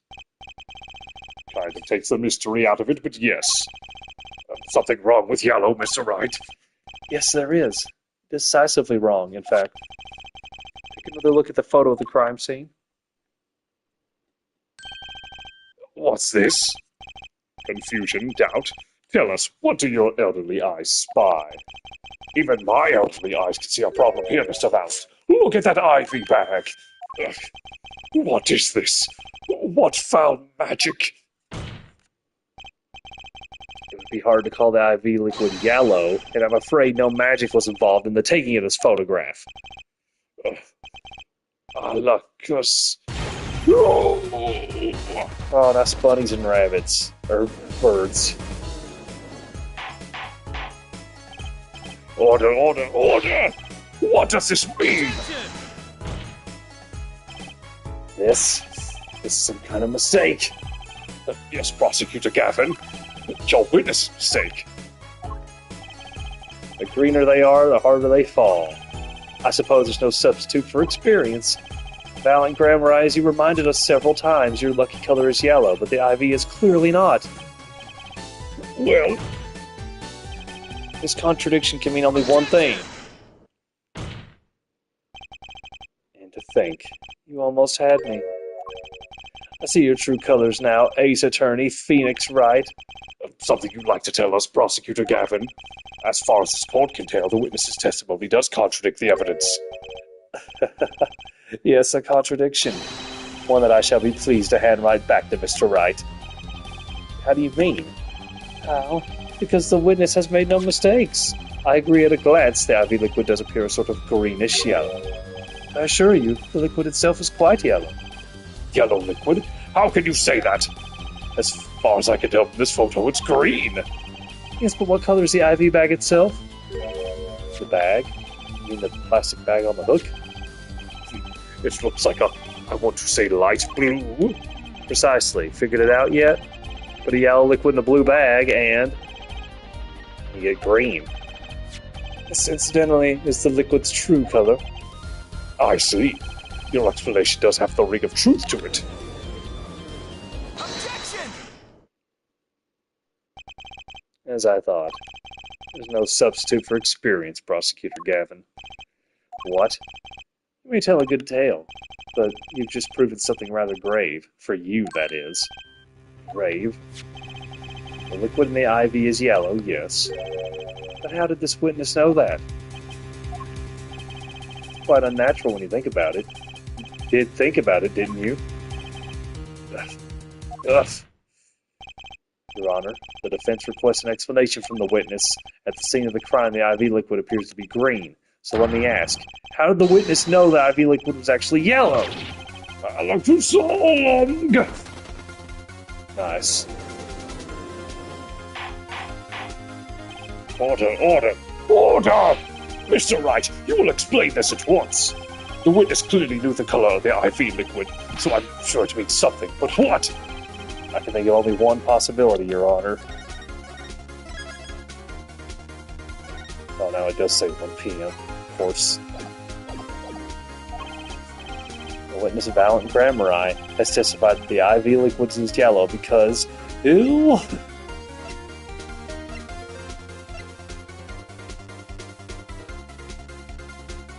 But aren't these last two the same?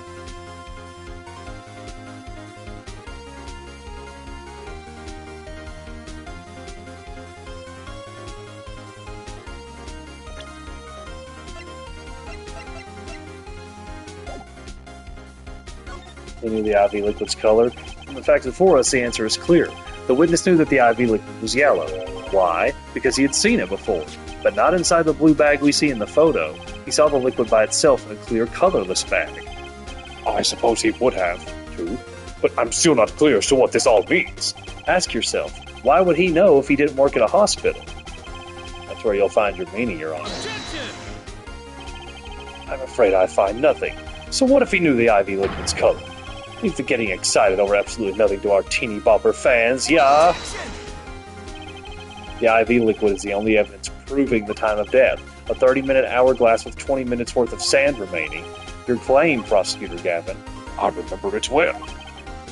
However, there's a critical difference between an hourglass and an IV bag.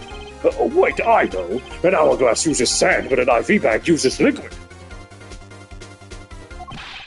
I'm right? As much as it pains me to say this, Your Honor, no. Unlike the sands through an hourglass, IV liquid enters the patient's body, at which point, like magic, it disappears. However, what if the amount of IV liquid had increased? You couldn't tell, could you? After all, there's no way of knowing how much went in. Objection! Let me get this straight, right? You're saying the witness watered down the victim's IV bag? Not with water, but with IV liquid. That's how you knew the IV liquid was yellow. Now wait. I said wait. How might an amateur such as myself essay to perform such a task? Objection! I'm an amateur too, but I can pour water into a cup. Objection! I'm afraid there's quite a big difference between a cup and an IV bag. Quite. To prove our witness is capable of such a feat? He has a point, amateurs. I at least would have some difficulty pouring IV liquid into that bag. You don't need to be an expert to see the look on the witness's face. Witness's face. He added liquid to that IV to throw off the time of death. I tire of these fairy tales lacking evidence. Well, Mr. Wright, any solid evidence to bring us back down to earth? Valentin Grammari, I'm afraid your magic won't serve you well in a life of crime. Might I ask what you're strongly suggesting? Magic relies on props, and props become evidence. Our witness was certainly able to increase the amount of IV liquid in the bag. All I had to do was work a little magic. And the prop was... the needle? A victim syringe? It's the perfect prop for the magically increasing IV trick. And easy enough for an amateur to use. Objection! What kind of evidence is that? The syringe was clean, not a trace of liquid in it. Objection! Don't you find that odd, Prosecutor Gavin? What? The victim had the syringe to administer his insulin shots. There should have been traces of insulin left inside. Well, valid grammar, as you pointed out yourself, the IV liquid makes the perfect block. One that you could manipulate at will.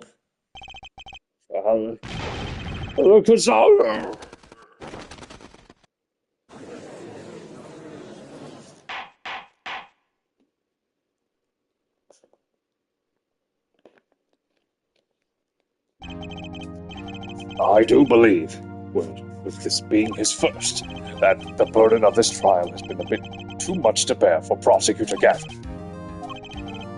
I'm afraid that while there is a doubt as to the amount of IV liquid in that bag, the time of death cannot be proven. And that brings our trial to a close for today. Well, maybe I can squeeze an extra day out of this. I can do a little much-needed investigation work. I see there are no objections in court.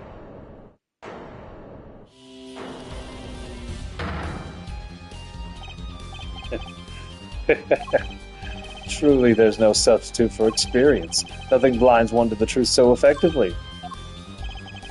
A word to the wise: underestimate the young and they'll sweep your feet out from under you in a way you never, ever expected. You see, I know exactly what you're thinking. What's he talking about?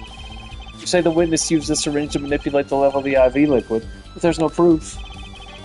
No proof he didn't do it either. Yes, quite true. He's admitting it. Nor was this witness quite as decisive as I had hoped. This I admit. After all, I linger in the past when the future holds so much. You have something in mind, Prosecutor Gavin? Proof, fair judge, I have another way to prove my case. With evidence, no less. Oh, what's this? This is the victim magnified grammarized diary. Diary? Going into the hospital, Magnified began writing his memoirs, it seems. The story of his birth, startling debut, and of meeting his disciples. It seems he intended for the last chapter to end quite appropriately with his death. Wait, that book doesn't say what the reason was, does it? The reason why his disciples couldn't refuse his last request? Sadly, it does not. What's important here is on the last page. Apparently the victim wrote in his journal that night, even after the IV had begun at 11 p.m. Let's read it, shall we?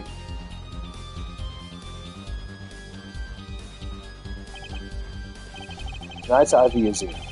Maybe the last. I'll leave the rest to them. The first should come soon. This journal may end here, or it may go on, but not long. That depends on his hand. All that is left to mine is to lay down this pen. This does appear to have been written just before his death. The court accepts this into evidence. Magnify's diary added a court record memoir of sorts written up to just before he died. Read the very last part with particular care. As I start yawning, this journal may end here or may go on, but not long. That depends on his hand. Of course, by his, he refers to our defendant, Zach Grammari. That would make sense, yes. He was the first scheduled visitor, after all. Look at what he said before that. This journal may end here or it may go on. It may go on. Magnify Grammari intended to write again. That is, if Zach Grammari didn't pull the trigger. I see the defense understands the meaning of this. The victim's diary does not go on, it ends.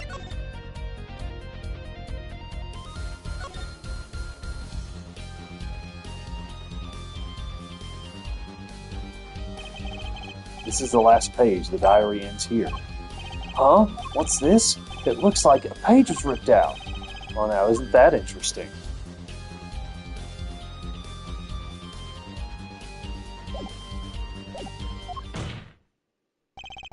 because Magnify's life was brought to an end by the defendant, Zach Gramarye.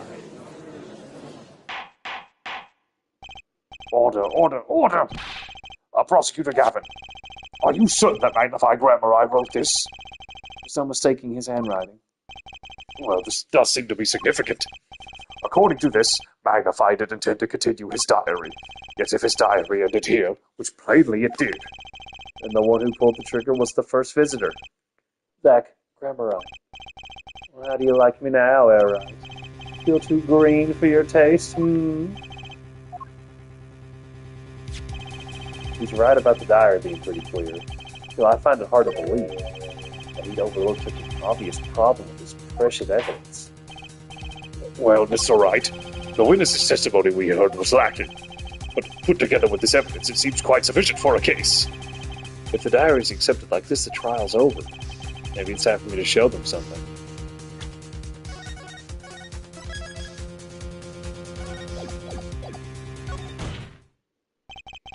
I'm left with no choice but to show my own evidence. What? You have some evidence that overturns this diary? It's not too late to rethink this and avoid more embarrassment. Very well. Please show us your evidence, Mr. Wright. Incidentally, don't even think of showing us this diary I've just shown the court. Now that we've come this far, I hope you have something a little more decisive. Show us evidence that proves the victim continued writing his diary. Alright, I'd be happy to. The decisive evidence proving that the diary didn't end with this page is...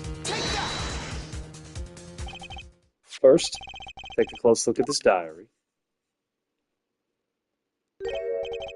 Note that a page has clearly been ripped out. What's this? I hadn't noticed that at all. That's why we're still here talking about this.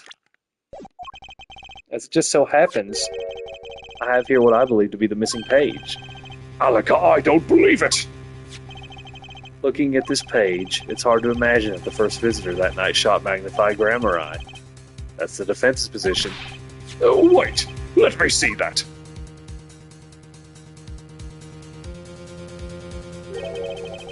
What did Sam hear? Why, this is the continuation of the victim's diary.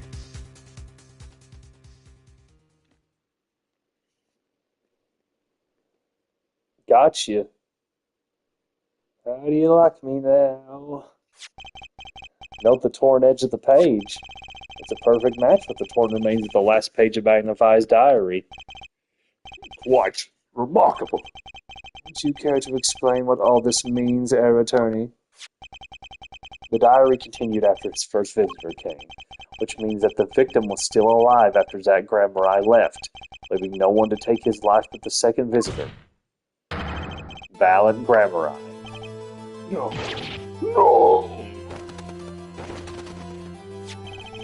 The handwriting, too, matches that on the other pages. This is without a doubt the genuine article. Order! But wait, that's impossible. That old man couldn't have written that.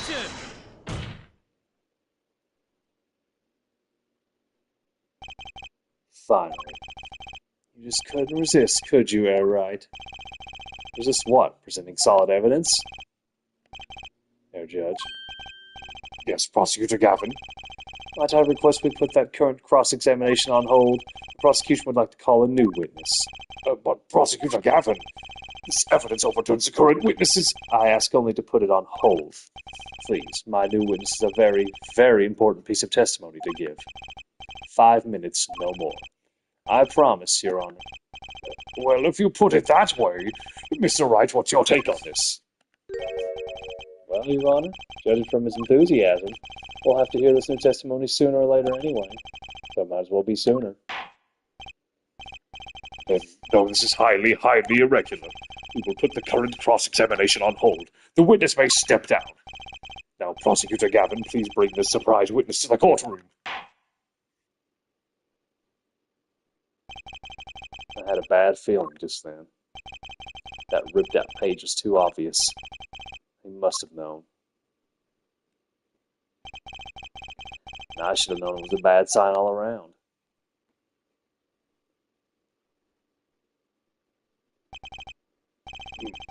Holding trial with no audience is a first, even for me, Prosecutor Gavin.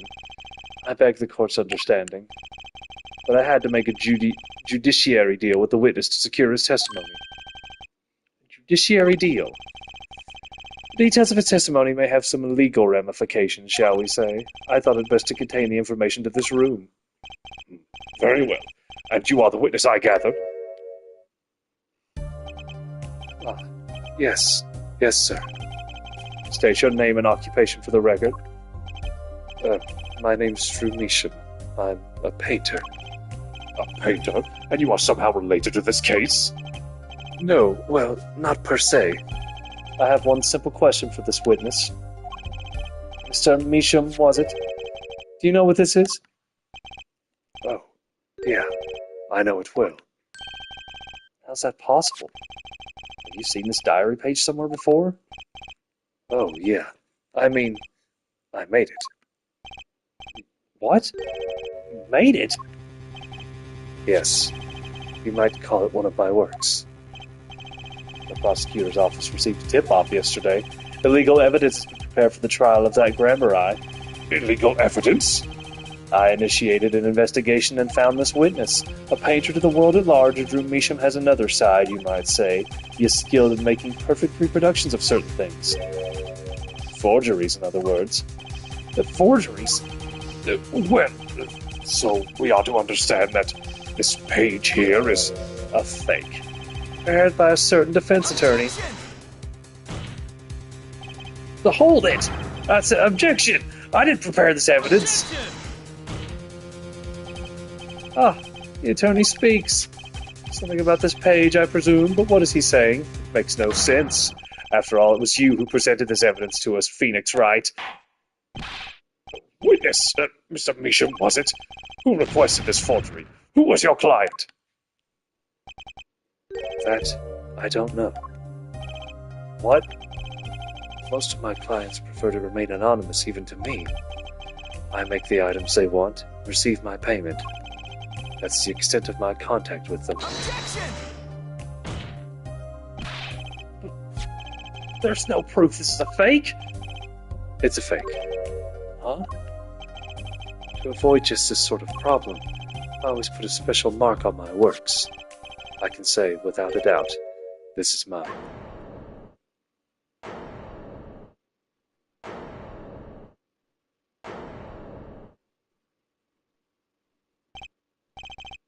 Mr. Wright, you have just presented illegal evidence to this court. My court! It was careless of me. How old is this Drew? 45.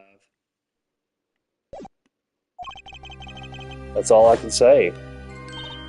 Because Lord knows nobody's ever handed me evidence, from fucking out of nowhere in a court case before. It certainly didn't happen in the second case of the first game. That'd be crazy.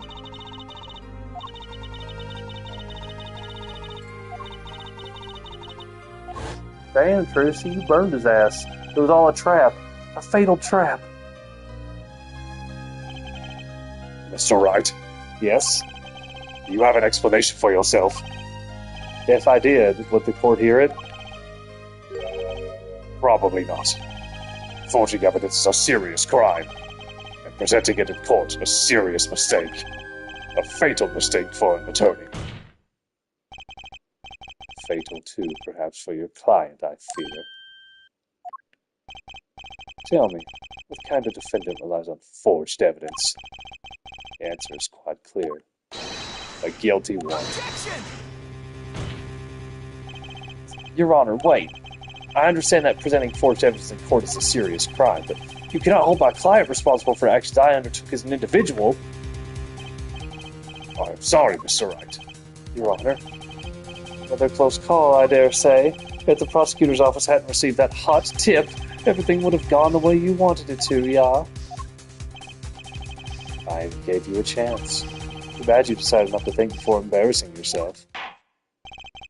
I see no need for further discussion on this matter. Special witness dismissed.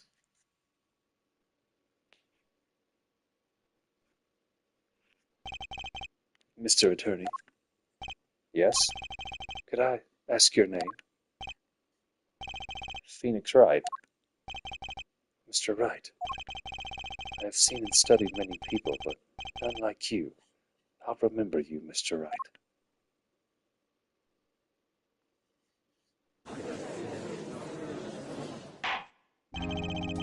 Though I deeply regret having to declare a verdict this way, this trial is over. You have the right to find a new attorney and make an appeal. However, this court must. Your Honor. Yes, Mr. Zack. There is one thing I wish to make clear. Today, in this courtroom, you cannot declare me guilty. It is impossible. I'm afraid the defendant is quite mistaken. I most certainly have the authority to declare a verdict on you.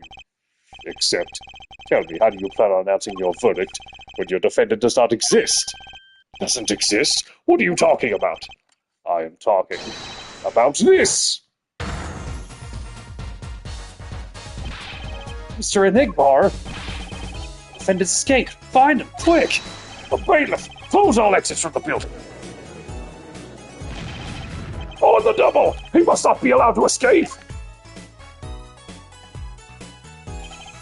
That day in that courtroom, a miracle occurred. Unlike the bad ending of the second game, the defendant Shady Enigbar, aka Zack Grammar, did not just escape from court, he literally unbelievably vanished right before the bailiff's eyes. No one ever saw him again, not since that day. This is the Grammar miracle. Ha ha ha ha ha ha!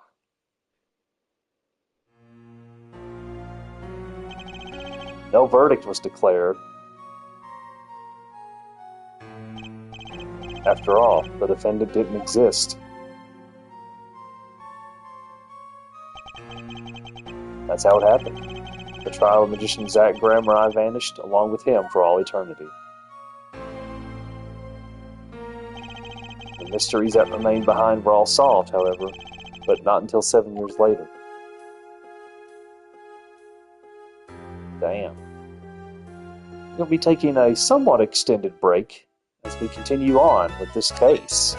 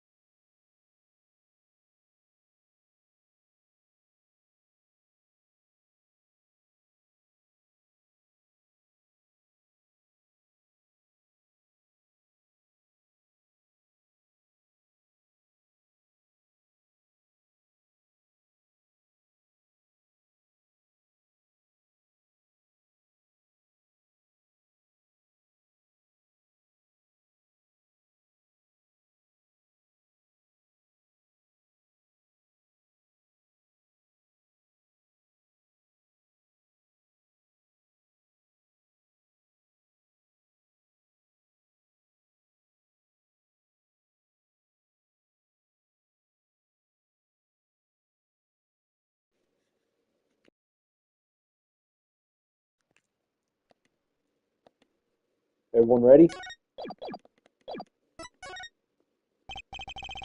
That trial 7 years ago was the beginning of it all. This I know beyond a doubt. The mysteries of the past work their magic on the present, but you'll soon be finding all of this out for yourself. Which of Magnified Grammarai's disciples pulled that trigger? Where did the vanishing defendant Zach Grammarai go? What dark truth lurks behind the forged diary page? And what about the girl who was left behind? Mason system.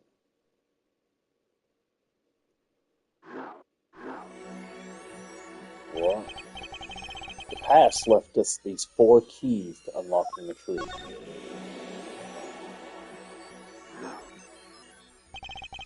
But that's not all. There are 4 keys in the present as well. And when all the questions have found their answers, the final trial will begin. But first, you must chase the truth through then and now. Think of it as a game.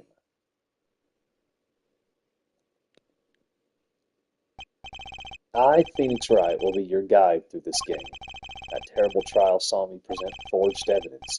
It ended half-finished when the defendant vanished. What became of me after that?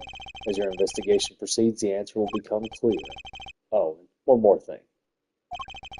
There is something I must tell you. Apollo Justice has his bracelet, so too do I have my own weapon of sorts. My Magatama. What does it do, you ask? That I would have you see for yourself. Well, now, shall we begin? Use L1 and R1 to jump between the past and the present. But let's begin 7 years ago in the past. It is right after my last trial came to an abrupt end. Now that you know the game, let's play.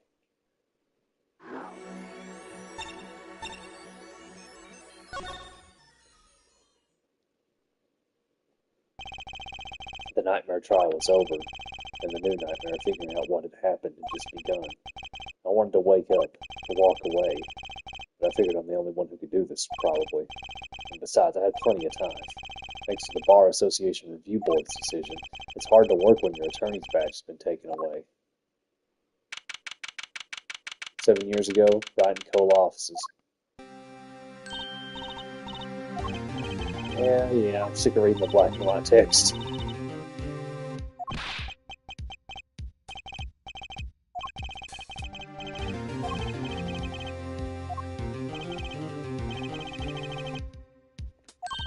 Yeah. We just saw this. 2 weeks have passed since then. I called her into my office. Aw. Brucey, there's something we need to talk about. It's been 2 weeks since your father disappeared. We need to start thinking about your future. I did some calling around. This is hard to say, but you have no living relatives.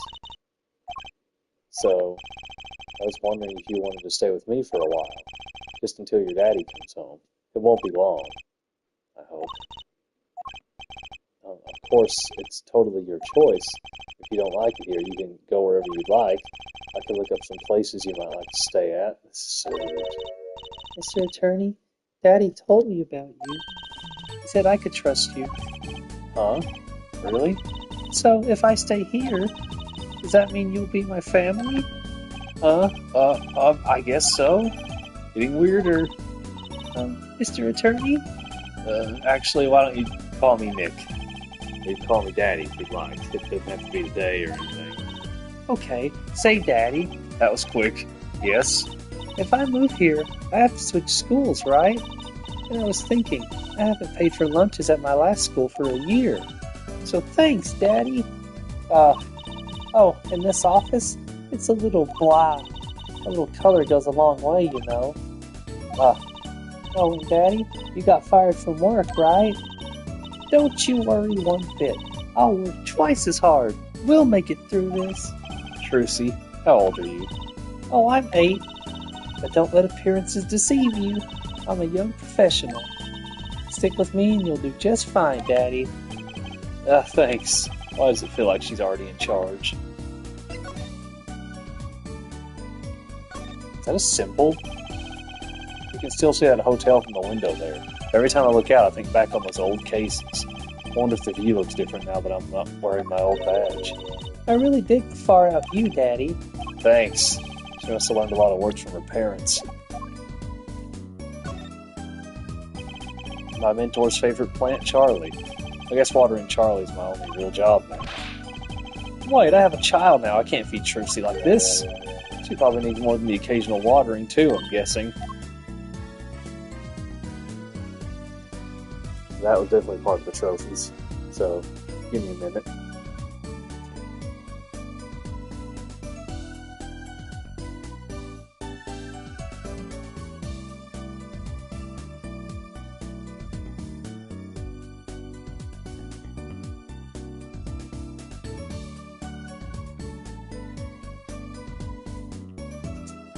Okay, yeah.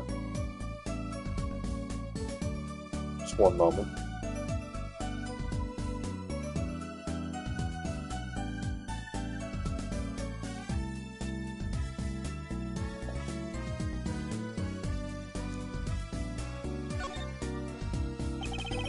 An old movie poster hangs on the wall. I finally found out the title after not knowing for the longest time. I actually rented the movie the other day. Cried my eyes out. Just thinking about it makes me tear up. Oh, it's just Allie, it's really. Let's show it to her when she's a little older. Wait, what was it called again? Relatable. My desk. Not that I have any reason to sit there anymore. I guess Trucy can use it. Good for studying math, English, geography, magic. I'm not crying, I just got some dust in my eye.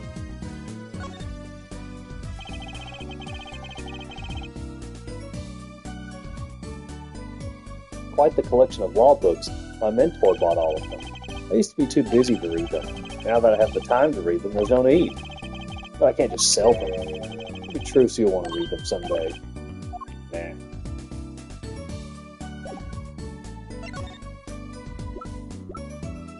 Oh, here you go. Hey, Trucy, see this? I'm sorry. I'm still just training to be a magician. I can't make things disappear yet. What? Wait, one more year. I'll be able to make it disappear then. I'll be sure to be careful and show you evidence of magicians in the future.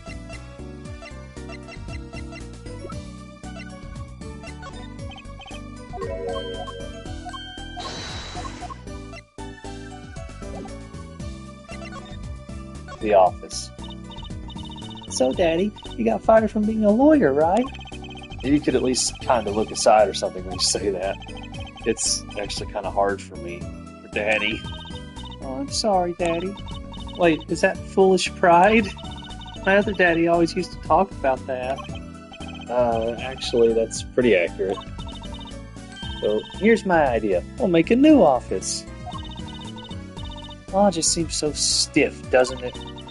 And no one will be my friend at school that way. Well, that won't do, I guess. I just don't know much about anything other than law. Or even much about law, if you were to ask some people. Maybe the problem is calling it an office. We should run an agency instead. You mean like a talent agency? Forgive me for asking, but doesn't that require talent? You got me, don't you? I'm a professional. A professional... Yep. After all, I'm directly descended from the famous Zach Grammerai. Directly descended? He's your father. Oh, and now I'm directly descended from the famous Phoenix Wright, too. I think an 8-year-old just massaged my ego. Oh, hell yeah. Could you tell me a bit more about your daddy and Zach Grammerai? Daddy? Sure thing, Daddy. Which daddy was that again? Daddy's so amazing. The biggest star of true Grammerai, and they're big. The Grammerais, they were on television a lot. I haven't seen them on much recently, come to think of it. Big magic happens when you put Zach and Valiant Grammerai together, you know. Once they made a giant waterfall right there on the stage. And this giant trout swam up the giant waterfall. Let me guess, it was a giant fisherman waiting for him at the top? I wish I could have seen more of Daddy's magic. I shouldn't have brought it up so soon. I wonder what will happen to me with Daddy and Mommy both gone. Mommy? Yeah, what about Mommy? I haven't heard anything about Trucy's mother. but I have my magic and a great daddy, even if he is unemployed. I think things are going to be okay. I wonder if she'll talk about her mother. Could you tell me about your mommy, if it's okay? Mommy was so pretty.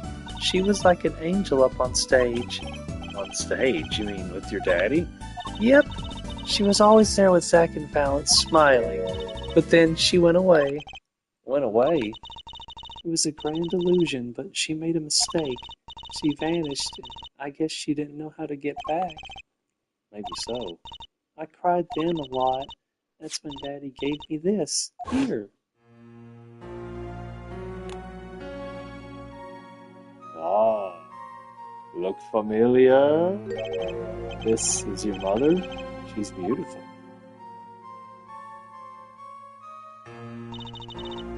Her name's Thalassa. I guess. Thalassa Grammari. The loss of Grammari. Ha ha ha ha! Poor girl, I didn't know her mommy gone missing. And now her daddy's vanished too, right before her eyes. Hey, Daddy, you won't. Don't worry, I won't vanish, I promise. Right, you can't even do magic. You're like a backup plan. Daddy always said to have a backup plan. I guess all I rated as a backup plan. Trucy's lock it out to the court record. The professional. So, Trucy, you're a professional? Yes, it's like that thing they say. Baby frogs grow up to be frogs? They say that? I always thought it was funny, though. What was? Aren't baby frogs called tadpoles? Maybe they thought it'd be easier to understand that way for kids. How stupid. Right. So, in conclusion, you're a professional magician, Trucy? That's right. Well, want to see a trick? You're going to do a magic trick. Please show me. Actually, I would like to see your trick. The future of the agency depends on it, after all. That's the spirit. Ready? Here goes. Ta-da! Hey, folks, it's Mr. Hat. I gotta say, it's good to be seen. Yeah! Whoa, that was startling. The amazing Mr. Hat. Isn't he great? Your friendly neighborhood Mr. Hat at your service. He certainly makes an impression. Doesn't he? I'm so glad you like him, Daddy. Though my routines do get a bit heady at times. Ha! Get it? Heady! My friendly neighborhood Mr. Hat nearly gave me a heart attack. The amazing Mr. Hat added to the court record. Trucy's favorite trick. Startlingly realistic. I think that's probably enough for today. Sorry to ask you so much all at once like that. It's okay. After all, we're family. I just hope you're ready. The right talent agency opens tomorrow.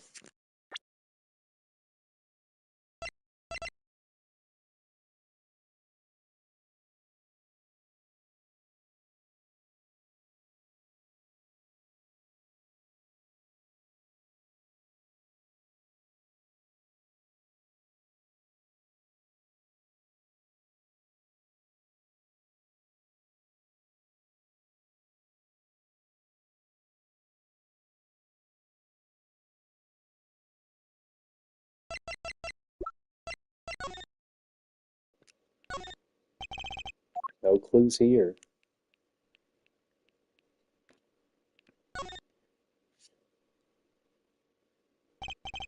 So this is Trucy's mother, Thalassa. She's pretty. I could picture her on stage with Zach. Still, she looks like a down-to-earth type, too. I guess Trucy takes after her. Just a picture.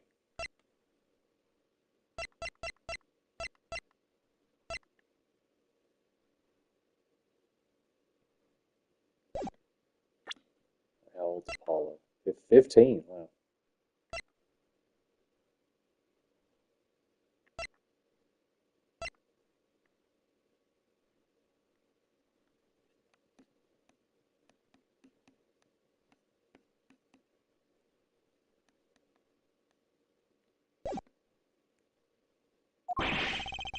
What? But are we representing anyone? Me and you. That makes two, Daddy. I think you need more than that to make an agency. Besides, you may be a magician, but I'm no talent. Oh, I'm sure there's something you're good at. Well, when you put it that way. You mean you don't have any tricks? No old standbys? This will not do. A boy should always have a trick or two in his pocket. Okay, I'll think of something. That's the spirit. See you bright and early tomorrow, Daddy. Welcome to the team, Daddy-O. The team, right.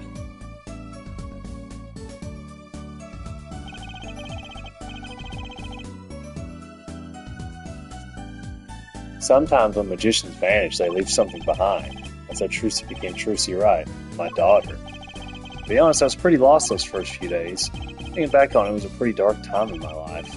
But Trucy, happy, smiling Trucy, she was my light.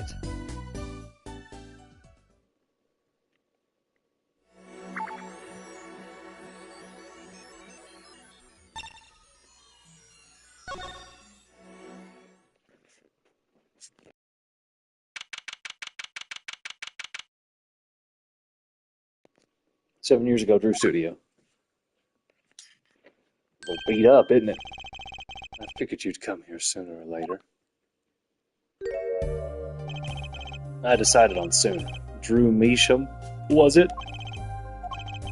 I haven't done anything illegal. And I didn't come here to whine about past events. I wanted to ask you some questions.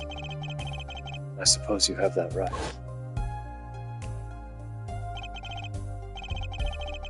That day, the entire court descended into chaos. Only you stood still, your eyes calmly watching. I admit, it made quite an impression on me. I'm used to finding myself in outrageous situations. Phoenix Wright, was it? I'll answer what I can. I'm not sure, but it feels like I'm being watched intensely.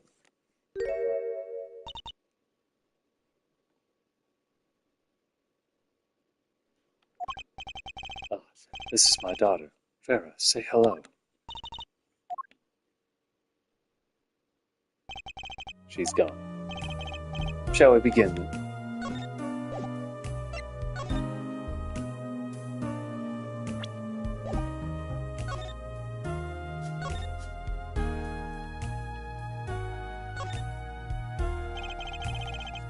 Paints are scattered all around. Probably the ones he's currently using.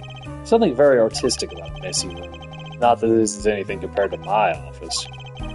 I guess that would make my office a masterpiece. What's this painting here? Ah, that's one of mine.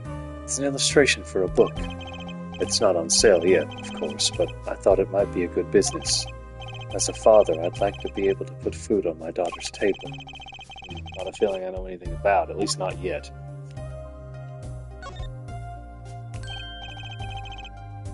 Oh, going home by any chance? No, I was just checking out the door. Oh, I think I'm far too stubborn to take hints like that.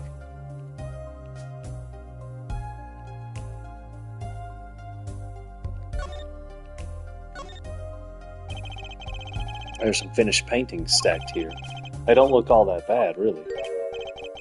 I'll sell you one for 50 cents. That's okay. They look kind of heavy. Oh. Maybe he needs to work on his sales technique a bit.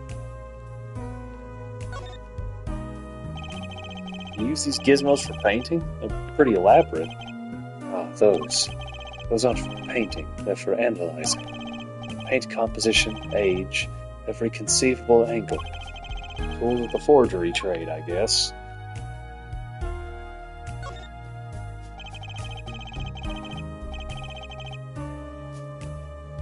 Paints and pigments are lined up on the shelves with some noticeable gaps. It's embarrassing, but I can't afford all the paints I want. I insist on buying the ones I use with my own money. I can see how you'd want to do that, sure. Perhaps you've heard that you can make any color, as long as you have the 3 primary colors. Well, it's a lie. Poor guy. Maybe I'll just sidle on over here for a closer look. This is a red envelope. Ah, don't touch that. It's quite important. The painter's face has changed to use. Guess I'd better behave, though it's tempting just to grab it. It's a pretty bottle. Ah, don't touch that, please. I'll get in trouble. It belongs to Vera, you see. She always puts it somewhere she can see it. She looks at it often. There's a light pink fluid inside. Nail polish, I'm guessing.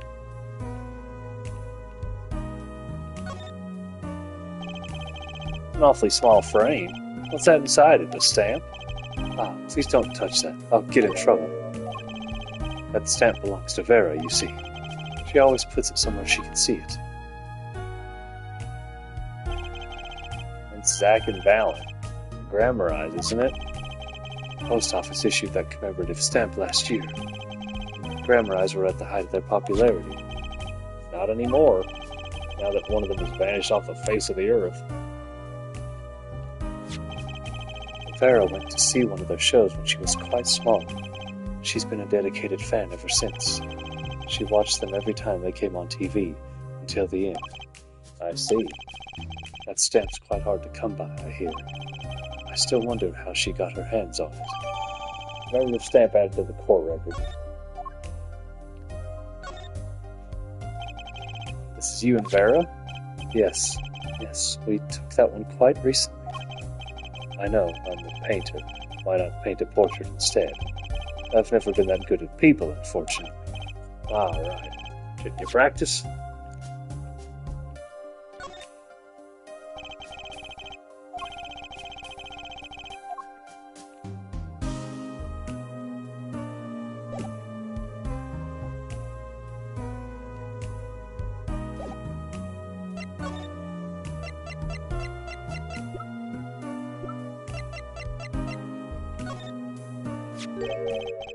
Your work. Don't try to pretend you've forgotten. Sure, all you did was make a copy, but that copy might have destroyed the life of an innocent man. I'm responsible too, which is why I have to know. And you have to tell me. I knew it would be difficult to escape this. Then let's talk.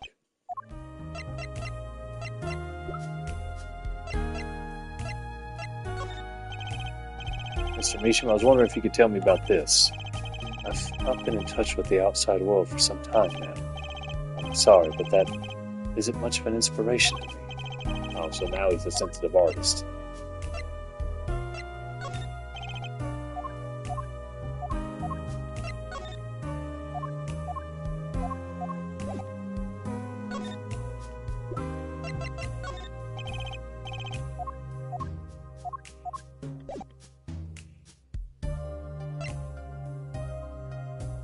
End inquiry. That's a weird option. Mr. Measham, judging from this place, you're a painter. Not, sadly, a profitable one. I've never sold a painting. It's a source of considerable embarrassment. I would be able to get by were it only me. Your daughter? Her mother grew weary of me and left. I don't want her to grow up needy, Mr. Wright. That is why I began my other occupation. Forgeries. The forgeries. Don't look at me with those eyes. I know what it is that I do. More than half of the paintings they bring me are stolen. And who knows what my copies are used for. But some of your works aren't paintings, correct? You may not believe me when I tell you this, but that was my first work outside of painting. What? To think it would be used as evidence in a murder trial. I never even imagined the possibility. Then why did you take the job? I was well paid. Very well paid. I think he feels worse about it than I do. The past is hard to escape. Honestly, the sooner I can put this behind me, the better. With apologies to you, of course. Sorry, but it's not going to be quite so easy. He's trying to forget what he made. I'll have to remind him. Magnifies diary.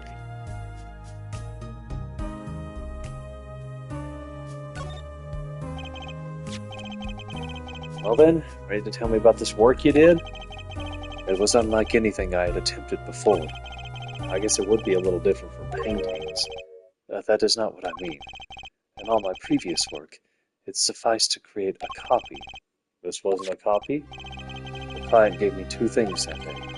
The first was a sample page as reference. The second, a printed document I can only surmise was written by my client. So you use the real writing as a reference to reproduce what the client wrote. Yes. As I said, it was my first job of that nature. So, who was your client? As I said in court, I do not know. Really? Even for such a suspicious request? If it was me, I'd want to know as much as I could about the requester. I never met them. Not personally, Ah, Cyclock, of course. Seems like you're still hiding something. Something about this work. Ugh. Nakatama, one of my most prized possessions which I got during a certain case. It can show me the locks on people's hearts. And if I can unlock their hearts, they'll tell me their secrets. Nagatama starts it all, and Nagatama ends it.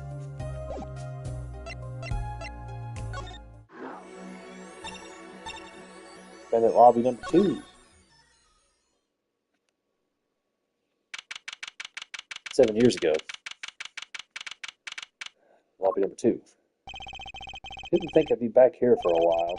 I didn't want to have to remember that day. Yeah. I got the picture. Fuck.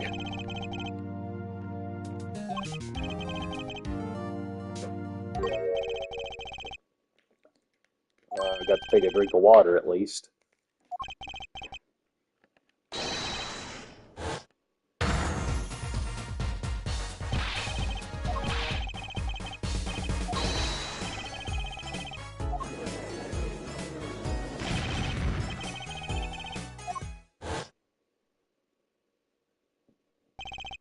When I came here on that fateful morning, I still had my badge.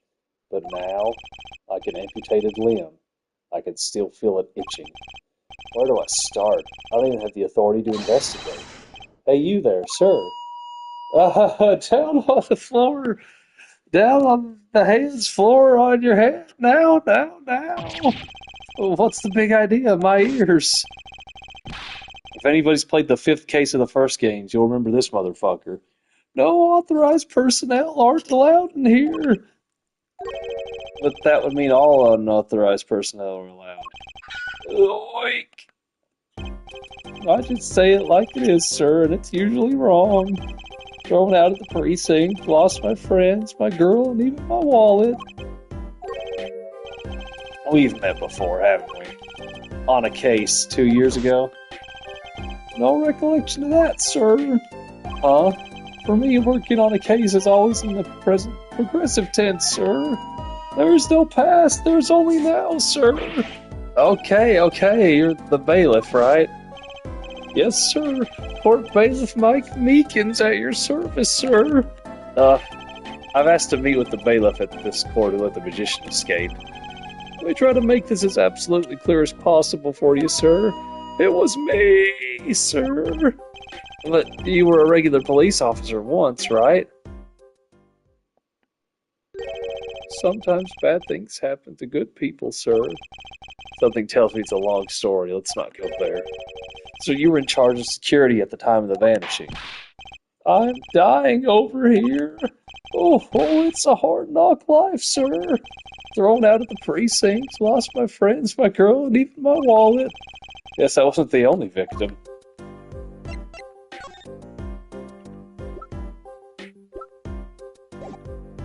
Oh yeah, I can't present my badge. I don't have it anymore.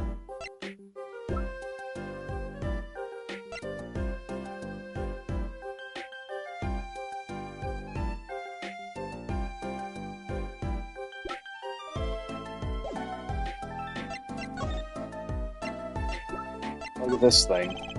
Any thoughts on this, Mr. Meekins? This is an honor. Sir, I've offered my opinions on plenty of things, even things I knew nothing about. But no one's ever asked for my opinion before. There's no need to shout, really. So no opinion? None. I know nothing about that, sir. But I thought, never mind.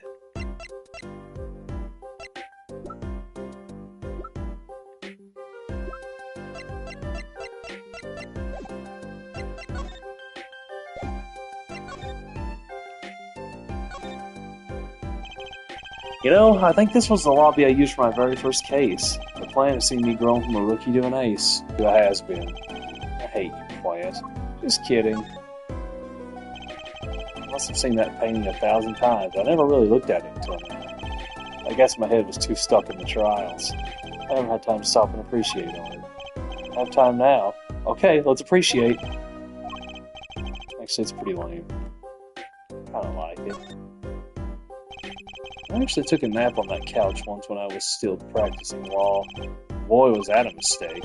I never even sit on the lobby sofas now. I never let my clients sit on them either. It's bad luck. Like an ashtray or something? I guess this door was officially a prop in Zach Grammarai's last show. He passed through that lobby door and vanished, but to where? He choreographed that entire fateful trial according to his grand scenario. I hate magicians. Meekins. Last time we met, you were a police officer, right? In fact, you're still wearing your uniform. Sir, I wish I didn't have to tell you this, but last year tragedy struck a rising star at the precinct. I lost my case files 4 times in 3 days. They fired me. That takes real talent, actually. They don't know what they're missing. So here I am, sir, forced to start from square one, a lonely bailiff. But your uniform... I took it with me as a souvenir the day I was fired. That can't be legal. So you were the one who let the magician get away that day? I'm dying over here.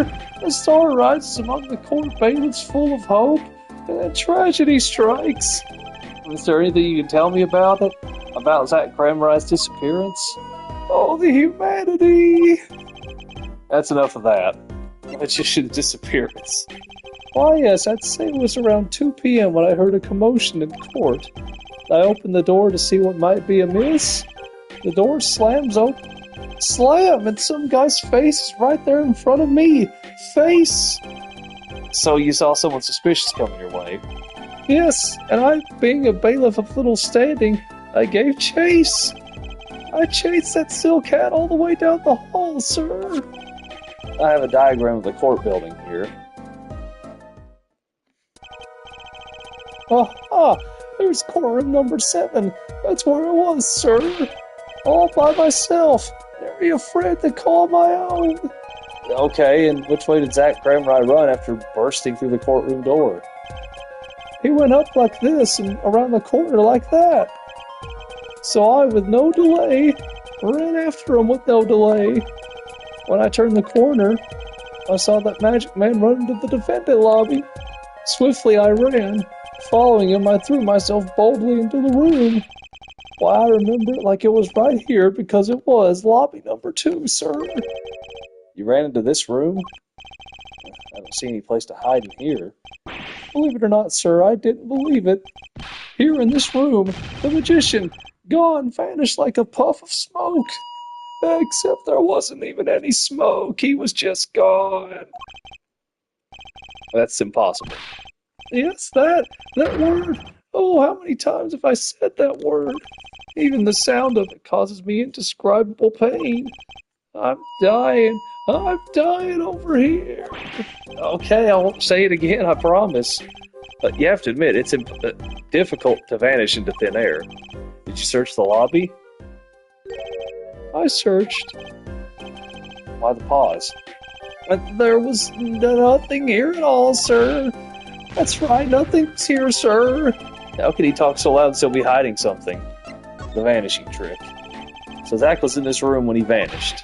Absolutely, sir. I saw him with my own eyes. A red silk hat, that flowing cape. He ran right in here, right inside this room. Silk hat, cape, that's Zach, all right. But, sir, look at the room. There's not a single place to hide. Sir, there was nothing I could do, but nothing, sir. What about now? Have any ideas? Sir? Ideas about what exactly, sir, if you don't mind me asking? You've had quite a bit of time since then. Has nothing occurred to you at all? Do you have any idea what trick you might have used to disappear like that?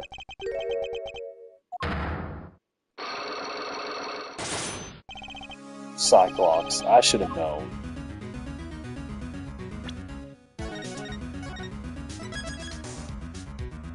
You know, I bet I do, but I'll come back. I miss that music too. It's also really good.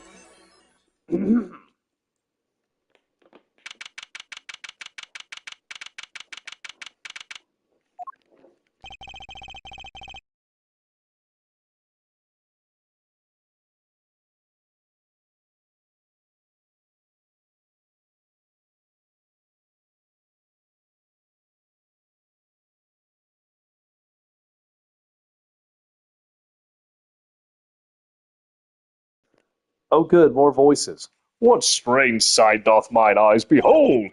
Excuse me? Two men on either side of a single transparent pane, yet it seems fickle fate has switched sides, so to speak. Oh, more good music. The forger of fakes walks freely, while the innocent languishes within these plexiglass confines. There's been no proof that I forged anything. Nor proof that I took the life of my dear mentor. Yet, these chains cannot hold me for long. The stage awaits. And what, may I ask, awaits you? A little piano and a cold little hole in the wall. But since you are here, what shall we discuss? The shooting of Magnified Grammar, for one. Who pulled that trigger? Valen or his partner Zach? His partner vanished before the answer could be found. And going to get any closer to the truth isn't the place to start. Mr. Valen, could you look at this for me, please? Yes, I accept your challenge. Well? Challenge, huh? You want me to make it float, disappear, or shall I simply eat it? I didn't come here to play games, Mr. Valen, or watch you do tricks.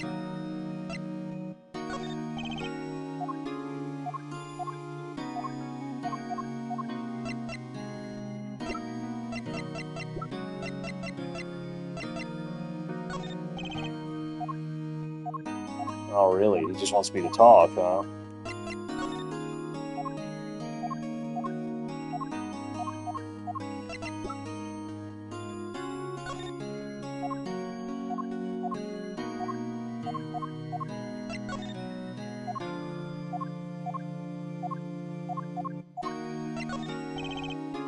Really? Not even that one?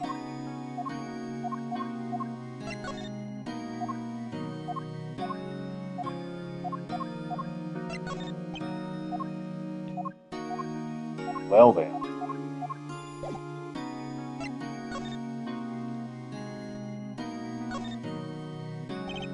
Smile, you're on candid camera. I just had to say it. Old habits die hard. Maybe I should do a few tricks for the viewers at home. The guard keeps stealing glances in this direction and scratching his head.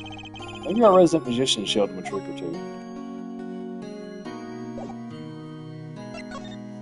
The fateful trial. I have to hand it to my partner. He knows how to make an exit. That's talent. Yes, he made my attorney's badge disappear. He never even touched it. The glorious spotlight always leaves someone weeping in the shadows. Yet his very disappearance is itself a revelation. Revealing what? That Grammar I killed Magnified. It's as good as a signed confession. That's certainly been public opinion's take on it. I grow tired of my cage, and the time of my release is near. I must go and prepare. Planning on jumping back into the magic right away? As long as an audience waits with bated breath, there will be Valent. And also... Yes? Now that my partner has disappeared, Magnify's repertoire is mine. Valent Grammar has a tradition to uphold. Is that true? Seen in this light, the trial was quite good to me. Verdict or no. And you can't pay for that kind of publicity. Blackmail. The suspicion on you hasn't lifted entirely, Valent. After all, you received one of those letters too. You were just as obligated to follow Magnify's instructions as your partner. My bad. So I was, but only Zach Grammar followed them. Let us not speak any more of who shot what. Now that my partner has vanished, the question is moot. I'm more interested in learning something else, actually. What might that be? I want to know what Magnify had up his sleeve. How could he coerce you and your partner to kill him? The trick up his sleeve? Perhaps you do not know. Know what? A great magician never reveals his secrets. Well then, I didn't think it'd be that easy. The audience must remain forever in the audience, bathing in the reflected glow of the spotlight. I could probably do, what's-his-faces? Mike's. Let's go over here. Oh, I have to do the pass first, huh? Fine. Fine.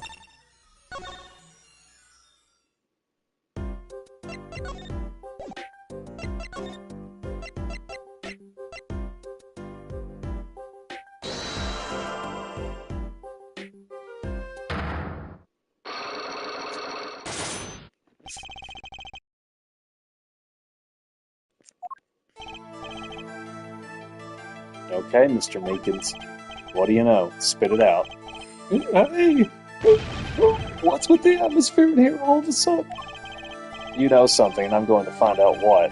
That grammar I vanished from this room. How'd he do it? How, sir? Well, sir, I can't say sir. Why are you so nervous if you aren't hiding something? Well, sir, as you see, at the time, sir, I was here and... Listen, it was impossible. What could such a little girl possibly do anyway? What did you just say? Sir, did I just say something, sir? No, you screamed into that megaphone of yours. There was someone else in the room, wasn't there? Sir, I'm going to have to invoke my right to remain in a state of not talking. It's okay, Meekins. You don't have to tell me who Zach's accomplice was.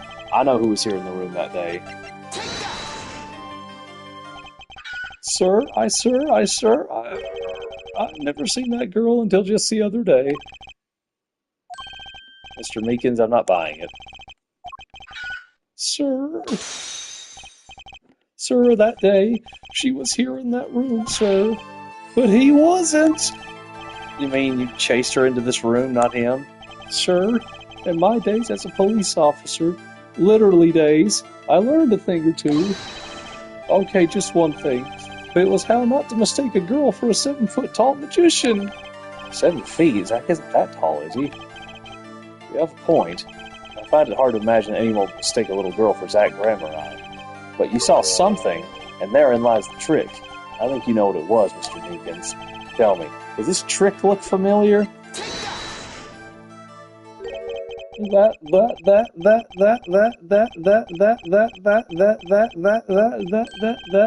that?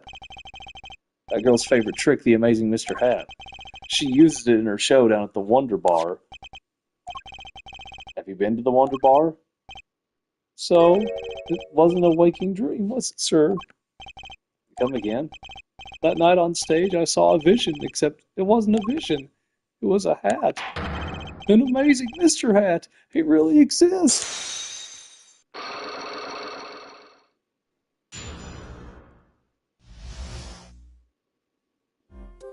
A vanishing trick.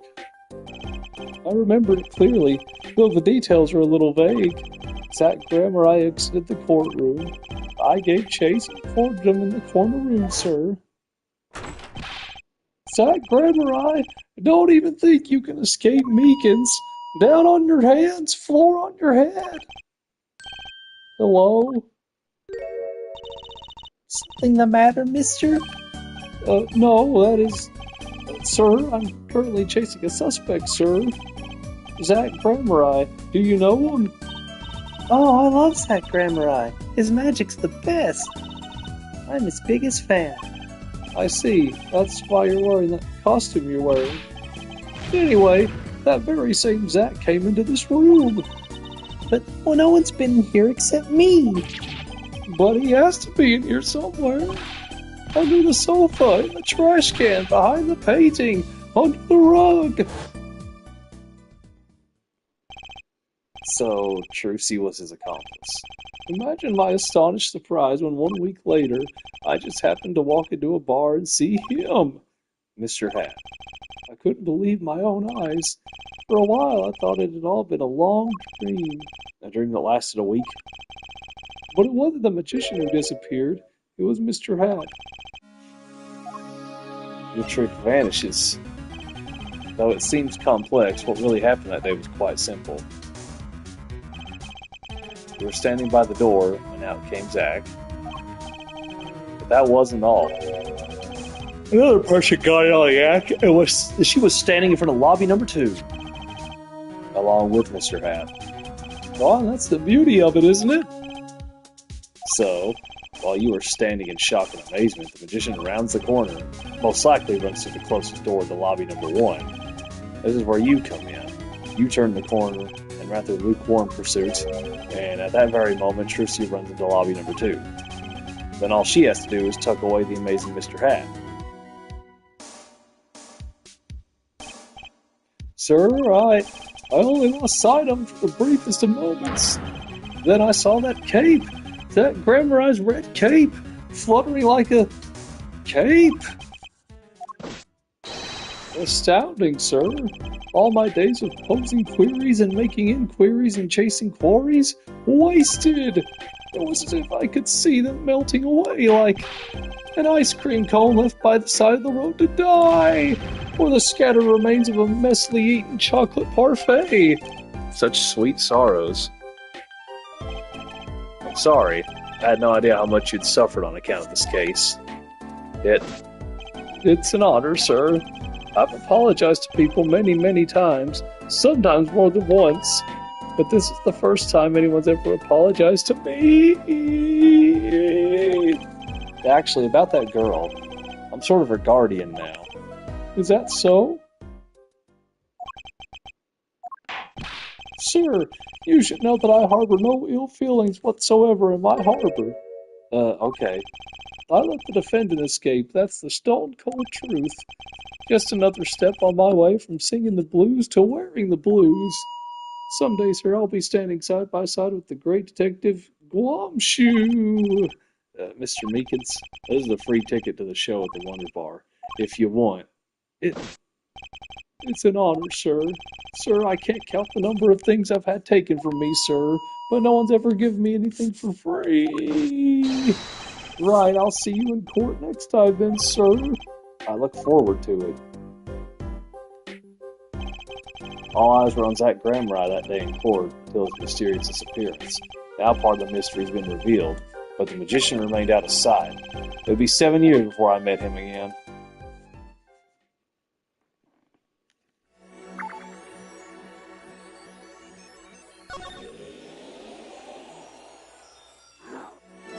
I was going to say, I was kind of out of clues. Let's go to the Borscht Bowl Club in present.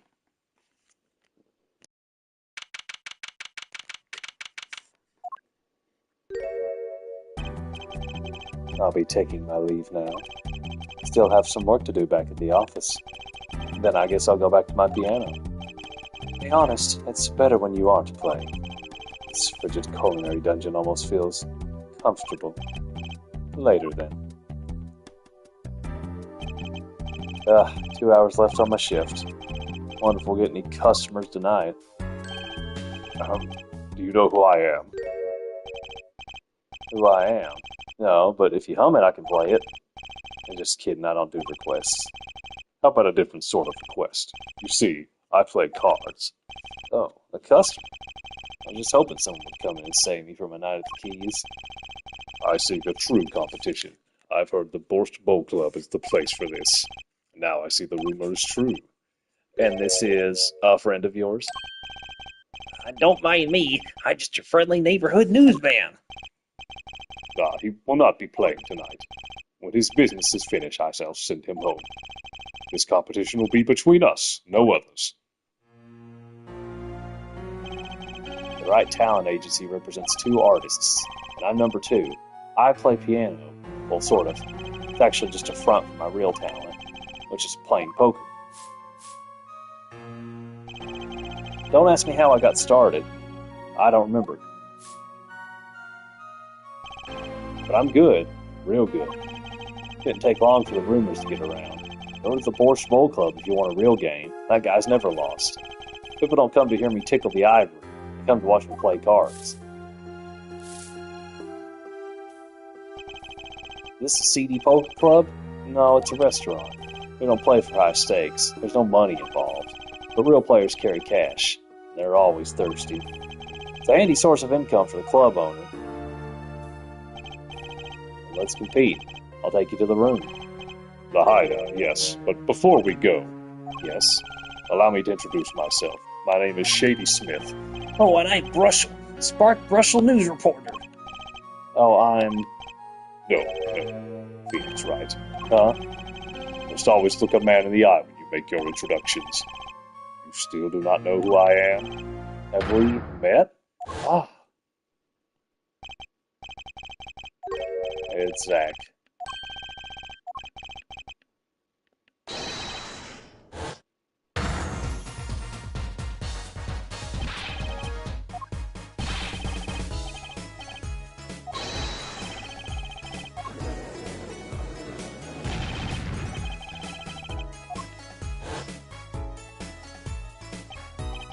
You can't be. But you're Zach Grammar? Yes, the reincarnation act of the century. Pity I have only an audience of one. You. Zach Grammar. This must be a bad dream. In a sense, this guy ruined my life. You there. Da, We will play soon. Ready the room. da, I will be preparing the hideout for you.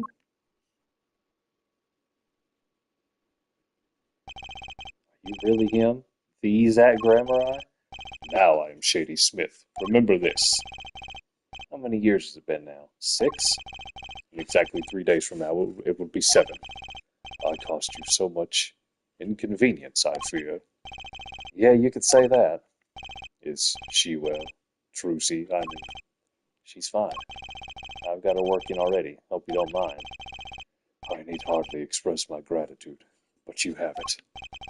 This is why I have come. Matter to settle a matter of cards. By which you mean poker. Those eyes, he's serious. I despise losing above all else, and so I have decided that I will win tonight no matter what it takes. I know this guy's type, and they're dangerous. Everything's about the competition. All else is secondary. Perhaps we should take this time to talk before we play. I know you have much to ask me, and I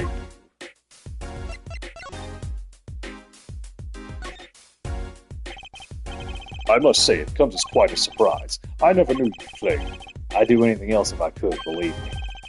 Oh yeah, there's something you could help me with. Do you think you could make that piano disappear? It'd help out in a lot of ways, really. You say the funniest things with the straightest face. People always tell me that, except I wasn't joking.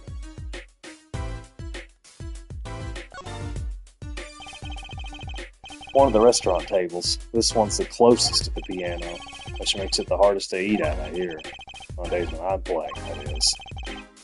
What do you think about the ukulele? The sound is slight, the annoyance curtailed. A ukulele in a Russian restaurant? But you must go to a Hawaiian restaurant. Hawaiian shirts don't go with my complexion. I give up. This is grape juice. Is it refreshing? I usually drink too much and it ends up making me thirsty. Oh, Mr. Wright. There's something inside that bottle. Huh? That's my business card. You aren't surprised at all. Perhaps you don't like magic? I sure felt surprised. Maybe I have my poker face on.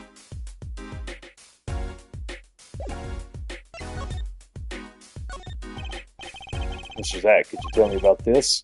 Mr. Wright, we meet for the first time in 7 years and you offer me this? Please. It wasn't a present. This guy's a hard sell. Probably won't get a ride out of it unless I show him something real interesting.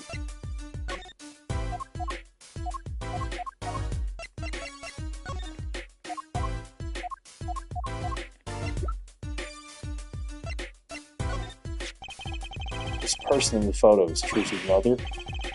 How did you come by this? Trucy showed it to me. She said her mother was gone. Then it is so. Huh? She is gone. What more is there to say? Lots? I know. Whoa, you're still here? According to my in-depth research, Trucy's mother magnified Grammarai's only daughter, end quote. What? Magnify's daughter? Is that true, Mr. Zach? Russell, you say too much. What? Why am I the bad guy? Why? Zach dicked him. In any case, Mr. Wright, this discussion is over. The loss of Grammarai. She's the most mysterious of the whole lot. I need to gather me some more evidence, clearly.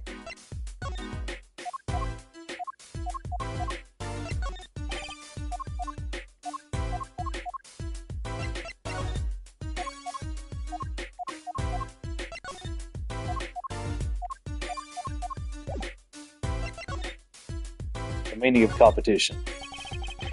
We competed that day 7 years ago, too. Ah, yes. You must have been surprised. Called to the detention center out of the blue. 2, 1. Showdown time.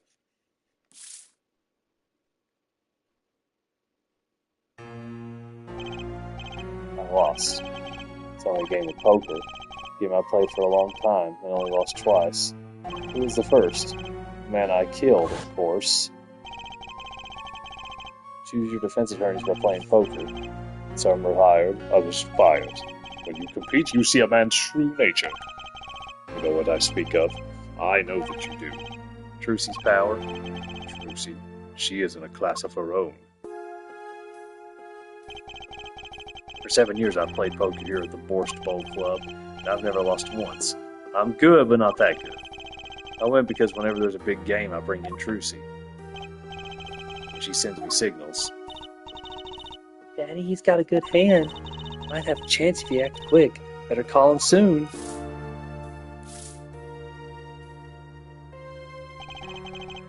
Can you tell me what her power is? Judging a person's thoughts by reading their reactions is a staple of performance magic, but those of Trucy's line possess far greater skill. Her line? Recall, you were the second man to whom I lost. Magnify grammar. That was the first time I learned of this power, as you call it. Right, so you're saying her power is genetic? It's just in the Grammar blood or something? Blood. I'm sorry, but it is not something told lightly to outsiders, and it is nothing you need to know at this time. Some kind of Grammar secret then? Fine. About Trucy. She's 15 this year. She's still trying her best to follow in your footsteps, you know. I see. When I planned my disappearing act, it was the thought of her alone that gave me pause. Wait, you were planning on vanishing from the get-go? Yes, and for that I must apologize. However, I could not be found guilty that day because of this. Yes. A transferal of rights. You see the signature? A transferal? That's Magnify Grammarized signature, isn't it?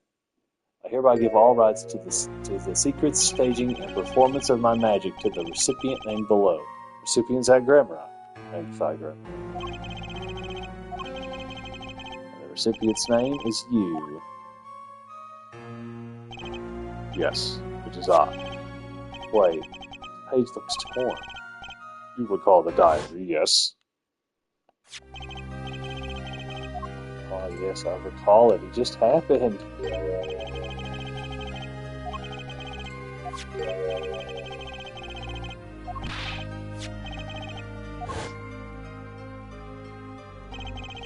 How could I forget? The scrap of paper lost me my attorney's badge. This is the real page that was torn from the book. Magnify gave it to me that night. You could have told me this earlier, like 7 years earlier. Once again, I must apologize. It was all I could do to prepare for my escape from the courtroom. Transferal of rights. The greatest of magnified grammarized illusions of true art. As such, they are well protected by this document. Only its bearer may perform his illusions on stage. Sounds like a pretty important thing to have if you're his disciple. As the rightful heir to his art, I too wanted a rightful heir. Rightful? I'm sure you know who I chose as my successor. Your daughter. That's why I've risked all to come here. Brushel. Sir, here you go. What's this?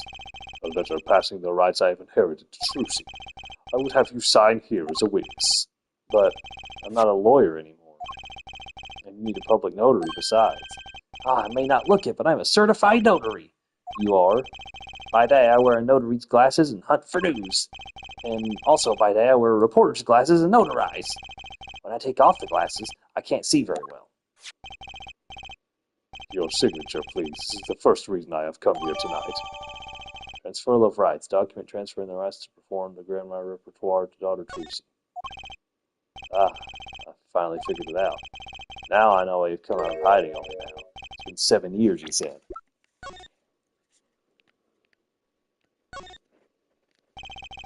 Zach's signature. I'm sure he's written it many times, being an ex-star and all. But there's plenty of people out there who'd kill for a Zach Grammar autograph. Precisely. 7 years. There's a law that covers your situation. After 7 years, missing persons are considered to be legally deceased. So if someone was to vanish from the face of the earth 7 years ago, they would lose all rights as a living person after 7 years from that day, not to mention all their possessions. Exactly. Which is why I am here. I risk showing my face in public for the sake of this document. Before my 7 years are up, you might say I am securing my daughter's inheritance. Do you really need this document? Wouldn't Trucy inherit your estate automatically? Not in this case, I'm afraid. This case? Yes, I received the performance rights from Magnify Grammar. However, this was done in secret without witnesses. Before Magnify died, 2 potential successors to his repertoire were named. Myself, Zach Grammari, and Valent Grammari, not Trucy. I see. So you do need this document. I have known Brushel since before I vanished. He is a man I trust. Now only 3 know of my rebirth. I took the liberty of looking into Trucy's background and found you had no other close kin. It is as you say. Okay. I was kind of hoping he'd say something about the mother at this point. I know everyone else, but Trucy's mother? A mystery. Well, the prelude may have been longer than the main attraction. Shall we begin our game? My final competition? Final? Why? As you said, I have come out of hiding today to make this document legally binding. Once that is done, I shall slip once more underground. Without seeing your daughter? It would be best if I did not. 7 years ago we played. 7 years ago I lost. I already lost to Magnify. I do not care to lose to another, and I have heard that you never lose. Just a rumor. Yes, for it is impossible to never lose, unless one has an ace up one's sleeve. And in addition to causing me no end of irritation, to think that a mere lawyer might have me out there pulling the wool over so many eyes. Hey, I just signed a document for you. Maybe you could try lighting up. That was that. This is this. For my final competition, I will destroy your perfect record, Phoenix. This will be my final performance. You are warned. This guy's beyond serious. So much for a fun evening of cards. Brushel, you may leave. But it's your last game. I mean, what a scoop. I punch and I punch, but still it is not enough. I just remembered a future prior engagement. Toodles, gentlemen. Oh, nice meeting you, piano man. And let us begin. Vila, Da, you will be witness to our competition. da, it is honor for me. Why haven't I seen her around here before? Ah, that reminds me. I saw a familiar face as I entered this restaurant. He did not seem to notice me, however. Gavin, I believe was his name. You know him? After a fashion. Listen, Phoenix Wright, one can learn much from a competition. From a true competition. Remember this. The Grammar power. Close to understanding it, but I needed more. I knew where to get it. Trucy's mother. I need to meet that reporter again, that was clear. And one other thing. From the moment my final competition with Zach began that night, a name was running through my head. The name of a man now in prison. A name Zach Grammar I knew. But how and why?